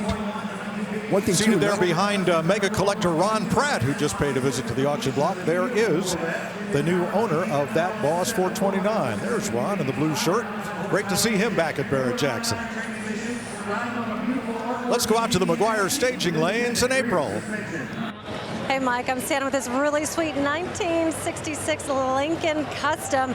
The consignor went through all the trouble even to make this sign right here. It's really nice. We got to advertise these cars before they go across the block. Now in 66, they actually got 5 inches longer. Did they need to? No, but it was all about luxury back in the day. They also added that Continental right on the grille. Now this one, like I said, has been customized. Beautiful pearl baby blue paints, and these wheels look like factory, but they're much bigger, custom with the white walls on the sides.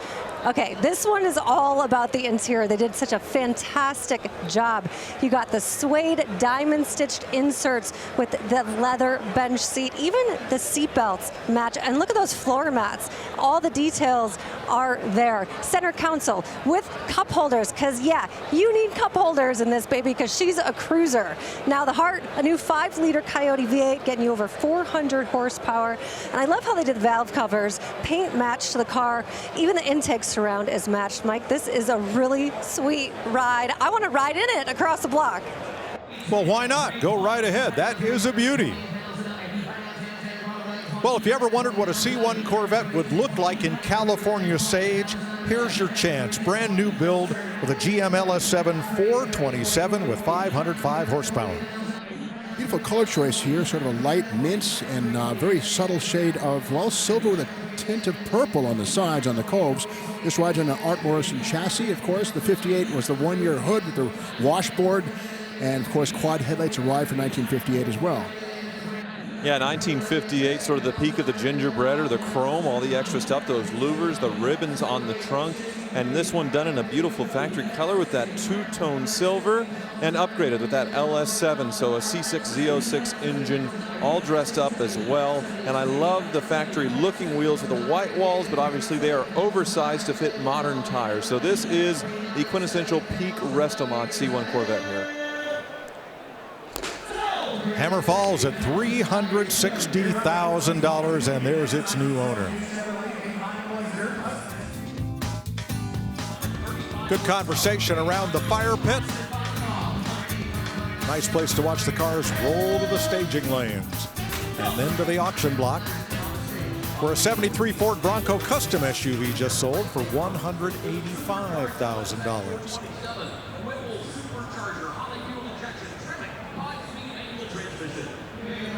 Glad to have you with us tonight at Barrett-Jackson Scottsdale. I'm Mike Joy. Tyler Hoover's on the block along with Steve Magnante. Rick DeBrule is contributing, and April Rose giving us previews out in the staging lanes. How about this 69 Chevy Camaro? Customized and powered by an LSX 427 V8 with a Whipple supercharger. They definitely gave plenty of room for that massive power plant with the big bump out in the cowl hood, but otherwise looking pretty stock and sanitary when it comes to the body with the rally stripes. A few upgrades though with the door handles, and obviously the wheels much wider, the bumpers painted to match. A lot to like here. Power comes from an LSX 427 with a Whipple supercharger added to it, so you're looking at 500 horsepower plus another 250, so 750 horsepower thanks to that blown 7-liter small block Chevy. The rear quarter panels have been pushed out a bit to accommodate those big fat wheels and tires. I love the overgrown cowl hood on this thing. Paint scheme, this sort of medium light blue metallic with the silver accentuation. The bumpers have been tucked in. Really classic work. There's the new owner for $250,000 of that '69 Camaro.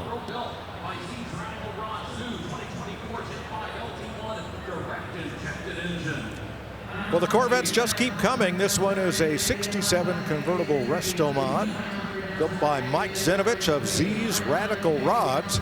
It's got a Gen 5 LT1 direct injected engine, 607 horsepower, 4-speed automatic. Yeah, direct injection and maybe a bit of a cam since it had somewhat of a burble out of the side pipe exhaust. But they did a great job as this thing does this electronic party trick with the hood opening, making that modern engine look vintage. And I love the color match painted intake. This one though looks like it's been powder coated so it can handle the heat. So this car's certainly enjoyed some. It won't age and look poorly. So nice work there. The Gen 5 LT motor has direct injection, as Mike noted, and that means that the gasoline is squirted directly into the combustion chamber. And to overcome the combustion pressure, it needs to go in at about 800 PSI. It'll take skin off your hand, paint off a wall. But again, that's the price not a price you pay, but that's the benefit of direct injection versus atomized fuel going into the intake runners and having to run away. But direct injection is a better way to get power. Love the interior on this with the leather stitch dash and those custom seats with the wild stitching. And yeah, little LEDs in that engine bay to just show off what's going on there. And once again, knockoff looking oversized wheels that look sort of factory, but obviously way oversized, way wider. Perfect Resto Mod. Cool blue is the color of this PPG paint, as that Corvette goes to a new home for $295,000. Here's a 1968 Shelby Mustang GT500 KR. KR for King of the Road. Indeed, the KR also gets a different engine. The regular GT500 got the Police Interceptor with 360 horse, excuse me. The KR got the Cobra Jet with different camshaft, slightly different cylinder heads, and 335 horsepower, but wink wink, it was more like 410 horsepower. So the KR got the R-Code Cobra Jet motor. The regular one did not get the Cobra Jet. How about those fog lights? They are English. They're made by Lucas. And the reason they were employed is at that moment, no one else was making rectangular fog and driving lights. Shark. Matching numbers on this one too. $350,000, the hammer price.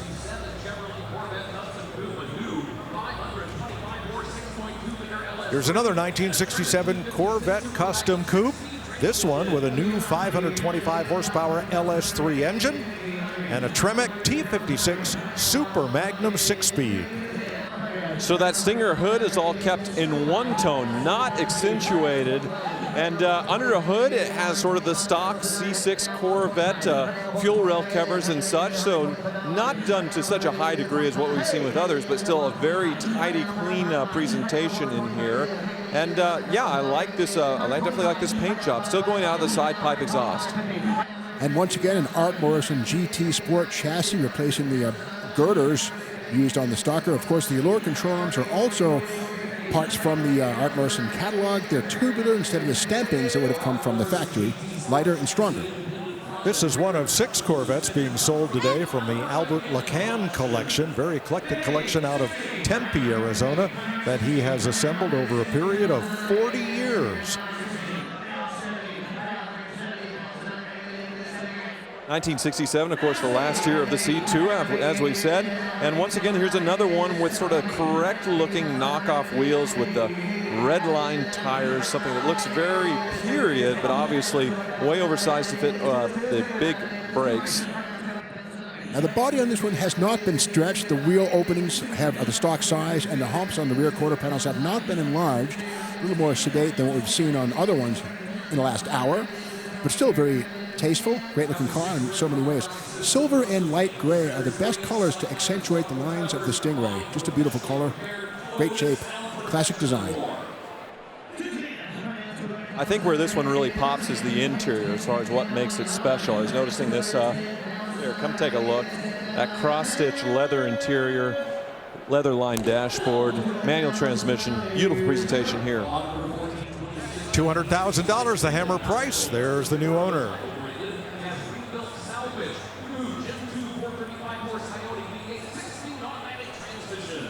We have had, I'd say, several truckloads of Lincoln Continental custom convertibles cross the block this week in Scottsdale. This one has a Gen 2 435 horsepower Coyote V8 and a 6-speed automatic. Well, 67 was the final year for the four-door convertible, this being the next to last year, but instead of the 430 or the 462, this has the 5-liter Coyote. A Coyote painted to match in turquoise, but you can see all the modern wiring for the Coyote still in there, so it looks like maybe a dropout swap from something with the 5.0 in it. $450,000 the Coyote. Wow, $500,000. Holy smokes. Well, there's a battle on for this one, and it's PPG light blue pearl over saddle brown ultra leather, $575. This thing that April previewed this car for us earlier, and the bidders responded. $650, $675, $750, $800.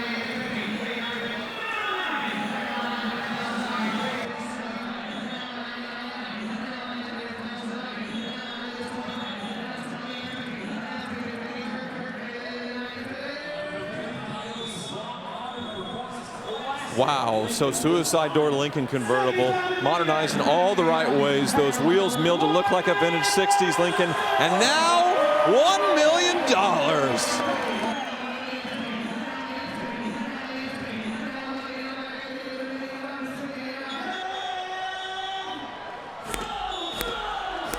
How about that?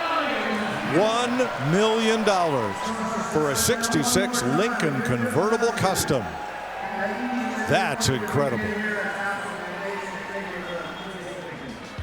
Where this is a 1963 Chevy Corvette split window fuel injected V8 car. Well, this is the big dog. A little while ago we saw one of these sell for $1 million. That was a big break, big tank car. This ain't that, but it's still very special. Numbers matching, of course, 4-speed transmission, positive traction. I like how the wheels, the rims are painted red to match the body, which is correct. Of course, the hubcaps cover that up. That's the correct presentation. No side pipes till 65, thus the pipes coming out the tail. So a great car to start with, and then it was received a frame-off restoration and certified by Bloomington Gold and NCRS for a top flight award. Sells on the stage for $270,000. Now, earlier in the week, April interviewed the stunt coordinator on the Nicolas Cage, Angelina Jolie hit Gone in 60 Seconds, a remake of a much earlier film. But the real star of that movie was Eleanor, the beautiful Mustang that has been replicated so many times in so many ways. But this is an officially licensed 25th anniversary Eleanor, built by Iconic Concepts and presented by the original stunt coordinator from the movie, who has signed the dash of this car and all of the Eleanor certification paperwork and logos from the original movie and movie memorabilia. This one should go a big number. All the cars that were stolen in the film Gone in 60 Seconds, the remake with Nicolas Cage and the original, were given a nickname, sort of a code name, so when they were on the radio talking to each other, they weren't talking about what car was next. So Eleanor was the nickname for the Mustang, a 1967 GT500 and Nicolas Cage stole it. It was the last car in the climax of the film, and I like that this one has been given sort of the correct GT500 engine, a 428 cubic inch. This one, though, a fresh build with some hot rod touches, right, Steve? That's right. I like the idea that they used the FE motor, of course, the individual stack injectors there from Imagine, EFI, or possibly Cougar. Anyway, but nice to see a 4-speed, of course, the go button on a shifter. Not a wide body, that's fine by me. They become grotesque sometimes when you get too wide, and this was just the wheel flares added to it, but nice work.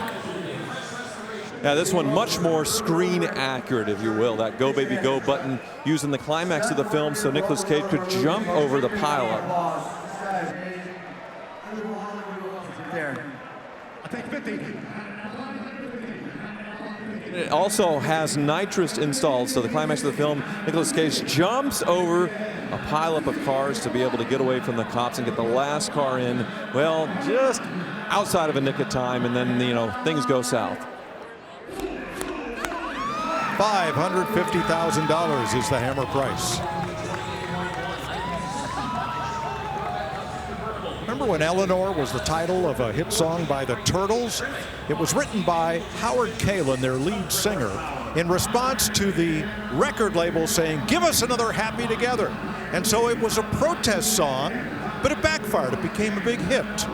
Wonder if that's where the movie producers got the name. No, I do not. Woo! Right over my head. How about this 65 Chevy Corvette Custom Convertible? But once again, we have a stock body. Well, not stock, an actual Corvette body for sure, with an aftermarket tube chassis. I love the choice of an engine here, LSX 454 stroker, all aluminum engine, head and block. Good power.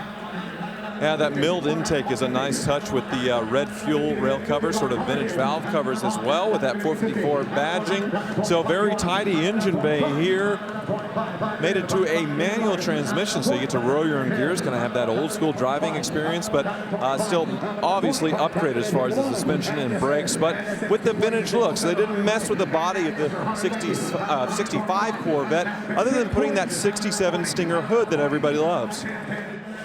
It's got an independent rear suspension with a Ford 9-inch center section merged into the articulated rear suspension with a Detroit locker differential, which means it's a clutch inside, or dog gears instead of a clutch, so instant traction around corners and in a straight line. Shark gray metallic paint by Doug Fisk of Lee's Summit, Missouri.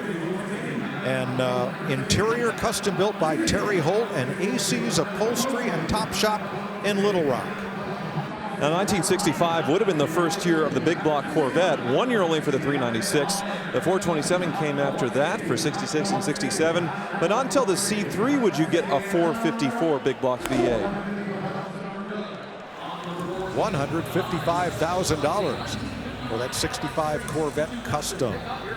Now, when you bring a wild custom to Barrett-Jackson and put the car up for auction, you have to hope that at least 2 committed bidders share your vision.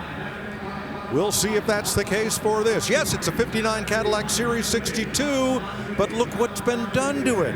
It's been converted into a front seat only car with a full-on El Camino pickup bed. And they call it the Cadamino. So yeah, very much business in the front, or maybe CEO in the front, and party in the back with still those crazy 59 fins and a truck bed in this thing. Just absolutely wild. But if it started life as a sedan, well, why not? They made plenty of sedans. They're not as desirable, so it makes sense to do some crazy custom creation like this. I love it. Beautiful candy apple red paint on the entire body. This has the LT1 crate engine with a connecting cruise automatic transmission, meaning that there's no need to select a torque converter. It's ready to screw bolt in behind the engine, hit the road and go. No need to program it, just plug it in and go. Well, I think the customizer who built this has nothing to worry about. We're at $160,000 bid. Yeah, I agree. The work is definitely being appreciated here, and it is very high quality work. This bed as far as getting that all smooth and right, and the line's not looking weird with the fins. They did a great job. I am very, very impressed. And you can see I opened the hatch here. It does have air ride suspension, so easy access there to the tanks, and you can drop this to the ground. So a lot of nice touches underneath. A 1959 Chevrolet small back window pickup donated, the back window and the bed. Grafted on to a 1959 Cadillac 62. $185,000. Great result for that beautiful and unique full custom. He's going to laugh all the way home driving that one. Here in Scottsdale, just outside the salon area, is where many of the cars repose before being taken to their new homes. Every single one of the 2,000 cars sold at Barrett-Jackson Scottsdale this week are no reserve, which means they all leave Scottsdale with a new owner. Currently on the block is this 1970 Ford Bronco Custom built by Southside Customs in Minnesota and beautifully painted in Ford Cyber Orange. Well, this one rides on a stock Bronco chassis which has been sandblasted, refurbished, and powder-coated black. Major lift kit courtesy of spaces between the frame and the body, big-time rear axle and springs for major lift. Bidder assistant looking for half the increment requested, which was $5,000. So we go up 2 to $147,000, and he has the bid. And the hammer falls. Big wave of the towel. Lots of applause and handshakes all around. $147,000. Now, every day before they start selling cars, Automobilia crosses the block at Barrett-Jackson. Here is a 1940s 5-cent cigar vending machine sold for $16,000. This kiddie ride and shooting gallery drew a $20,000 winning bid.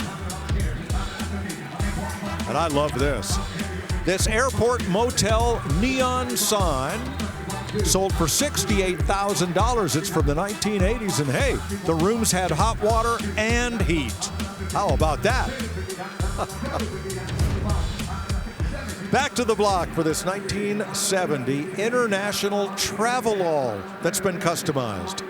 No HBO or no jacuzzi. What a shame, though. It must have been a nice place to stay, though. But yeah, this is a really nice machine here. They call it the Travel Hall. So what's hauling is it's, well, it's because of this Hemi under here, Hellcat motor. So this thing definitely hauls something and lifted way up in the air. And they built this for SEMA in 2023. These were available with either 6 or V8 power and in 2-wheel or 4-wheel drive. This one here has a Hellcat V8, and of course, major lift kit. You can see a huge coil spring here holding up the front. That would have been a leaf spring and or a coil back when it was stock. Modified with a Dodge Ram 3500 chassis and suspension moved under this International body. You know, the coolest thing about those motels in the 50s were the magic fingers.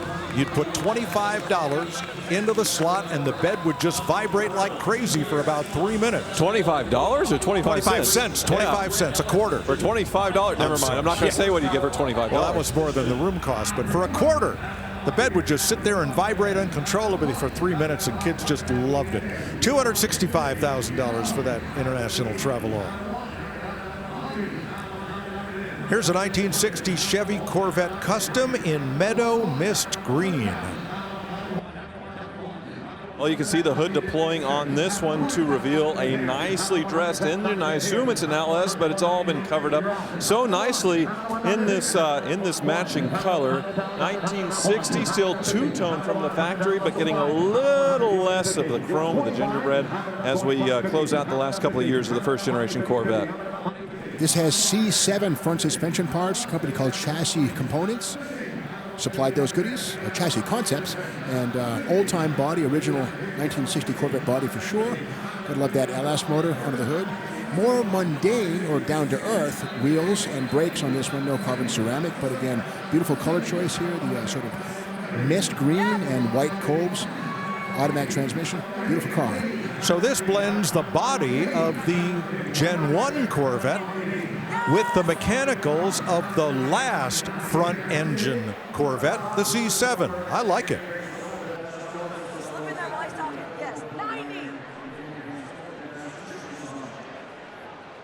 Yeah, I think those wheels are kind of like the C7 Corvette wheels. Definitely chromed out, maybe not exactly, but definitely resembling the suspension and drivetrain that it runs on. So maybe that's why the wheel choice is what you're seeing, Mag, something a little more generic C7. Bidder on the internet, bidder in the skybox. We're at $215,000.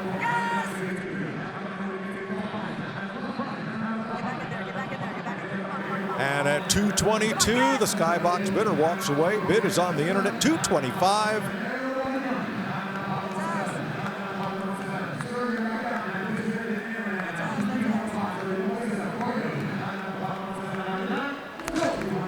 And Shane Ratliff hammers it sold for $225,000.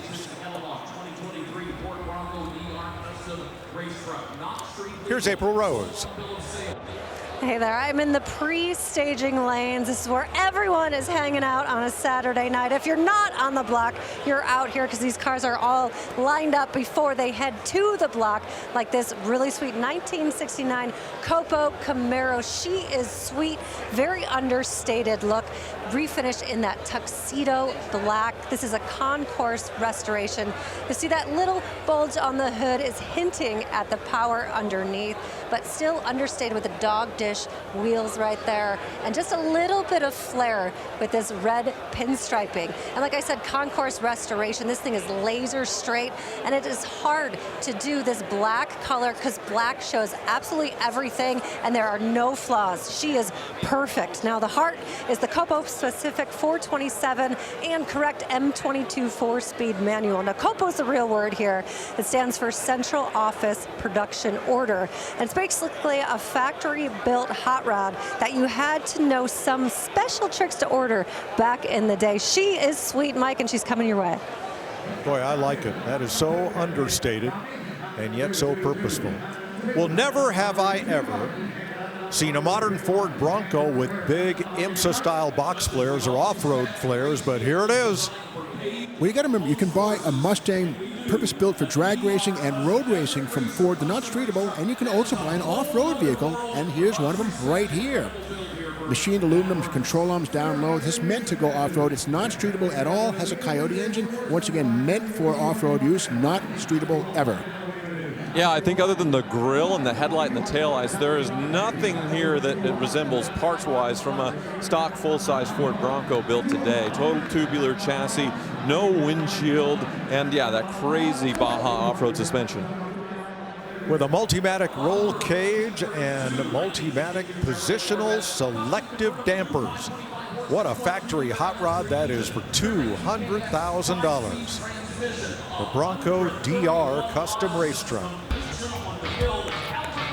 Check out Barrett-Jackson.com. That's where you'll find the prices of all the cars and trucks that have sold, plus information on cars that are coming to the block and upcoming auctions.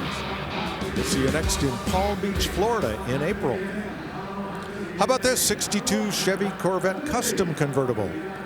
We've seen it again, and this is a stock body, well, original Corvette body, 1962 spec, with the correct blacked out grille, a new detail from 1962. It rides on the Art Morrison chassis, of course, with the LS motor under the hood, a 525 horsepower LS3. Yeah, correct color match. Headlight surrounds too in 1962, the last year of the first generation Corvette. But none of the 62s were two-tone from the factory. They still had sort of that cut out, the gills for it, but they were all one-tone. So they decided to go gray with this one, back to two-tone with a sort of a beautiful deep blue metallic paint job. And yeah, that LS3, a nice upgrade. Great build on an Art Morrison chassis. You see the shot wheels. This is out of the Albert LeCan collection and has covered only 131 miles since completion. And new for 1962 is the ducktail rear. This rear body design, which previewed the 1963 Stingray, kind of hinting at 1 year in advance.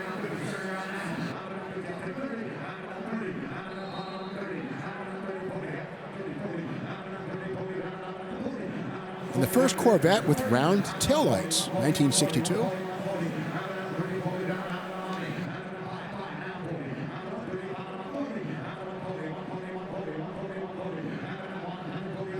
And of course, with the later Corvettes, you got a trunk. Before that, well, I suppose you still had a trunk. The next generation, that would go away for the coupes, the convertibles. It's all little different variations in that. 1962 of that unique tail. No, but you are right, Tyler. 62 was the last Corvette with an opening trunk lid for a couple of decades. $140,000 will take that to its new home. Welcome back to Barrett-Jackson Scottsdale, where $160,000 is bid on this 63 Chevrolet Corvette Custom, another Art Morrison chassis, 6.2-liter V8, putting out 540 horsepower, and C7 Corvette suspension. Very nice. Into the lap of luxury with this 2018 Rolls-Royce Phantom, customized by Platinum Motorsports in Los Angeles. This had an MSRP of over $500,000 before another 6 figures was spent on customizing it. Wow, this is unbelievable. This bright yellow interior on these Phantoms, which new the MSRP when you option these things out could be over $500,000. I had to step inside this thing and see the beautiful Starlight headliner in these cars, pretty famous with Rolls-Royce. But look at this mustard yellow interior. It is everywhere. I hopped in because I need to go through the menus and try and get its party trick to happen with the Spirit of Ecstasy that deploys up and down. Let's see if I can figure it out.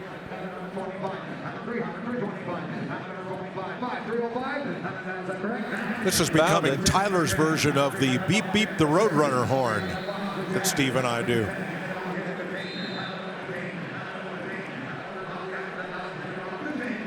Power comes from a 6.8-liter twin-turbo V12 with 535 horsepower, 8-speed automatic transmission. Yeah, it was originally designed to be sort of a safety feature because the Spirit of Ecstasy would be stolen often on these Rolls Royces. So they made it to where it can retract when you lock the car, or, when you turn it back on, it'll pop back up. And there she goes. I believe, Tyler, it may also retract in a front-end impact due to European pedestrian safety standards. Oh, well.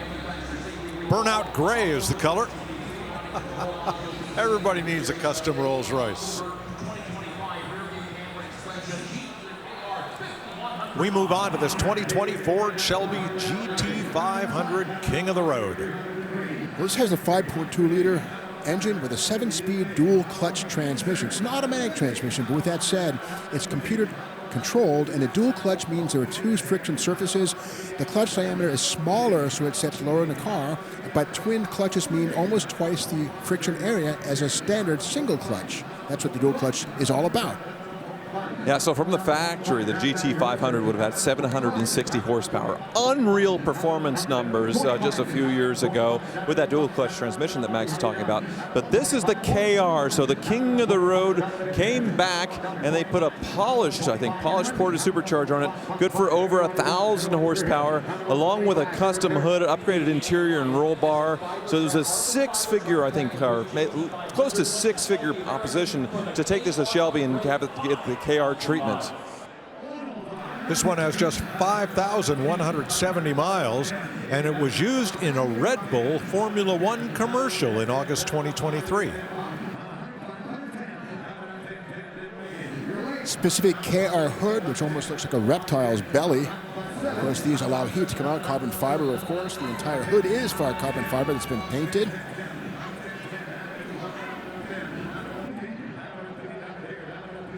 Quad exhaust outlets, active exhaust, bypasses the muffler at full throttle.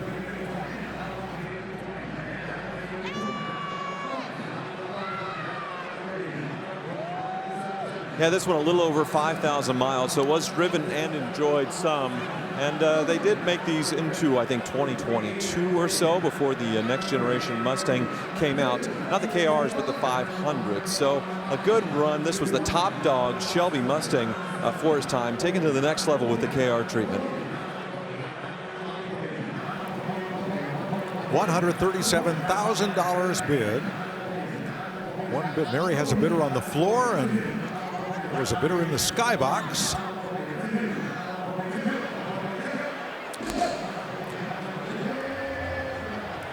sold for $140,000 on the floor.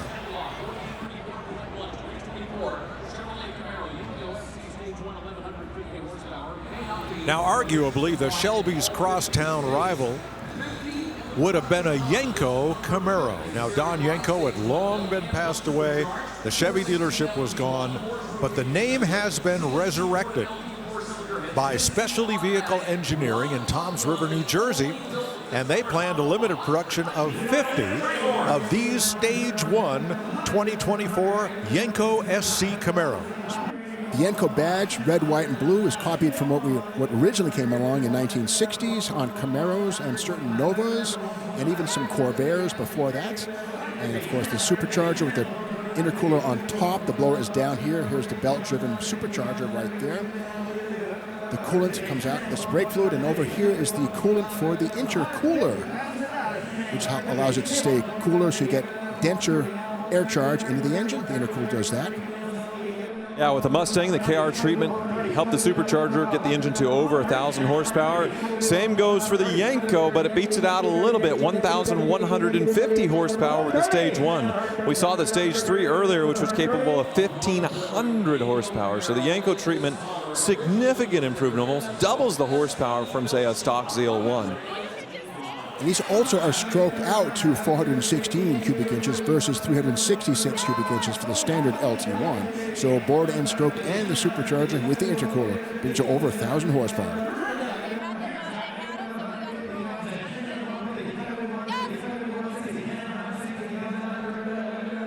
That YSC, when it originally appeared on Corvairs, stood for Yenko Sports Cars. And Don Yenko was a force in events like the 24 Hours of Daytona, driving Corvettes and those Yenko Stingers. It then went on to become Yenko Supercars once they started putting 427-inch engines in 67 Camaros. Oh, bidder on the floor, bidder on the internet, $160,000. Well, what I was noticing is that Yenko Supercar, the SYC, it's done with carbon fiber. The stock carbon fiber in the hood is not painted as sort of a stencil to show the actual carbon fiber hood there. So a lot of work. Wow.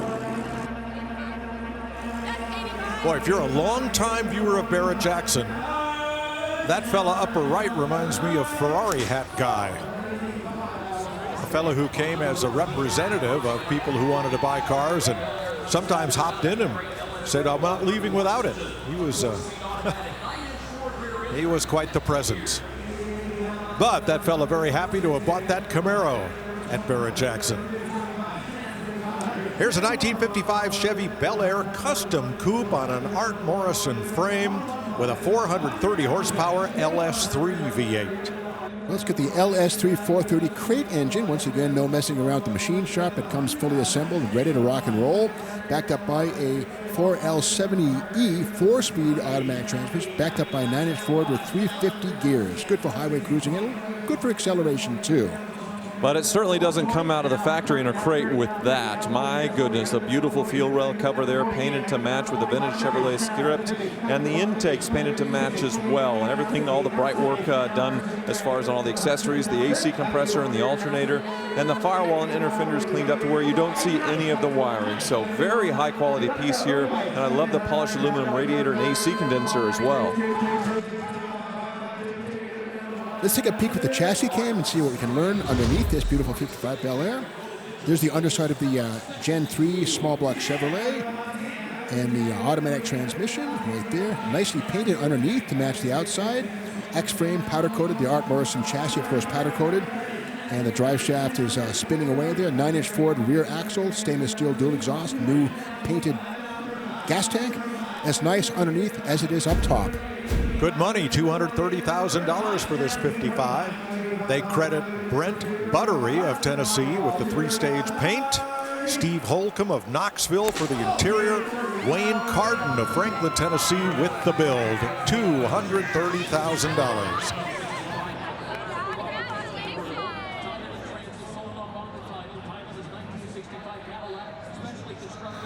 Next is the 65 Cadillac Eldorado Custom Convertible, done by Classic Car Studio. Well, again, just a couple years later, Eldorado would become a front-wheel drive car in 1967, but for 1965, all the way back to 1953 when it first came out, Eldo was the top-line Cadillac. 65 first year for the stacked headlights, which were all the rage in many General Motors products, including Pontiac. Well, like that Bel Air before, this is definitely a resto mod. Very well executed, where everything looks stock on the outside as far as the bright work, the chrome, the body, nothing seriously modified. The wheels looking correct, but oversized to fit the modern suspension and brakes. Where this thing really shines, though, is the interior. So spacious inside. You got a lot of real estate for upholstery, and they did a long center console with cup holders and these blue quilted buckets. Beautiful. But look at the slab side as it gets to the rear of this car. This, 1965, was the first Cadillac since 1947 to not have fins.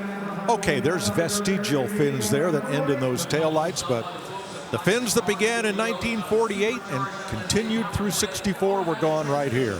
The slab-sided look was in. Again, we see the billet wheels that are rendered to look like a wheel cover. Larger, more attractive by far. Major volume in the trunk here. Lots of stuff here. Mike Joe would like to say commodious trunk compartment here. Lots of room. Upholstered. Very cool.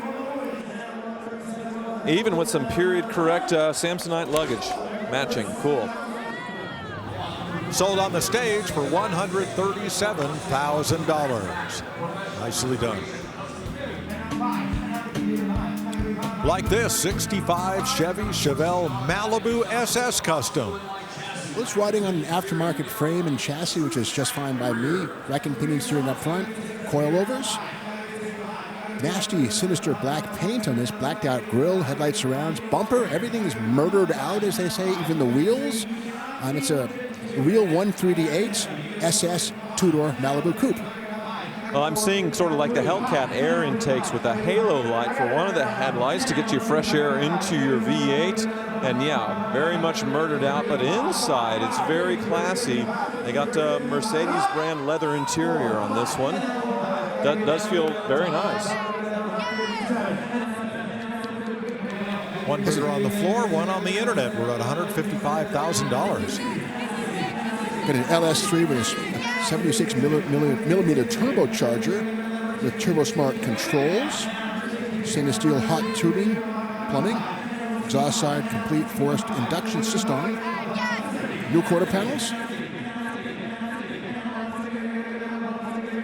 I'm seeing a very subtle carbon fiber weave into the trunk, so the trunk may actually be carbon fiber. Big upgrade there.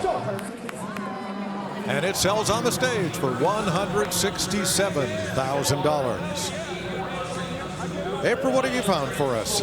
Ooh, I found something sweet. 1963 split window, best year of the Corvette, in my opinion. Now, it's a 1 year only split window because you have the spine divided all the way down. And people didn't like it when it first came out because you couldn't see that well out of the back glass. So in 64, they made this one piece. But that's what makes this so desirable, is because it's that 1 year only. Of course, it's beautiful with these aircraft style doors. Take a look inside. Is pretty much stock except that T-handle shifter. I think it's so cool because they stacked that radio vertical in there. Now I want you to look at this quarter panel up front. It says fuel injected. That's important. It's got its matching numbers, 327 fuel injected V8, getting you 360 horsepower, which was huge back in the day. Now we're talking about fuel injection. That's the real Stark because most of these were carbureted. I love to see this. Fairly original coming through. Curious to see how much it's going to go for across the block, Mike. I like those early fuel-injected Corvettes. The power delivery was just so smooth. This 68 Ford Mustang is powered by a 5-liter Illuminator Coyote engine with a D1 Pro charger, backed up by a Tremec 6-speed manual transmission. The Mustang is a unibody construction, but Roadster Shop sells a chassis. You just roll a body underneath it and it goes right on. So it becomes a full frame car, body on frame. Has a Coyote motor, as Mike inferred, 6-speed manual transmission.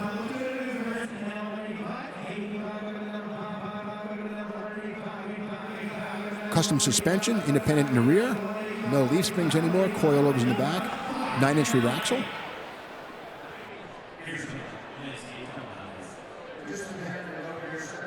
Some subtle body mods. The deck lid has been equipped with a spoiler. It's probably fiberglass or plastic of some kind. Beautiful spoiler baked right into it. Some GT350 style scoops on the B pillars. Well, Steve Davis knows his Mustangs, and he just told the crowd this is underbid at $187,000. The Boss 429 style hood scoop, 5-liter illuminator with a D1 Pro Charger, and there's a belt-driven supercharger under that Boss 9 hood scoop. Chin spoiler down here, color matched to the rest of the car. Very subtle. It seems like the room is waking up and realizing, yeah, this is an opportunity. That Coyote supercharged V8, great stance, great quality here. And it sells up in the Muscle Lounge for $192,000. This 1968 Ford F100 pickup in lunar green and Wimbledon white is a complete frame-off restoration. Well, again, the Coyote 5-liter engine, dual overhead cam. No push rods here. No, but nicely upgraded, definitely in the interior, sort of with this vintage sort of, Wimbledon or Heritage white on the intake and the valve covers. So beautiful work here. And once again, you don't see any of the wiring or much of the piping, any of that kind of stuff, all tucked away very nicely with the inner fenders. So a very clean build here. And then you can see the custom hood hinges to modernize things quite a bit. Sitting much lower than stock with some beautiful wheels, upgraded brakes, but classic colors on the outside. So definitely a resto mod, but a lot of cool touches. The original Ford twin I-beam front axle has been replaced with a tubular setup with coil-over shocks, independent suspension. The twin I-beam arrived in 1966 and featured two Ford steel half axles sort of pivoted in the middle to give sort of a passenger car ride up front instead of the leaf springs and beam axle used up till 1965 under the front of Ford pickup trucks. On a lot of these trucks, they'll relocate the fuel filler to the back to not disturb the lines, and that's what this is here with the little flap to access the fuel. And instead of a Rhino liner, it's just a nice flat paint, so you wouldn't want to load anything in this bed. It is way too pretty. Wouldn't want to scratch it. I applaud the use of very subtle pastel shades like this these days. Purples and pinks are out. Factory colors are in. There's the new owner. Hey, his shirt matches the truck. $175,000 is the winning bid. Well, I hope you've been playing along with our fantasy bid powered by Dodge. If you have the high point total at the end of all four Barrett-Jackson 2026 auctions, you could win the grand prize, a 2026 Dodge Charger. And here is the final leaderboard for Scottsdale. Jenica in the lead by almost 100 points over Matthew, who has a 100-point gap back to Robert and William, tied for third with Dana close behind. Thanks to everybody for playing, and we hope you'll continue along all through this Barrett-Jackson auction year. Good luck to all of you.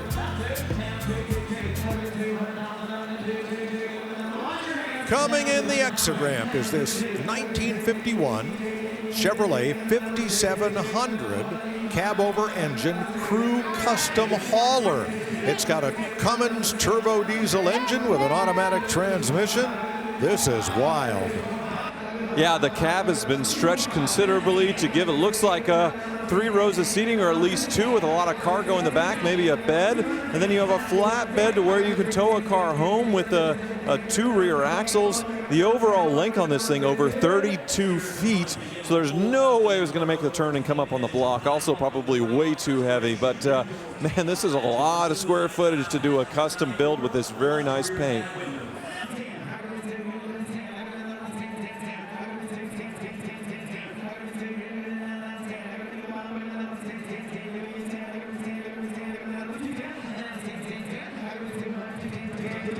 Last and final call. At $200,000, this seems cheap by the pound, but that's where it sells.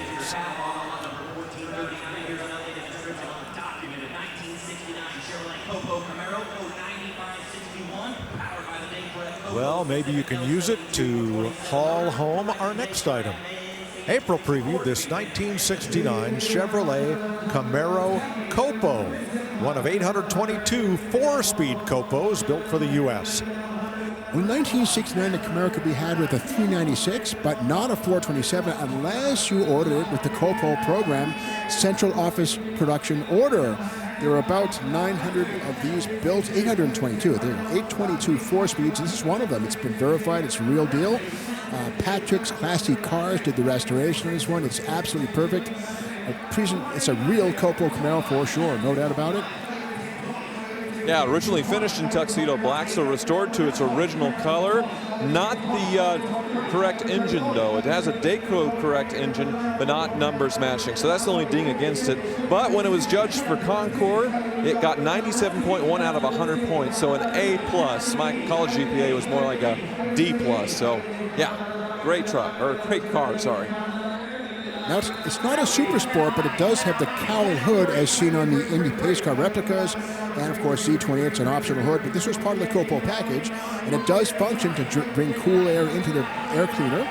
And the hubcaps and steel wheels, body colored, are part of the Copo package. You could have had some steel wheels or the styled steel wheels, but this is the basic Camaro wheel combination. And the grille has no SS, because it's not an SS, it's a regular Camaro Sport Coupe. Thus the blue bow tie in the grille.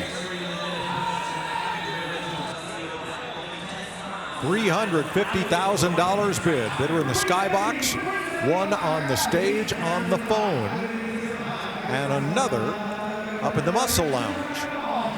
Three-way fight for this Copo Camaro. And before this, you couldn't get a 427 in a Camaro, so Copo gave the backdoor possibility of it happening. Before that, you'd have to convert it, and that's what Don Yanko was doing with Camaros before this. This has the Muncie M22 close ratio rock crusher. The word rock crusher refers to the coarse gear inside, which has a grinding sound, so a whirring sound at speed, and a top transmission M22 rock crusher. 221st gear close ratio, 12-bolt rear axle with a 410 axle ratio, built for acceleration. And we still have three bidders involved at $400,000. Thinking it over. What are we going to do? Sold.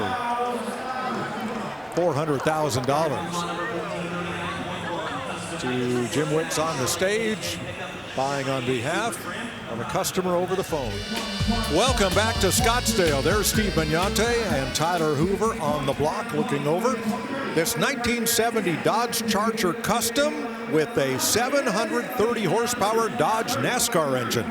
Well, custom is the word, and that is indeed a NASCAR engine. R5 heads and a push-rod engine, not a Hemi, but cool to see the 8-stack individual port, fuel injection there, electronic, not mechanical. Groovy headers on there, and just bell drive up front. Awesome piece of NASCAR technology in this Charger. Yeah, the engine looks tall, and it is, but the body is low, chopped and channeled. Very impressive. Voodoo Violet Candy is the color. $225,000 is the price.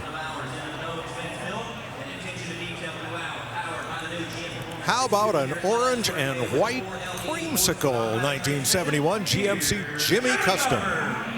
Well, 4-inch lift kit on this one here. Of course, the GMC Jimmy, as opposed to the Chevy Blazer, had 4 headlights versus the Blazer's 2.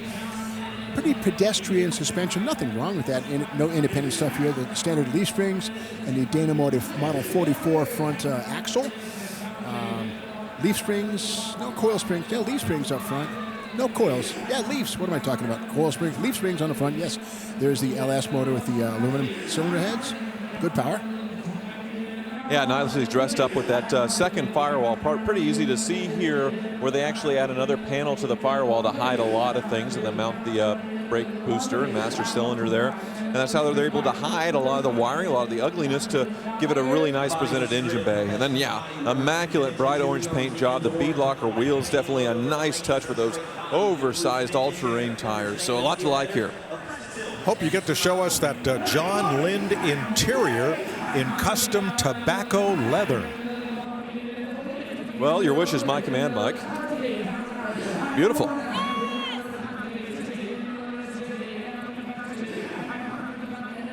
Thank you. We're at $155,000 bid, with a high bid now on the phone at $160,000. The rear axle is the truck 12-bolt. Nothing shared with the Chevy passenger car 12-bolt. It's specific to the truck. Bigger ring gear, but has a 12-bolt inspection cover. So don't be fooled when you see these in the boneyard. It's not interchangeable with your Chevelle or Nova. It's specifically used for pickup trucks.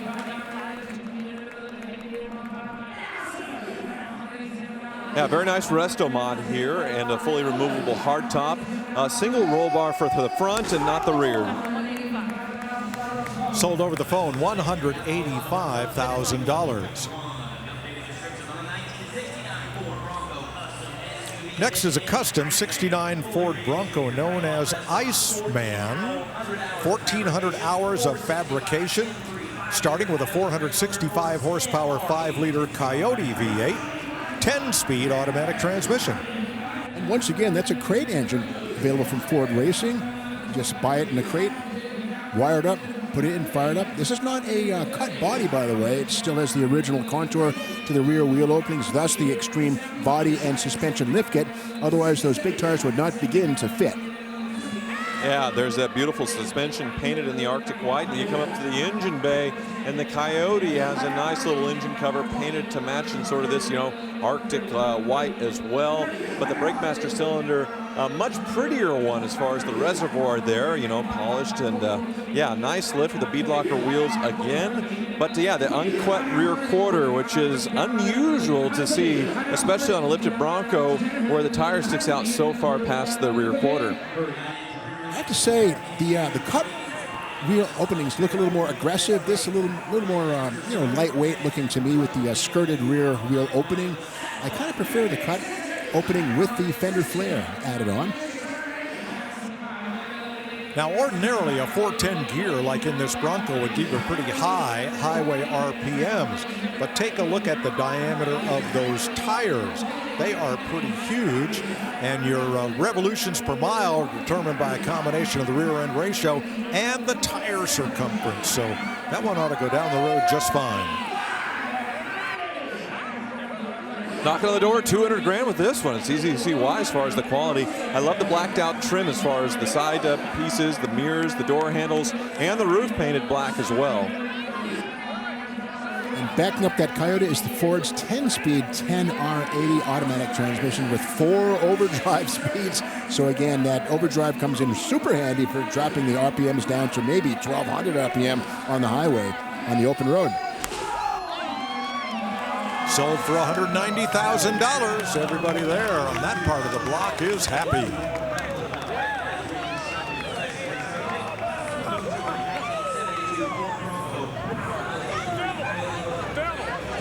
So here's a 1972 Ford Bronco Custom SUV, this one with a 5-liter Coyote and a 6-speed automatic transmission.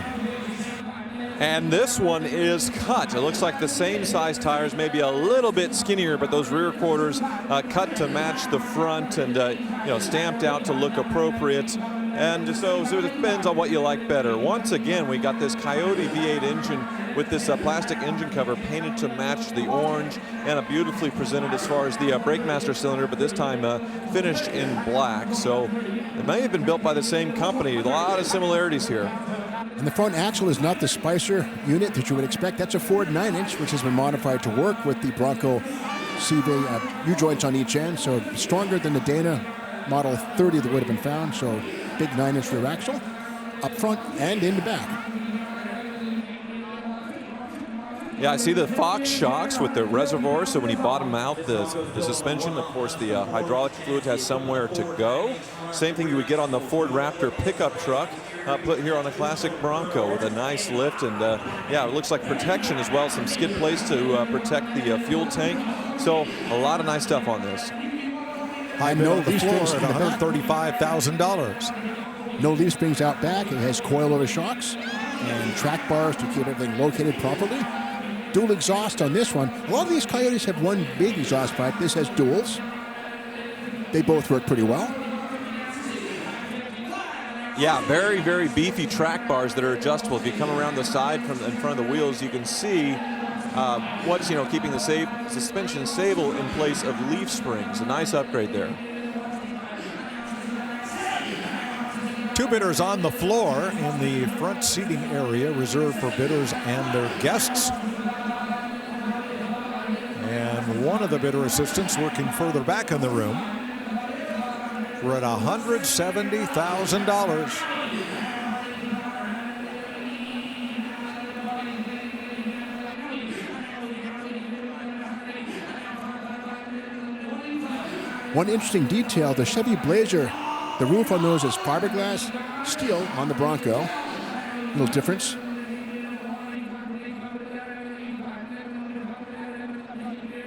Yeah, we've seen mostly convertible Broncos today, but the last two here with the hardtop on it, and I think it does look great, especially painted the same color.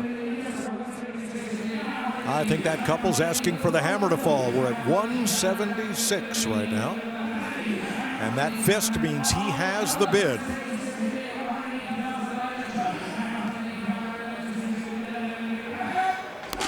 Sold $176,000.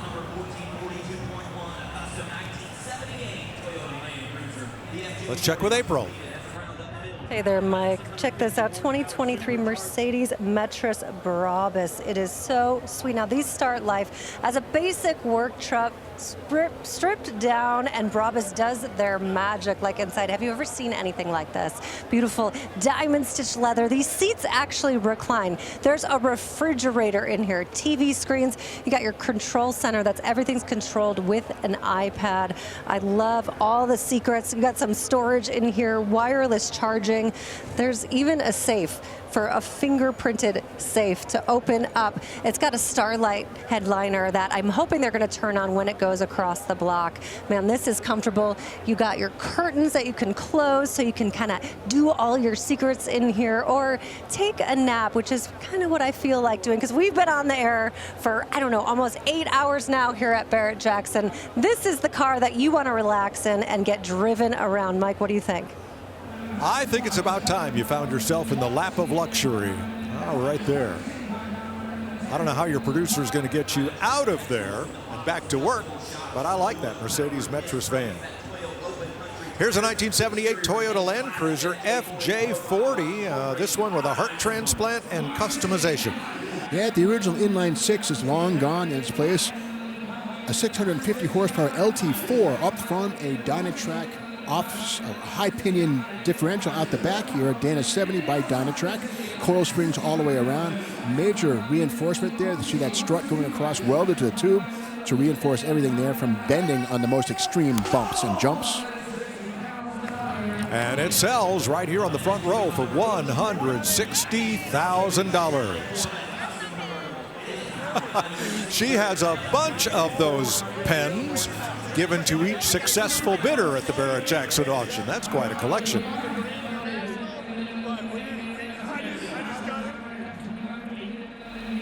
Let's move on to this 1963 Corvette Custom Convertible. Once again, 1963, the first year of the C2, the only year for this hood. And underneath now, LS3, just shy of 500 horsepower. So nice upgrade there. Nothing really painted to match as far as the outside, but just a nice, clean, flat black finish with the stock C6 Corvette fuel rail covers and intake. But everything really well done in here. And outside, very resto-mod looking. Side pipe exhaust, oversized wheels that look the part as far as sort of stock, and no big visual modifications to the body as far as the trim, the bright work, or any of that kind of stuff.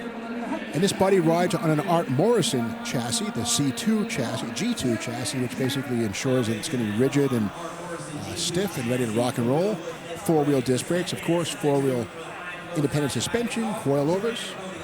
Mighty LS3 right out of the box. No need to hop it up. It's got plenty of suds right out of the gate. Well, a familiar theme. It seems every one of these Corvettes from the Albert Lacan collection were resto-modded in the same way and to the same standard. I love the drivetrain joint with the LSV and the 6-speed manual. You could have got this in the C6 Corvette when new, and it's a very fun to drive. So to have that upgraded chassis and still be able to row your own gears and have that sort of analog, old-school driving experience, but obviously massively upgraded for what you get in 1963. It's a T56 Super Magnum transmission, 6-speed, once again with overdrive in the top 2 gears for easy highway cruising, and the rear axle ratio 3.45 in super duper overdrive was probably like 240 at highway speeds, revving along maybe 1200 RPM, 1500, maybe at 70, 80 miles an hour. Have your cake and eat it too.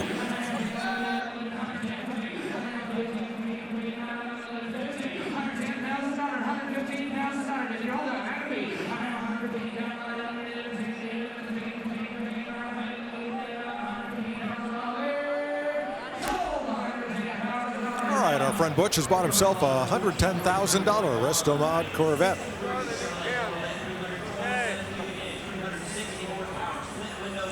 Now, not all of the Lacan collection Corvettes are highly modified like this one.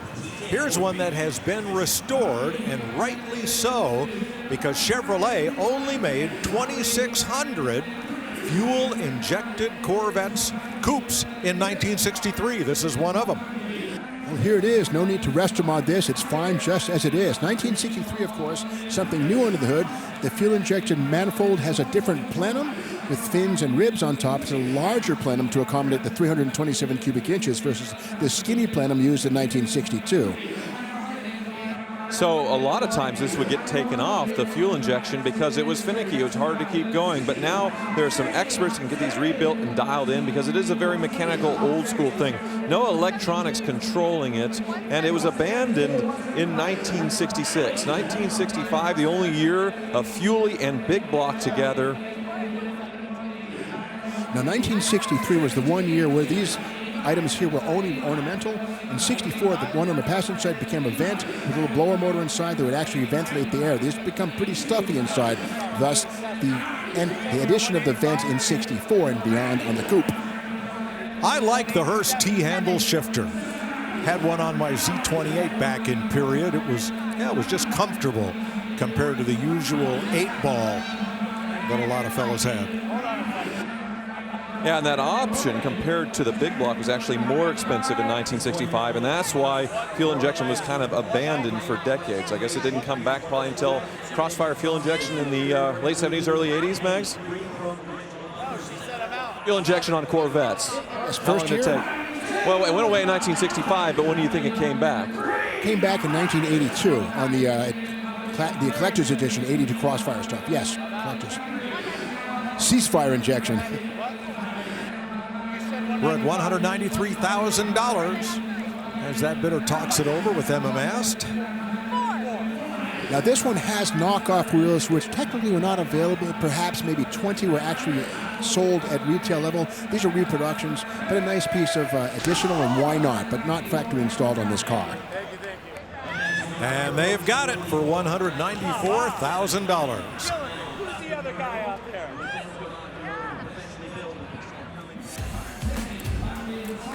What is it with these Lincoln Continental custom convertibles? This 67 in candy root beer just sold for $1,000 per horsepower. That's 460 of them. Beautiful with 21-inch wheels, Dakota digital dash, custom fabricated A-arms, and lots of neon. Here's a 74 Chevy K5 Blazer Custom about to be hammered sold for $155,000.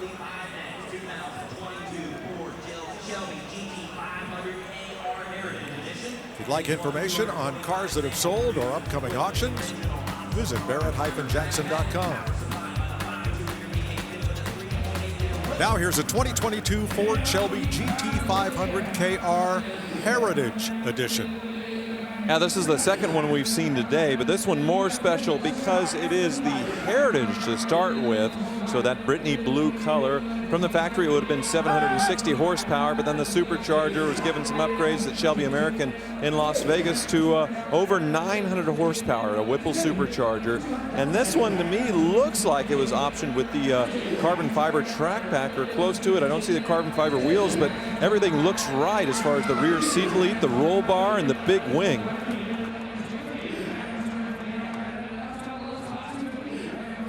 $285 miles on this one. The Brittany Blue was Shelby approved painted red KR side stripe, and over the top stripe delete had to be personally approved by Shelby American President Gary Patterson. So in addition to the Whipple supercharger upgrade, they also got a custom hood on the KR. So that's this extra carbon fiber with all the gills right here. And yeah, a lot of other little things just visually to make this thing look much more aggressive than a normal GT500. This is so new, there's no sign of scoring or scarring on the brake rotors. They're as new. No use. Yeah, good point, Steve. This has only 285 actual miles, and probably very few of those were put on after the KR package was installed by Dale Adams Automotive.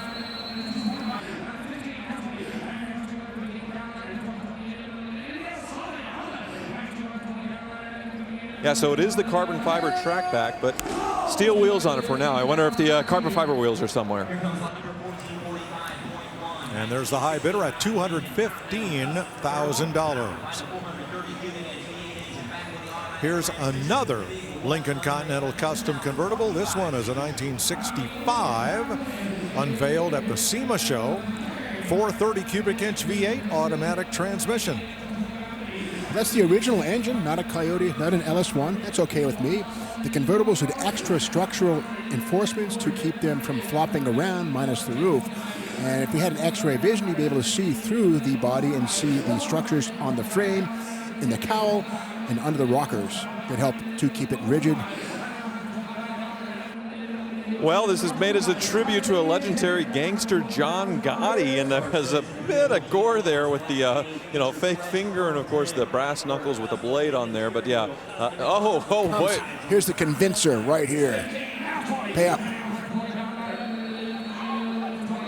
Yeah, John Gotti was the last of those legendary mobsters that all got taken down. Story kind of inspired The Sopranos. So this one built as sort of a resto mod tribute to something he would have been rolling around in his prime.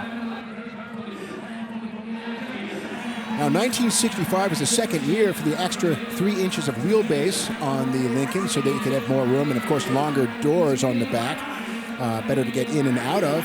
And 67 would have had the final year for the convertible. 61 or 62 through 67, you could get the convertible. After that, it was all hardtop time. Although 68 debuted the two-door Continental, which was fairly popular. Same basic structure on the outside, but with a two-door body instead of the four-door suicide body.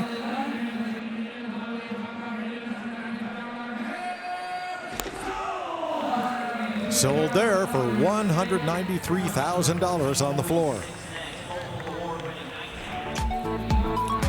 Welcome back to Barrett-Jackson Scottsdale, where this 67 Chevelle Malibu Resto Mod is gunmetal green metallic over saddle tan leather. Well, classic Pro Touring kind of a vibe. We have the Ride Tech front suspension with coilovers and rack and pinion steering, replacing the coil springs and stamped steel control arms. LSA supercharged, Gen 3 small block Chevy. Yeah, all color matched on this one. The engine, the grille, the bumpers, everything all one color with a few exceptions, that being, of course, some of the bright work in the engine, the hinges, the door handles, and the taillights, which in 1967 became wraparound. 1966, they were on the inboard side and not as visible on the Chevelles. I like how the center of the wheels complement the body with slightly different tone of copper versus the sort of greenish silver on the body, but just a couple of degrees off, and it works well. Nice harmony. 6-speed manual transmission, digital dash. Nicely customized inside, high back bucket seats. Drip rails have been trimmed off the body. Now these are Chip Foose Knuckle Buster wheels, and I can see why. Look how little clearance there is between the lug nuts and the wheel. Ergo the name, Knuckle Buster.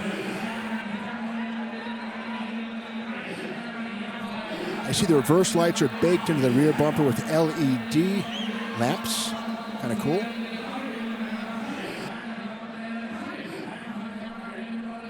Yeah, I got to say, if this was on a 1970 body, you'd probably be seeing some big money.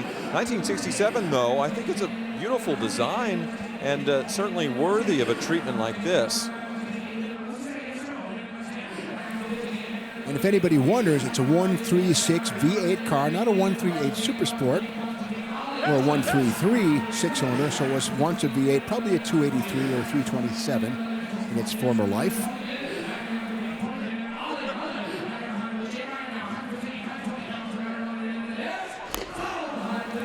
Sold on the floor for $115,000.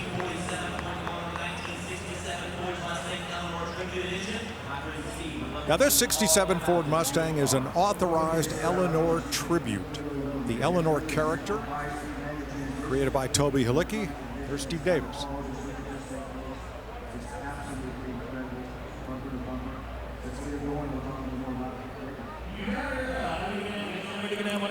The original Gone in 60 Seconds movie, though, used a much later model Mustang. Crashed it up pretty heavily, but it was still drivable.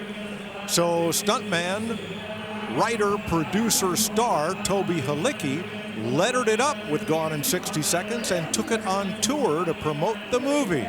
It was really a crash car. Got a small block Ford with an MSD Atomic EFI. In fact, I was part of the launch of that system at SEMA about 10 years ago. I spent the week there doing dog and pony shows for the MSD Atomic unit, which is very cool. It's basically plug and play, no real need to program it. It looks like a carburetor, but it functions as an EFI unit. No messing around the choke.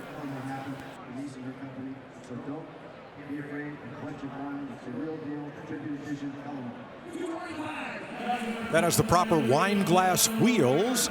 If you look at the cutouts, they are kind of the shape of a wine glass, if you will. In the film, the car was a GT500. That's what they needed to steal. This one with that smaller engine, it's a tribute, obviously, so would be more considered a GT350, but I like that they didn't add any of the GT500 badges to it, other than the appropriate stripe on the bottom to make it full Eleanor. And in its previous life, there's a C-Code 289 two-barrel car. That's okay. Not anymore. I love they've adopted the Thunderbird-esque taillights, LED lenses versus the incandescent bulbs it would have had from Ford in 1965. Nice upgrade. So this is the final car we'll see from the Albert McCann collection out of Tempe. And it is fully documented with Gone in 60 Seconds paperwork from the Halicki family. There it is. There's your certificate of authenticity. And the bid is on the internet.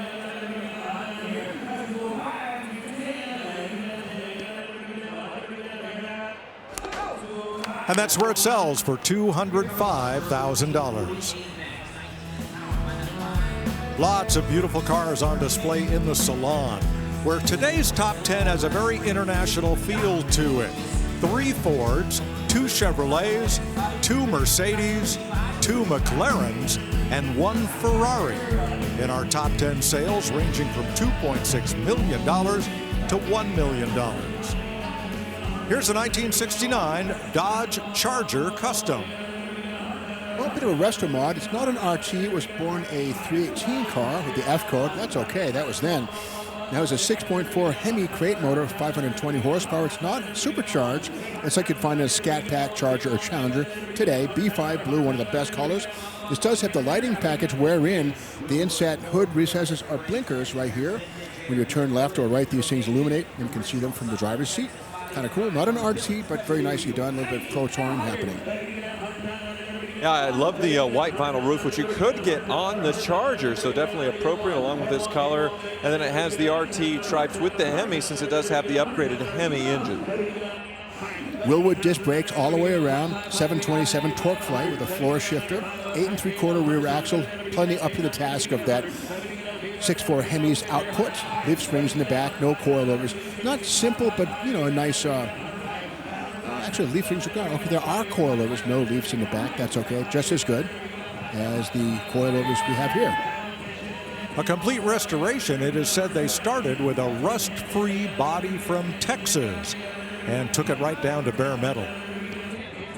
Yeah, I guess we could call this sort of a reasonable resto mod. Not too insane as far as the customization with the suspension, the engine, not a supercharged Hellcat engine, but what they worked with all was done to a very high quality. Getting back to that rear suspension is a Magnum Force four-link suspension, and you can buy those kits for your Mopar from Magnum Force. I like that inside they have carried that B5 blue color into the dash and the carpets, along with the white seats, which match the vinyl top. It's a very sharp presentation.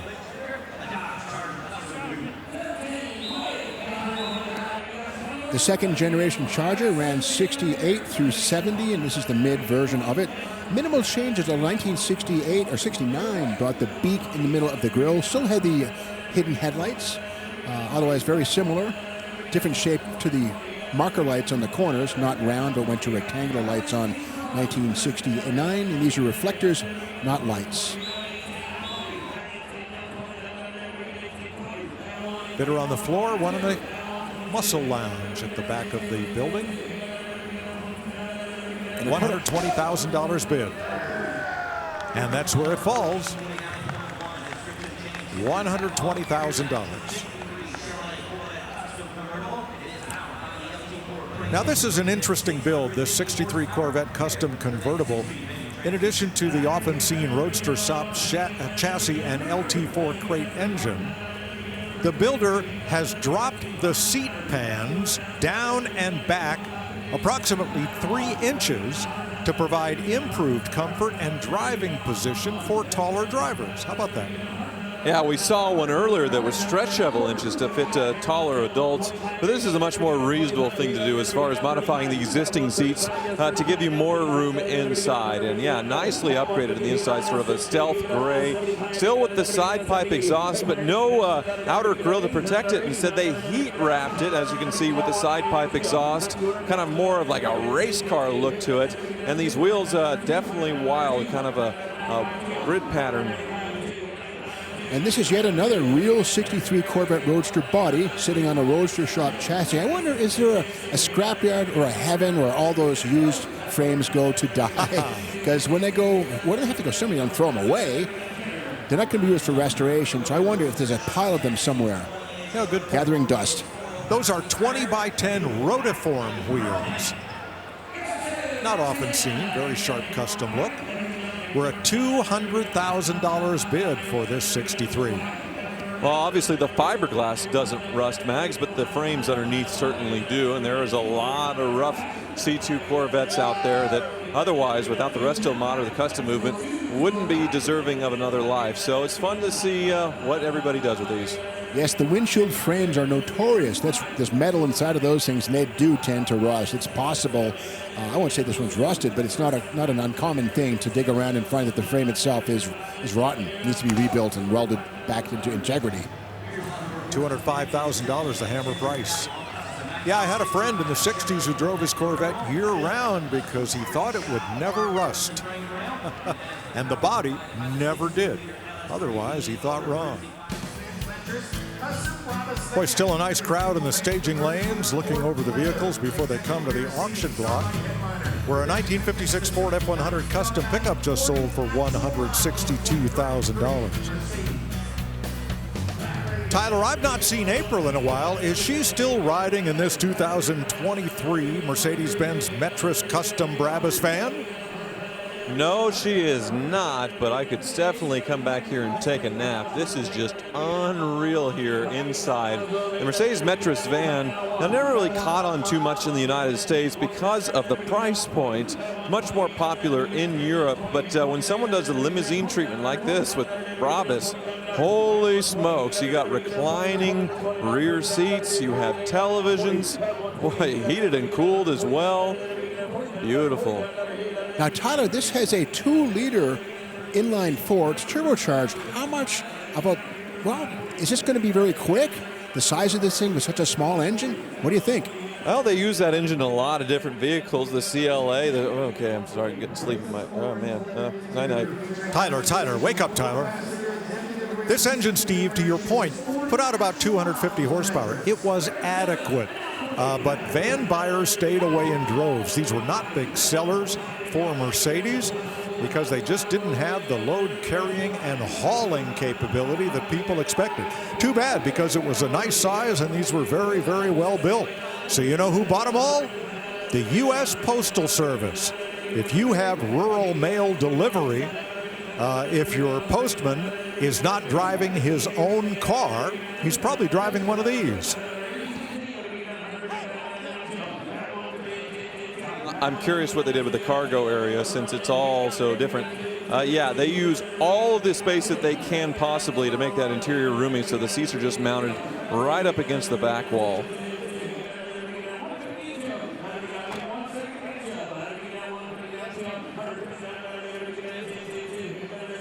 $40 actual miles as new. Well, if you don't have to tow and you don't have to carry a big load, this is a very comfortable cruiser and beautifully done. $152,000 currently bid. Bid is on the floor, or is it on the stage? Sold on the floor for $155,000.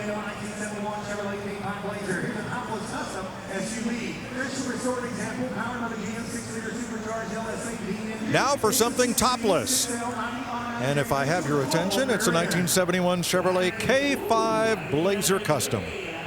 Well, K5 Blazer would have meant a 4-wheel drive, but that is gone on this one. Also permanently gone is the top. There would have been a bunch of holes here in the rear quarter to mount the hard top, and that is now gone for a permanent topless custom SUV here.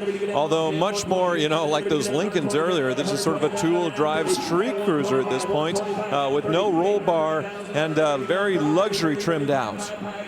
Indeed, Tyler, you could actually get a 2-wheel drive Blazer. Very, very rare. Maybe a 500 if that were made. Very uncommon.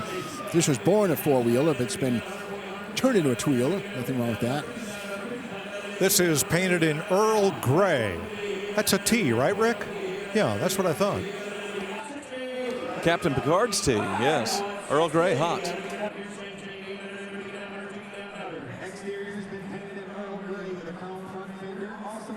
Does highlight the point that Blazers do not have a fixed door frame.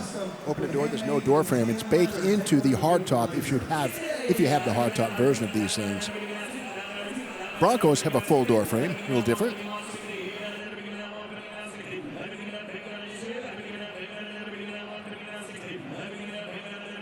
All right, I'm kind of curious about what's in the box. Okay, I do see what's in the box behind the rear seat. It is a subwoofer, so this thing has a bump and stereo as well. A lot of little vintage-style speaker grills integrated into the interior panels here as well. So, bet it has a boom and stereo. And this one is powered by a 6-liter LSA supercharged engine with 500 plus horsepower.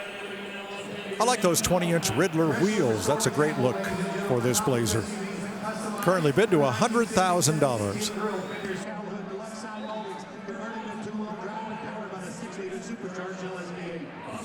Yeah, and a Cal induction hood as well. That is, yeah, functional. My hand is going in there into the engine. So we have a sports Blazer.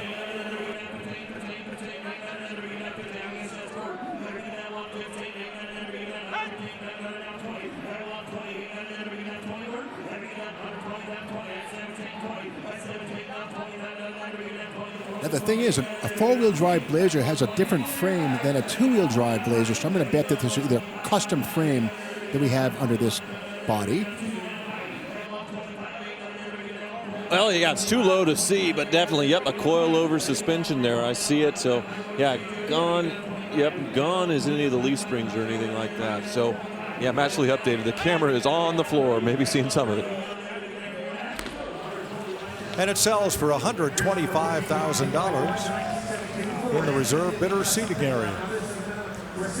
Well, if April isn't in that Metris van, April, where are you?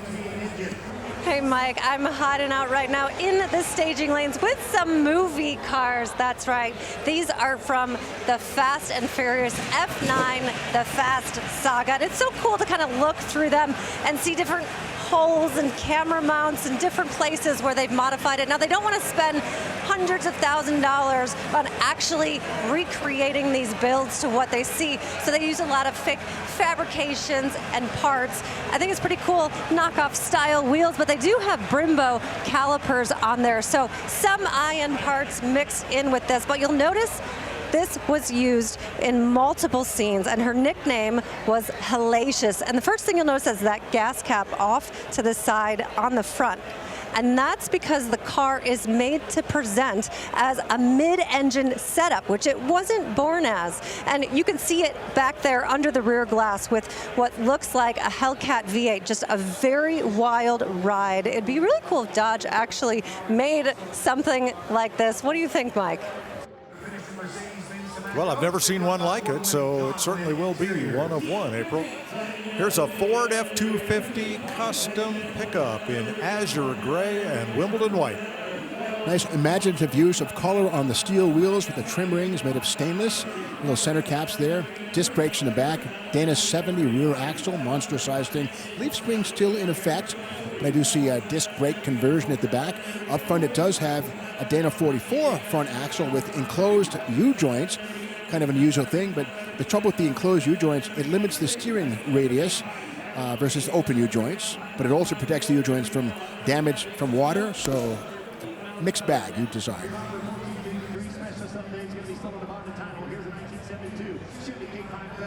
And that sells for $150,000. Sold stickers on all these Ford GTs. If you were looking for one, you should have been here at Barrett-Jackson. I don't believe I've ever seen so many sell at one auction as today, all wearing sold stickers now and all headed for new homes. This 69 Chevy Camaro Z28 has been wildly customized, Medio gray with Grigio Scuro racing stripes. And now the sold sticker goes on at $102,000. Yeah, check out those C7 taillights as it leaves. Wow, they just keep coming. Here's another Lincoln Continental Custom convertible, this one a 1964. Well, this is the year that the wheelbase was extended by 3 inches, longer rear doors. Of course, these things are massive, almost 6,000 pounds. So a lot of metal underneath the sheet metal to bridge the gap with the missing roof to keep these things from folding up. This has the original 430 cubic inch Lincoln V8 engine. I love the machined wheels that look like hubcaps but are much larger, retain the shape. Nice, I like them. When that crew hopped out, it reminded me of the TV show Entourage, where Lincoln Continental like this in black was prominently featured that the crew would cruise around in. Well, it definitely wasn't as nice as this one, though. Beautifully upgraded in all the right places. Well, it reminds me of The Lincoln Lawyer, the movie and the TV show. We've been binge watching that one. And if the frozen weather they expect in the East continues for several days, we'll probably have the battery-powered TV and be binge-watching some more. $250,000, $260,000. These Lincolns have really rocked the block, and there have been a lot of them here this week. And the party trick on these things is the fact that the doors open out in what they call suicide fashion, wherein the door comes out into traffic. But again, the bottom line is it allows you easier to get out and into without having to pull yourself up too much. And of course the B pillar here is fixed. It's part of the rigid structure of the vehicle. $305,000 is bid. Bidder in the skybox and one on the internet.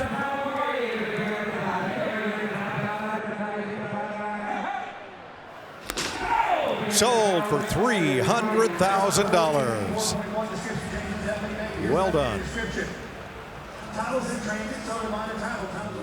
Welcome back to Scottsdale, where this true big window F100 is a 1956, built by Decked Out Customs in Oxnard, California.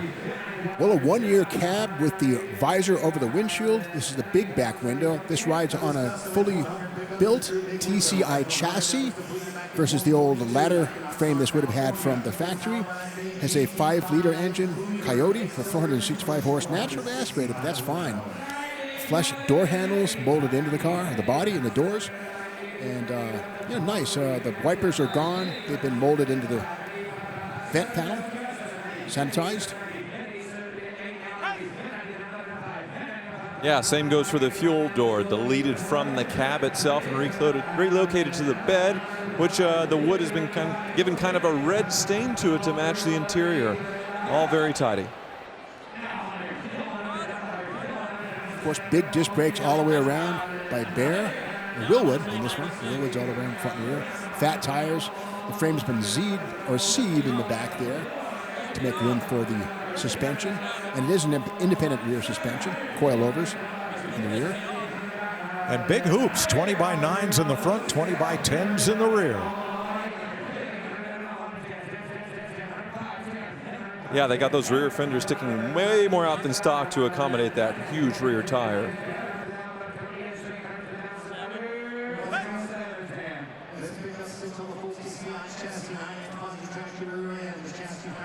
Nice detail on the door handles. They're flush and you push there and it opens. And there you go. It's nice. It's a piece of, it's solid aluminum, very cool machined, polished, nice interior, beautiful. Still good money in the house as this one's bid to $115,000. Two different floor bidders, one on the internet. Hammer Falls at $115,000, excuse me.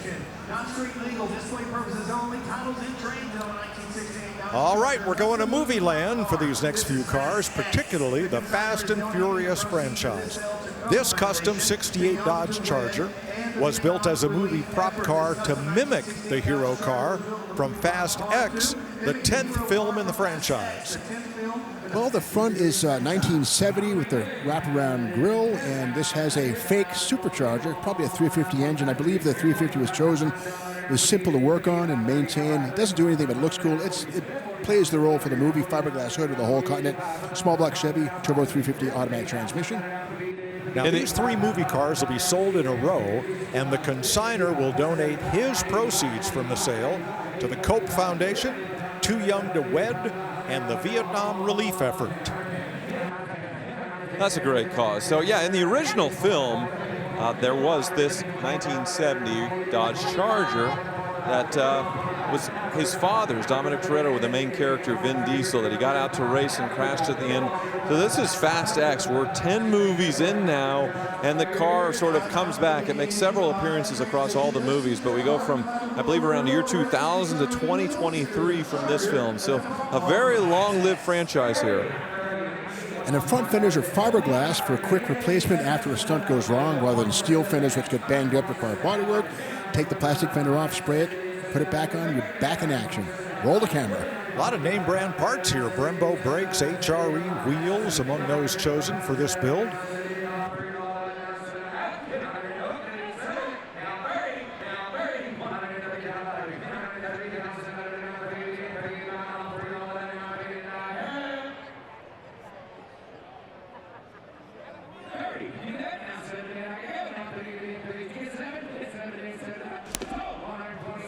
And it sells for $127,000. They're the successful bidders.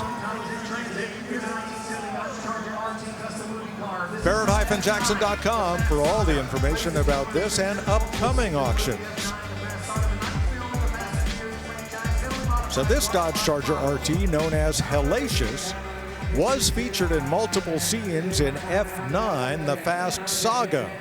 V8 automatic transmission and the same charity donation from this one. Yeah, April previewed this one and kind of shattered my dreams, but they did make a real mid-engine Hellcat-powered movie car. Obviously, they couldn't build a bunch of them, so this one is sort of, a tribute to it, even though it's still the engine in the front. But it's so funny, these Fast and Furious films go from a movie about street racing to busting drug cartels to saving the world from a stolen nuclear submarine or literally going into space in a Fiero.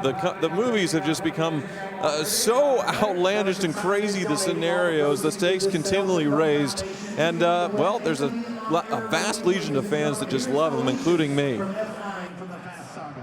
This does have a 350 Chevy engine up front. The engine in the back is a dummy, which of course is there for view. And now it has a new owner for $125,000.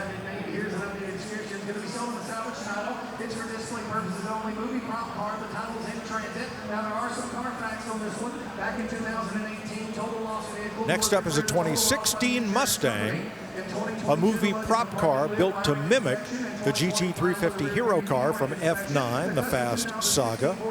And again, the consignor donating the proceeds, his proceeds of the sale, to the Cope Foundation, Too Young to Wed, and Vietnam Relief Effort. Now this one it's been hit, okay?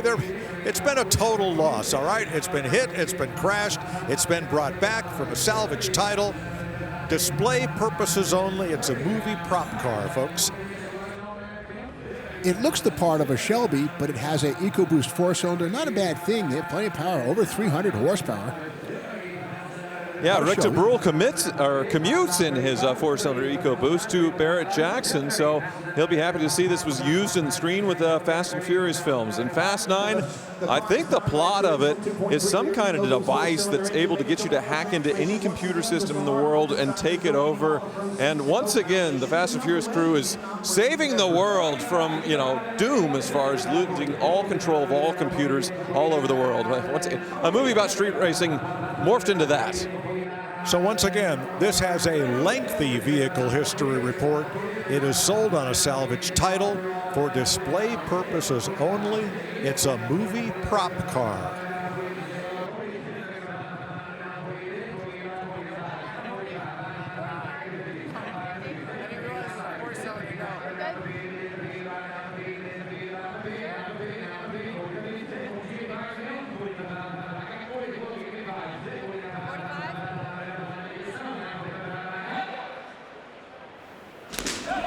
Somewhere they're going to have a lot of fun with that for $40,000.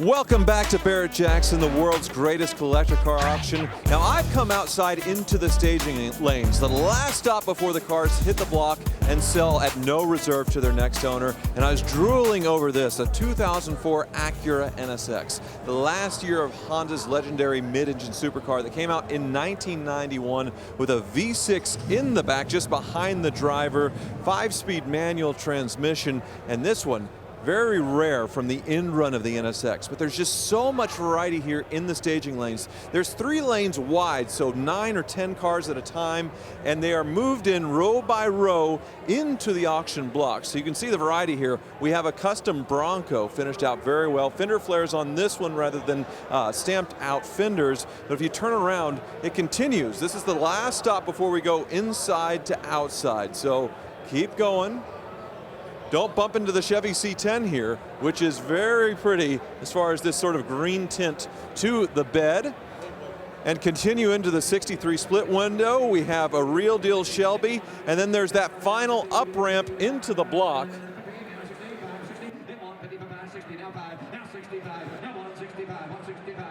Okay, we can keep going all the way up, I suppose. Yeah, 63 split window here, manual transmission. Looks like this one's pretty stock. And then the Shelby GT500 right here. Once again, the variety. We have real restored cars and then back up to the customs. So this is the last stop, the last look. You can see the bidders are all right here, taking a look at the cars, evaluating, thinking in their heads, how much are they going to bid? And then, well, the big moment here. We have the 190 SL currently on the down ramp about to sell, and then it happens all over again. We've had almost 2,000 cars cross the block at this point, just like this, millions and millions of dollars changing hands. This could be a record for a Mercedes 190 SL, brilliant in light blue metallic with dark blue leather, beautifully restored, $205,000. My goodness. Here's a 1968 Chevy Camaro Custom Coupe. Well, another Pro Touring, and I like this one. It's based on a 124 V8 tub. That was then. Now it has an LS7 supercharged motor with a T56 Magnum 6-speed manual sticks. Nice LSXR manifold and 4-wheel disc brakes. Good Pro Touring piece.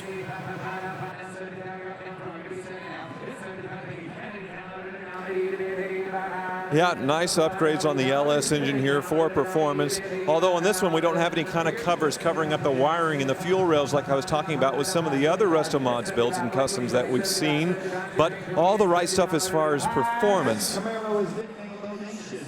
Still stock body proportions, no wide body kit, which is fine. These are great looking cars to begin with. Of course, 68, the second year for the Camaro.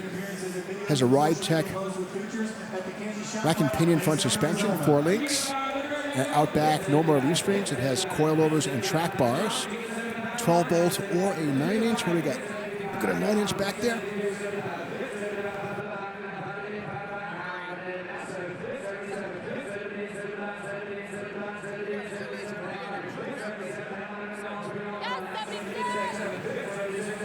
And the coilover shocks double as springs, holding up the tail of the car. Like the D80 trunk spoiler. This car formerly belonged to Patrick Peterson of the NFL's Arizona Cardinals. Owned it for about 10 years, so it is nicknamed Bodacious.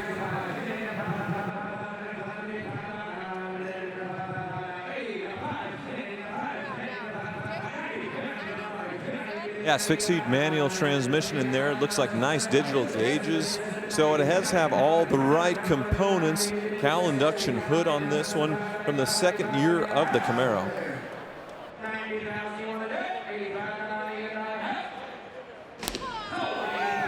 Sold $85,000. Here is the somewhat surprised but very happy buyer.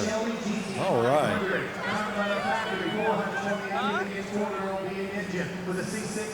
Next up is a 68 Shelby GT500, 428 4-barrel V8, C6 automatic transmission. Now, not a KR, thus it has the Police Interceptor 360 horse 428. Nothing wrong with that.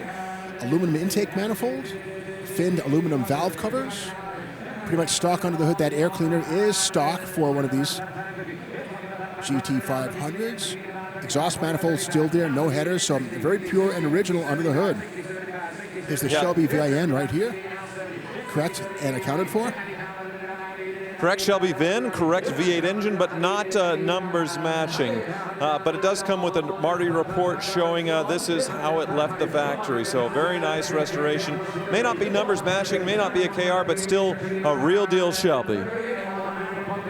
One detail that's kind of cool about these coupes is the fact that the shoulder harness is coupled to the roll bar. The shoulder strap loops onto the roll bars upright on the driver's side. Fiberglass deck lid with the spoiler built in. The rear quarter panel caps are also plastic with exaggerated scoop or tail spoilers from end to end of the back of the car.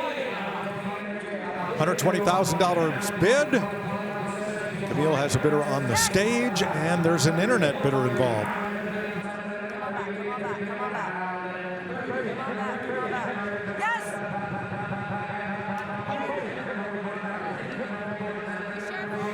Power disc brakes, drums in the back, as what factory equipment would have been. Interior might be original, if not, older restoration on it, showing 31,000 miles on the odometer. So it makes me wonder if this car is kind of a survivor with a nice repaint.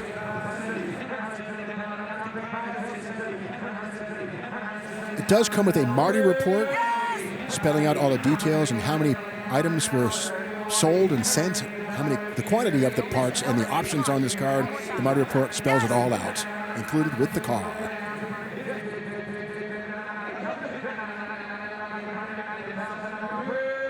Yes, yes, yes. Yeah, it does say it's its factory saddle interior, and I believe it is original, so pretty impressive in that sense. And it does have the Carroll Shelby signed dashboard there on the wood trim.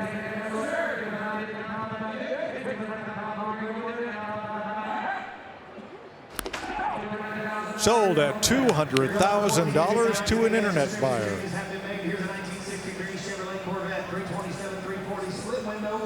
Now take a look here. This factory LFL 76-327. Next up is another 1963 Chevrolet Corvette split window coupe. This one with a 340 horse 327 and the M20 Muncie 4-speed wide ratio manual transmission. Well, big news for 63 was independent rear suspension, getting rid of the leaf springs and live axles seen in 62 and before.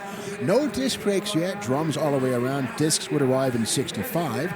Steel wheels with faux spinners on the wheel covers.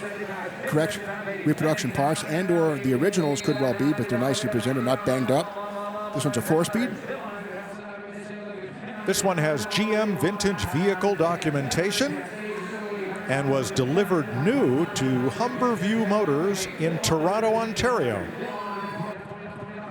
But it's pretty wild how big of a difference it makes as far as options. This one not being a fuelie, this one not being a big tank, it makes a big difference in collector car values. Options that were, $100, $200 at the time, $300, now make a difference of several $100,000 when it comes to restorations. As we've seen the big swing, almost $1 million for a fuel-injected big tank car from the same year.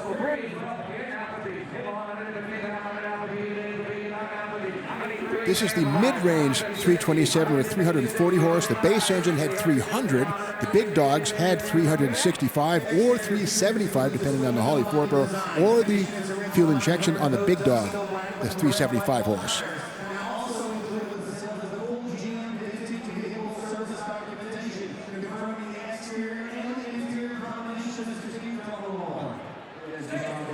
So no, it's not a fuelie, and no, it's not any of the big options, but it is 1 year only for that split window in 1963. It is definitely a style icon, and this one given a high quality restoration to its factory specifications. So this definitely does deserve notice and appreciation. I feel like the bidding, well, maybe a bit more to go, we'll see. It wasn't long ago that these small block early Stingray Corvettes would just roll across the auction block at $50,000 to $70,000 all day long. But here's one with the higher horsepower engine, sold at $150,000. Great cars and trucks continue to cross the block. Hi everybody, Mike Joy with Steve Magnante and Tyler Hoover up on the block. April Rose doing previews, and we're on the hunt for Rick DeBrule's voice. He's here, but so is laryngitis has visited. So we're going to go to the block for this 1967 Chevrolet C10 Custom Deluxe pickup. Well, first year for this starting cycle, and only 2 years, 67 and 68, for this sort of sloped front of the hood. 69 went to a more upright design, a little more brutal, but again, beautiful design. Again, 2-wheel drive short bed, that's money in the bank right there. Wow, this thing is pretty impressive as far as the two-tone, not on the body, but on the bumpers and the grille itself and the wheels. And then you see the green tint in the bed. That is to match the interior. That's this beautiful mint green treatment with a double DIN kind of Tesla-style infotainment system, along with the vintage air controls and the gear selector. Wow. And using the chassis cam, we'll have a peek underneath the 67 C10 pickup. We have coilover suspension up front, nice undershot of the oil pan and transmission, automatic, and of course, underside of the cab painted white to match the body, stainless steel dual exhaust, gray rear axle, and stainless steel gas tank, very tidy. Beautiful build, $155,000 is the hammer price.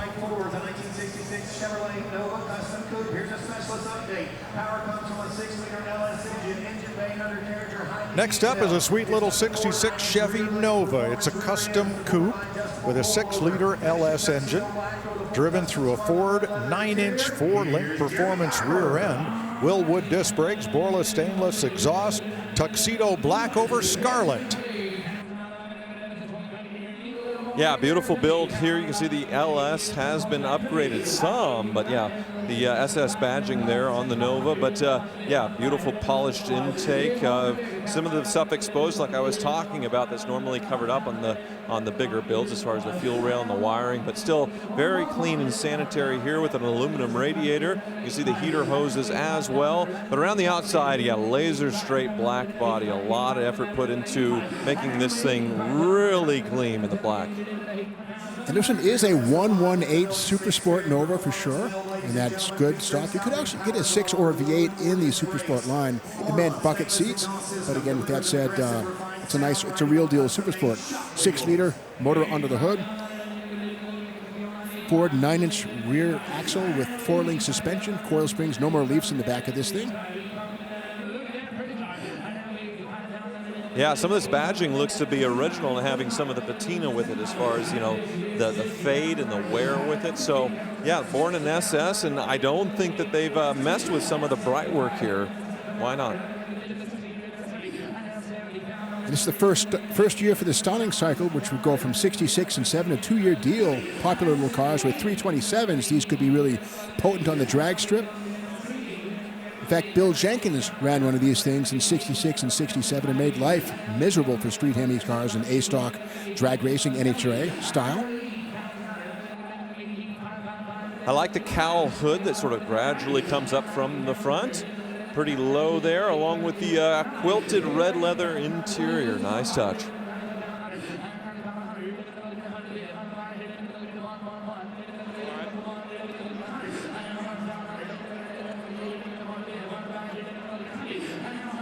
The front suspension on this has been replaced with coilovers because the original stuff, massive coil springs and stamped steel upper and lower control arms, pretty gawky stuff. So major improvement with the aftermarket stuff added to this car.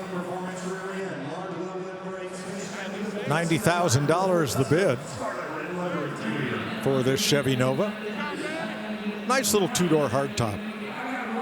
These were fun cars. They were lighter than the Chevelles, and with the equivalent engine would have been quicker. Yeah, the L79 360 horse was the killer. Really was a giant killer, literally, with 360 horsepower in a 327, a car that might have weighed 2,900 pounds, fully loaded. One of these even raced in the Trans Am series. Remember, these were built before the Camaro came along. $90,000 the hammer price for that 66 Nova.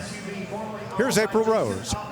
Hey, Mike, I am outside here in the pre-staging lanes, which is so sweet because you can see all these cars right before they're going to cross the block. Consigners can look them over one last time, shine them up, and bidders can inspect them. I'm inspecting this right here, 1973 Bronco Custom. I love these first-generation Broncos, and it's so neat to see what builders do with them. There's so many choices. I imagine debating back and forth. Do we do light blue, dark blue, medium blue? This one is done to perfection. Medium blue metallic paint. This very cool pinstriping throughout. You got that body colored painted grille. Well, not body colored, painted, pinstripe painted grille.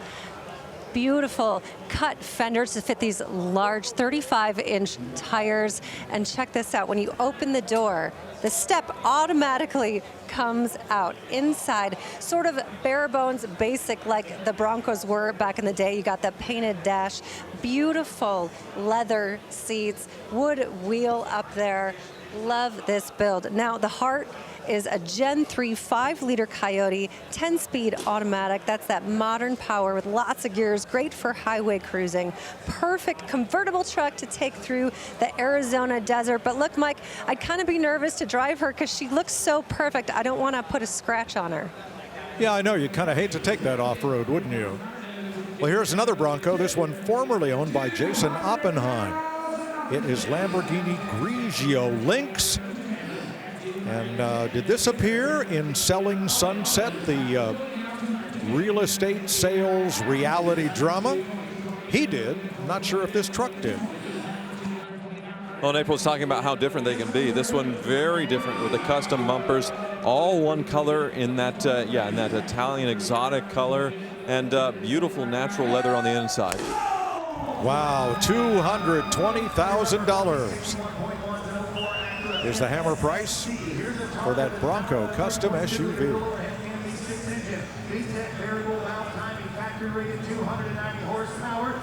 Well, here's one of Tyler's favorites, a 2004 Acura NSX-T. Yeah, it might be the world's most practical supercar ever because you get the reliability of the Honda, that Honda V6 in the back, or a mid-engine, and 5-speed manual transmission that just feels incredible on these. I'm sorry, a 6-speed actually. The Targa roof, that's what the T stands for, Targa. And by 2004, pretty much everybody who'd wanted one had already bought one. So 91, 92, 93's biggest years as far as sales. By the end, they were expensive. There were a lot of other hot modern exotics with V10s, V12s around the same price. So they didn't sell very many 2004s. And now, of course, being rare, that makes them a lot more valuable than the early NSXs. And the long deck lid is to account for the transverse mounted V6, big rear glass backlight. It's not a hatchback. It looks like it should be, but no. The trunk is here to reveal the engine. Of course, up front, that is a trunk for cargo, etc., but the engine is located right back here. Aluminum body. And it sells for $150,000 with 26,000 miles on the clock. Welcome back to Scottsdale and the Barrett-Jackson Collector Car Auction. We're in our final hour of coverage, and what a week it's been. Beautiful customs, great resto mods, and restored classics, like this 53 Oldsmobile Fiesta convertible with its 303 cubic inch rocket V8. Well, 1953 was the year of the GM Motorhome Show Cars Come to Life Corvettes. Of course, the Buick Wildcat, Cadillac Eldorado, and the Olds Fiesta, which had a slightly shorter windshield frame. It was Oldsmobile's dream car for your driveway. And that sells on the floor $170,000 for that very rare GM two-tone original Olds Fiesta. Now, this Chevy Corvette split window coupe is, of course, a 1963, and it's powered by a 327, 340 horse engine with a 4-speed manual. Well, you wouldn't think that, the 63 split window is as rare and special as it is to see nowadays, considering how many that we've seen sell here at Barrett-Jackson on Super Saturday. But Super Saturday is just one of those places where you see so many amazing examples of a very special car. This one in white, unlike the black one we saw earlier. And 327, 340 horsepower on this one. Disc brakes and the original spinner hubcaps on this one. So this one definitely a repaint, but a bit of a survivor on it as well. The 340 horse motor had an aluminum intake manifold, aluminum valve covers, a non-silenced air cleaner, and an old school Carter iron body or iron foot 4-barrel carb. There's also a Holley next step up, the 360 motor, but again, this is about as hot as it got. Hydraulic cam, very docile engine, manual brakes on this one, but the hood, when it comes down, we'll see 63 1 year for these deals here. Little drains right there to allow moisture and water to accumulate and drain off on both. Just simple drilled hole. That's correct. Looks like an arrow, but that's how they were designed, to drain the water out of those scoops. I looked all over North Carolina for a set of those beautiful finned valve covers to put on my 60 El Camino. Finally found them on Facebook, 2 towns away. $100 for the pair. I think we did okay. Actually, I've seen ads in the back of Motor Trend from 1965 selling kits with plexiglass windows on how to take the spine out of the 63 split window car, make it into a more modern 64. The kit came with a hacksaw, a plastic window, and a box of Kleenex to dry away your tears from when you realize the mistake you made, destroying your car. But that's the truth. They sold a plastic window. Cut that spine out of there and make it 64 and ruin it. Mike, when you found those valve covers, was the first thing you asked was, is this still available? And then did you offer about 10 or 20% of what they were asking? No, Scott and I actually went and looked at them in person and made sure that the bolt holes were parallel and not offset so it would fit our cylinder heads. At least that's the usual Facebook selling marketplace story for me. Well, that's because you can do that with one click. Is this available? And when I see that on stuff I'm selling, I just don't respond. I mean, use a little effort. Here's a 64 Corvette Custom convertible finished in 2023 with a GM Performance Crate LS3 525 cubic inch engine with a ProCharger. Yeah, a lot more effort into this one versus just clicking, is this still available? Well, not available was the Stinger hood. That was only in 1967, but it's mounted to this 64 and that beautiful LS3 under hood with the stock sort of C6 Corvette fuel covers and plastic intake. But this one all murdered out. The side pipe exhaust, all the trim, the bumpers, everything in satin or flat black. And this is a real 64 Corvette body shell mounted on a modern Roadster shop tube chassis. Far better and stiffer than the original Flexi Flyer from Detroit. Now this is interesting. The factory VIN, vehicle identification number, it's located in its correct factory location behind the custom dash assembly. The dash assembly has to be removed to inspect the VIN tag. So you are so informed. $112,000 for that sharp Corvette Stingray convertible. Well, after Scottsdale, we're going to load up and head for Palm Beach and the Barrett-Jackson auction. One of the star cars will be this Ford Mustang Eleanor wide body limited edition. And it's a beauty. In Palm Beach, you can expect a lot of convertibles and a lot of cars we would describe as peachy Palm Beachy. Be sure to join us April 16th to 18th in Palm Beach. Here's a very Palm Beach looking car, this 1960 Cadillac Eldorado Barritz with a 390 cubic inch tri-carb V8. Had a correct engine right there. This is the period of time when Cadillac was still performing and selling performance. Tri-carb, 3 2-barrel Rochesters right there, twin snorkel air cleaner, factory stuff right there. Yeah, and looks like a factory air conditioning with that period gigantic AC compressor on the passenger side of the car. And speaking gigantic, we still have the big fins. Not as big as the 59, but certainly loud and proud here on this Eldorado. And 1960 is next to last year for dual exhaust. From 62 on, Cadillac was single exhaust only. Crazy but true. The piping was large enough to handle outflow, but what Cadillac didn't want was the rumble inside the car of dual exhaust, so thus single pipes from 62 all the way up to about 1999. Now, it said this one underwent a complete restoration following an engine compartment fire in 2018, and it was a 5-year restoration on this 1960. Man, that's a tragedy. You hate to hear that happening, and it's always a good idea when you have an old car to just have a fire extinguisher. Even those little sticks handy just for a quick little fire. It can just escalate so quickly with carbureted engines and wiring failures and stuff. But obviously this one has been restored to its glory, so thankfully they caught it before too much damage was done. But that's a long time to get a car back on the road. And beyond that, something like Hagerty Collector Car Insurance is a good thing to have in case you get a burn down and you get paid back. I've got it on my car. It's well worth having. It's very affordable too. So the front of a 60 looks much like the 59. The back of a 60 Cadillac looks just like a 61 except for the tail lights. On a 60 they are vertical, and on a 61 those twin round tail lights and their surround are horizontal. Thanks for getting that. Good hustle. $95,000 for that Cadillac Eldorado Barritz. The last 3 sold in Scottsdale include one of the nicest fat-fendered Woodies I've seen, a 46 Ford Super Deluxe 4-year restoration, $135,000. Now, this 1953 Chevy 5-window custom pickup was completed by students of the Custom Built Cars Educational Workshop who put more than 2,500 hours into its build.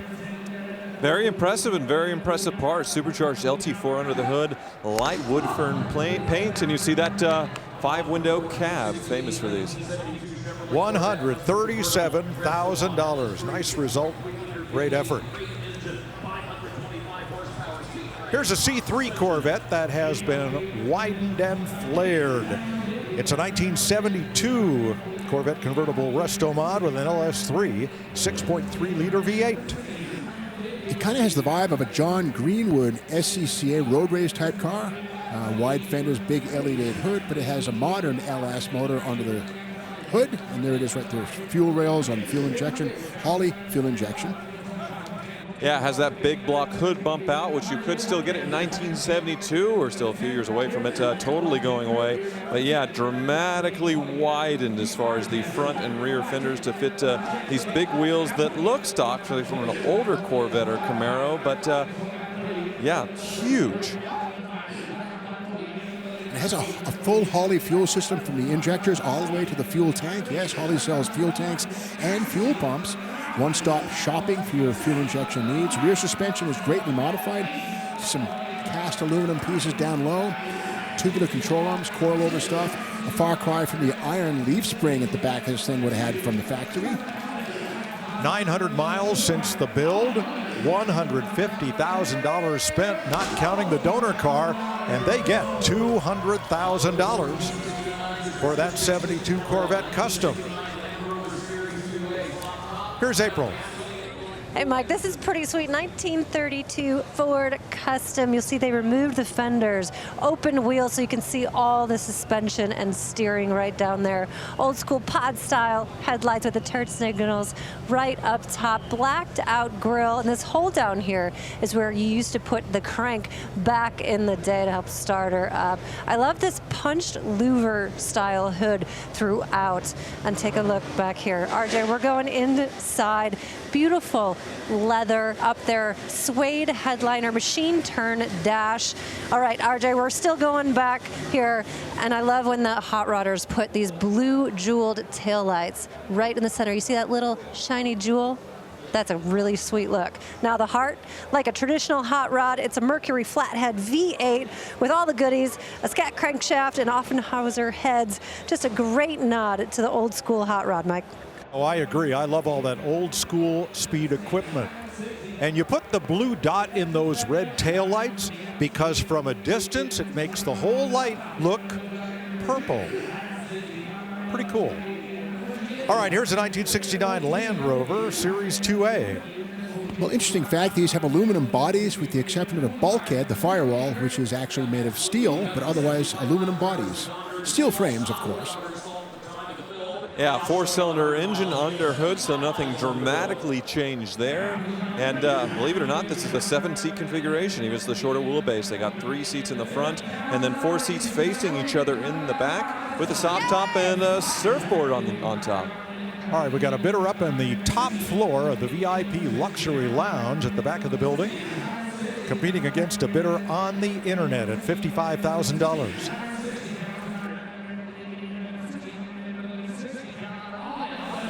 Nice canopy on the top there. It's removable.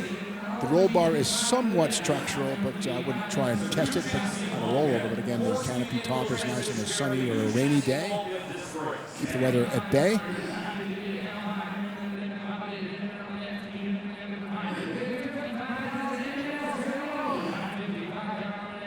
Three-speed manual transmission with all-time front-wheel drive, four-wheel drive. There's no locking hubs. It's always in drive, or you have to put it in gear through the transfer case. Complete ground-up restoration. It sells over the internet for $50,000.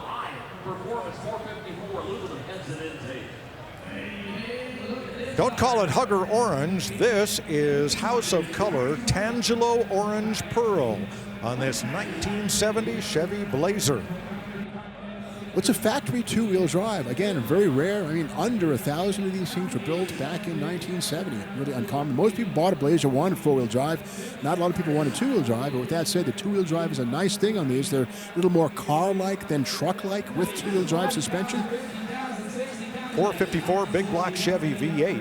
And I like the Sanderson shorty headers because they're big cast headers, so they're going to transmit less noise into the driver compartment than a set of tubular headers so often seen. And they won't rust away quickly either.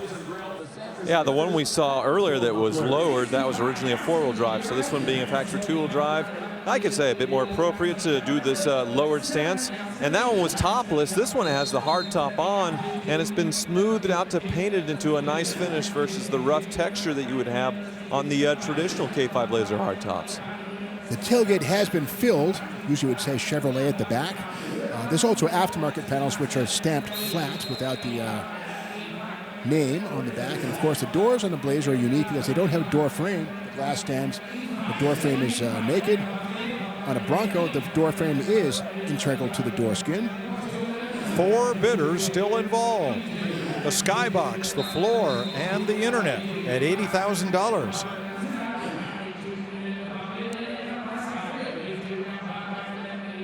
Four-wheel disc brake upgrade. Front. And it sells for $82,000 up in the skybox. A brand new series hits the History Channel this week. History's Deadliest with Ving Rhames tells the stories of astonishing places, people, and events throughout history. It premieres Monday night at 10 p.m. Here's a sneak peek. History is full of killer stories, people, and events so powerful the humanity that it forces the world to play by new rules. Gettysburg proves to be a major turning point. This typhoon obliterates the Mongol fleet. The atomic bomb literally changed politics around the world. I'm Ving Rhames, and this is History's Deadliest. New series premieres Monday, January 26th at 10, only on History. Monday night, 10 p.m. Eastern, only on the History Channel. This 1973 Ford Bronco Custom SUV has a Coyote 5-liter V8 and a modern 10-speed automatic. It has been cut, but the body itself has reproduction fenders that are stamped with the large wheel openings. You can get those, weld them right on. They look factory, and they might as well be.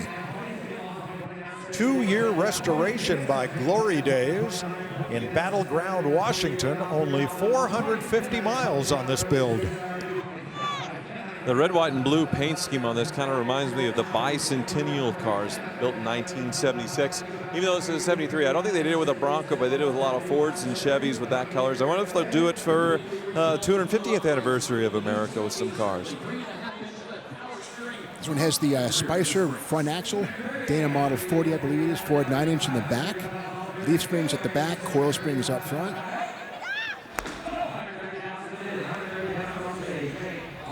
And it sells for $130,000 on the stage. Here's a 2020 Ford F-150 SVT Raptor, but this one has been rebuilt as serial number 47 Hennessy Velociraptor V8. That is a $96,000 upgrade. Well, this was originally built with the V6 engine, the EcoBoost, but it's been swapped out by Hennessy for a Coyote V8 with a supercharger.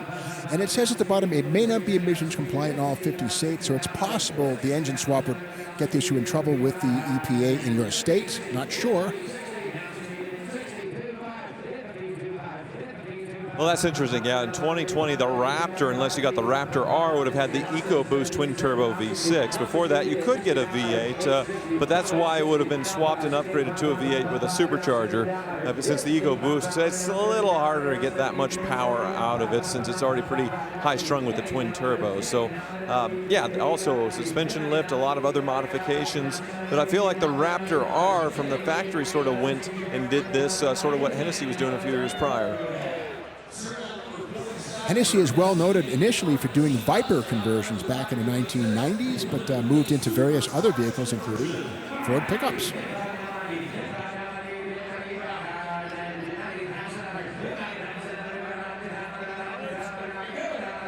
Yeah, custom skid plates on this one, a custom bumper as well with that Velociraptor script there, and extra light bars.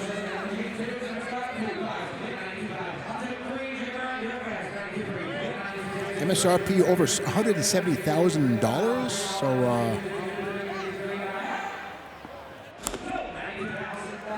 and it sells for $92,000. Congratulations.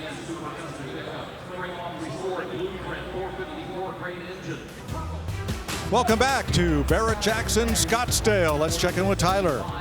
Well, another Super Saturday is almost in the books, and I'm with Craig Jackson and Steve Davis to talk about what's happened so far. And another incredible Super Saturday. The results unbelievable, and there were some surprises, huh, Craig? That Lincoln Continental, that one caught me off guard, but across the board it was strong. I mean, SUVs were strong, the numbers matching cars. That tanker brought $1 million. If you just looked at it, the market is as strong as I've ever seen it. Yeah, it was just incredible. And Steve, such a diverse docket. All the buyers here for the diverse amount of cars. What was special about the Super Saturday to you? Well, I think, again, the diversity of the docket is always the trademark of Barrett-Jackson, but to see every single car and the following, it didn't matter what it was, Resto Mod, Classic, European sports car, exotics, you name it, they rang the bell.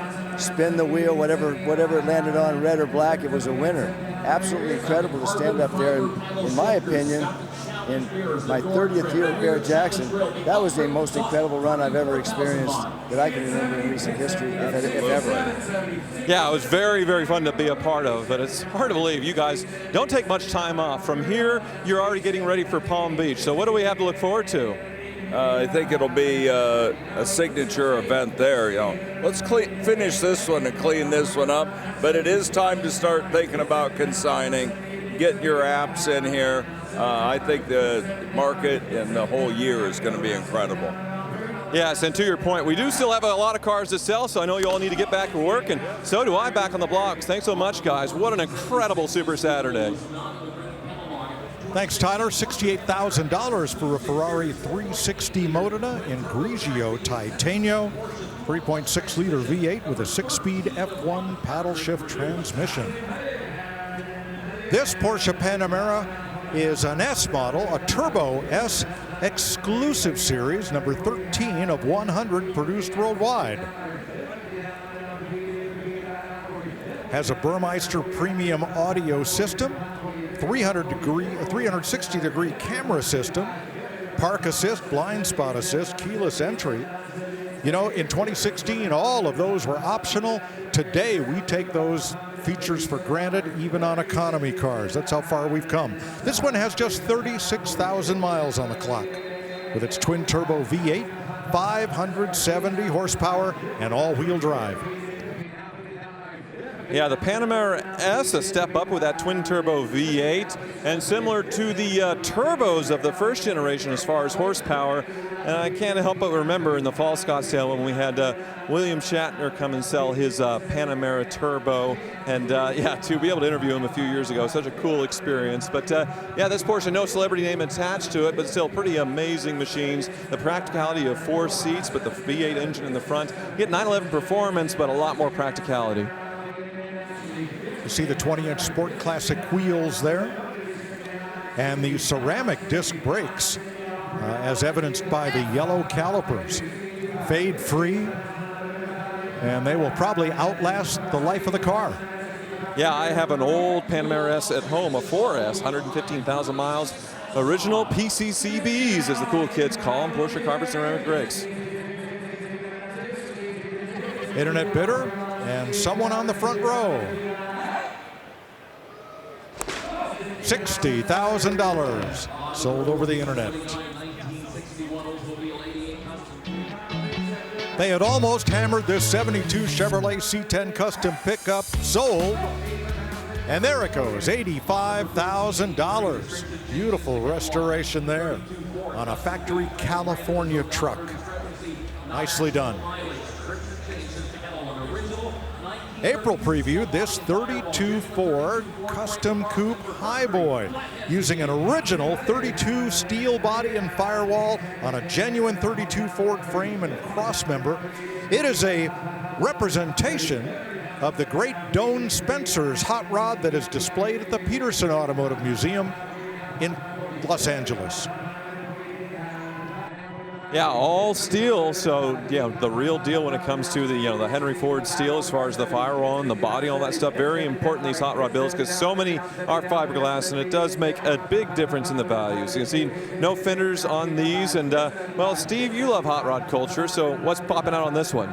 Well, I love the chromed front axle and, of course, the Hallebrand quick change rear axle, that cast aluminum polished cover there. Take that off.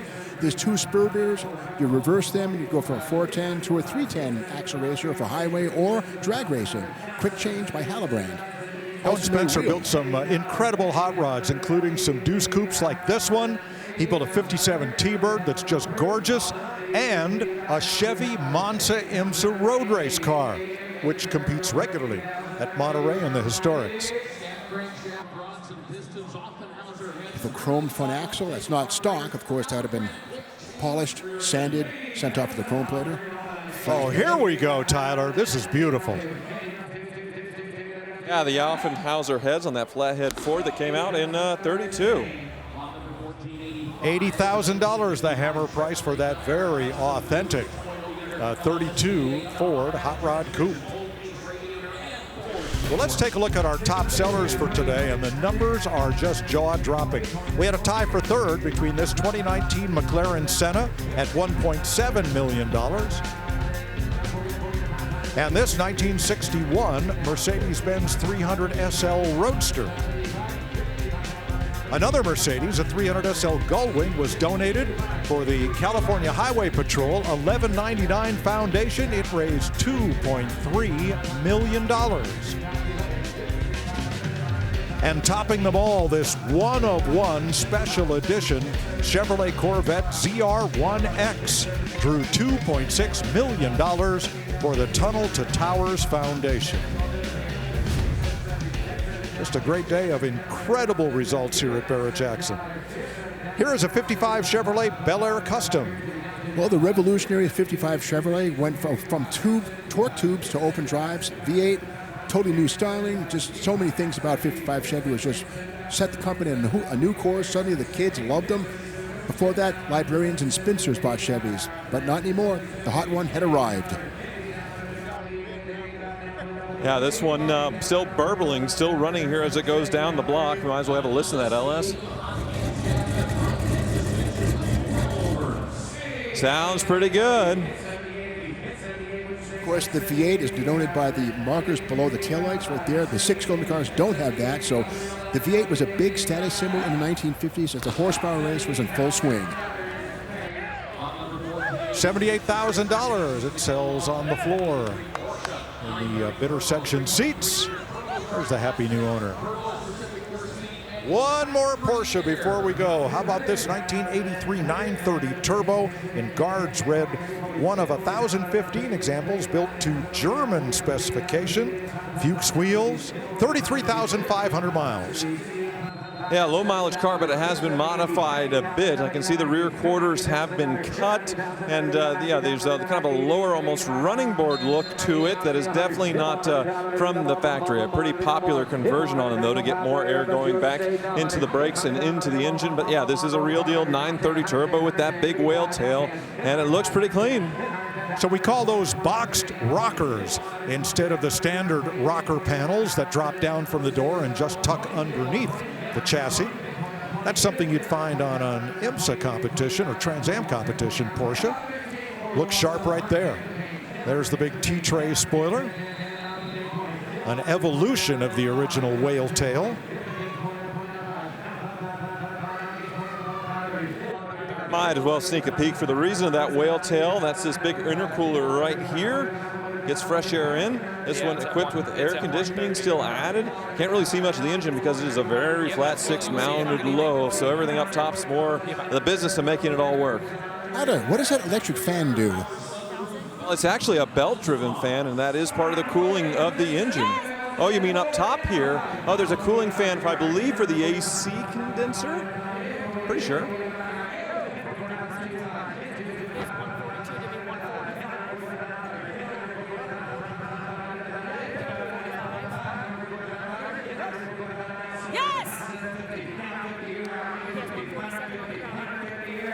A phone bidder and a bidder on the floor fighting it out at $147,000 for this 1983 930 Turbo. Still a 4-speed in these. The 5-speed wouldn't come along for another couple of years. The flat 6 has hemispherical combustion chambers, very efficient. No matter what it's on, a Hemi, a flathead, whatever it might be, the hemispherical combustion chamber works great. Most automobiles today have a variation of the hemispherical head.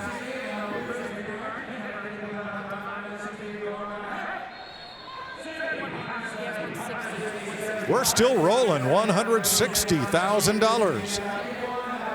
Skybox bidder, one on the floor, one on the phone.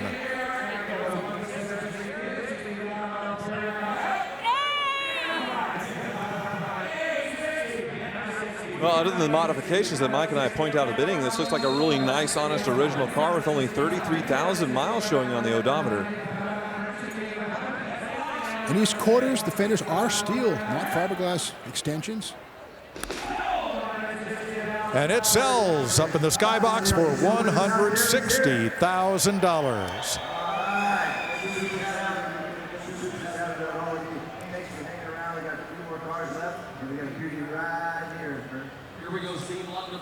We have one or two more cars to show you before we leave the air tonight. And I want to give special thanks to a world-class television crew that works so hard to deliver the amazing pictures you see at home. Bill and Diane Cavas put this whole team together, and they are the best in the business. And thank you for all your efforts here this week. Here's a 2022 Dodge Challenger RT Scat Pack Wide Body. This is a conversion. Of course, Dodge does not sell a convertible from the showroom floor. I know Petty's Garage does some convertibles. Not sure where this was done, but it's a 392 Hemi Shaker, wide body, Scat Pack, equipped with an automatic 8-speed torque flight. So in 2022, they were starting to wind down production of the Challenger a few years ago, and they started just opening it up to wild different, styles. So getting the wide body on a non-Hellcat, getting it on the Scat Pack with the stripes, and they just kind of open it up as far as the last call, a drill brake, and all that stuff to where you could open up and do pretty much any different kind of configuration. The shaker hood on this one, and then that convertible conversion. That's pretty wild, but pretty cool. Credit Drop Top Customs for the convertible build, 2,600 actual miles. The shaker does actually work. It channels air into the airbox, which then makes its way into the intake charge of the engine. So it does work. It's not just for show.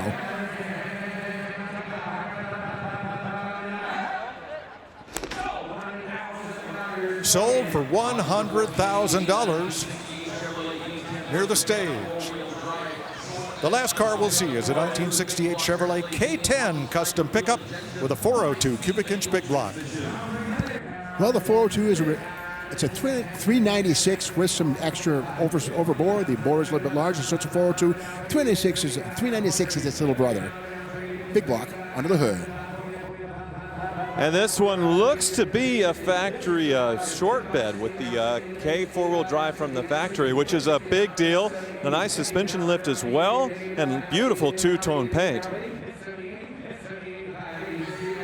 You'll be able to go to Barrett-Jackson.com to see the sale price of this one. And what a day it's been at Barrett-Jackson Scottsdale. Well, what a week. It's just been a magical ride. I want to thank our production team led by Pete Neal, Neil Sullivan, and Mark Amster.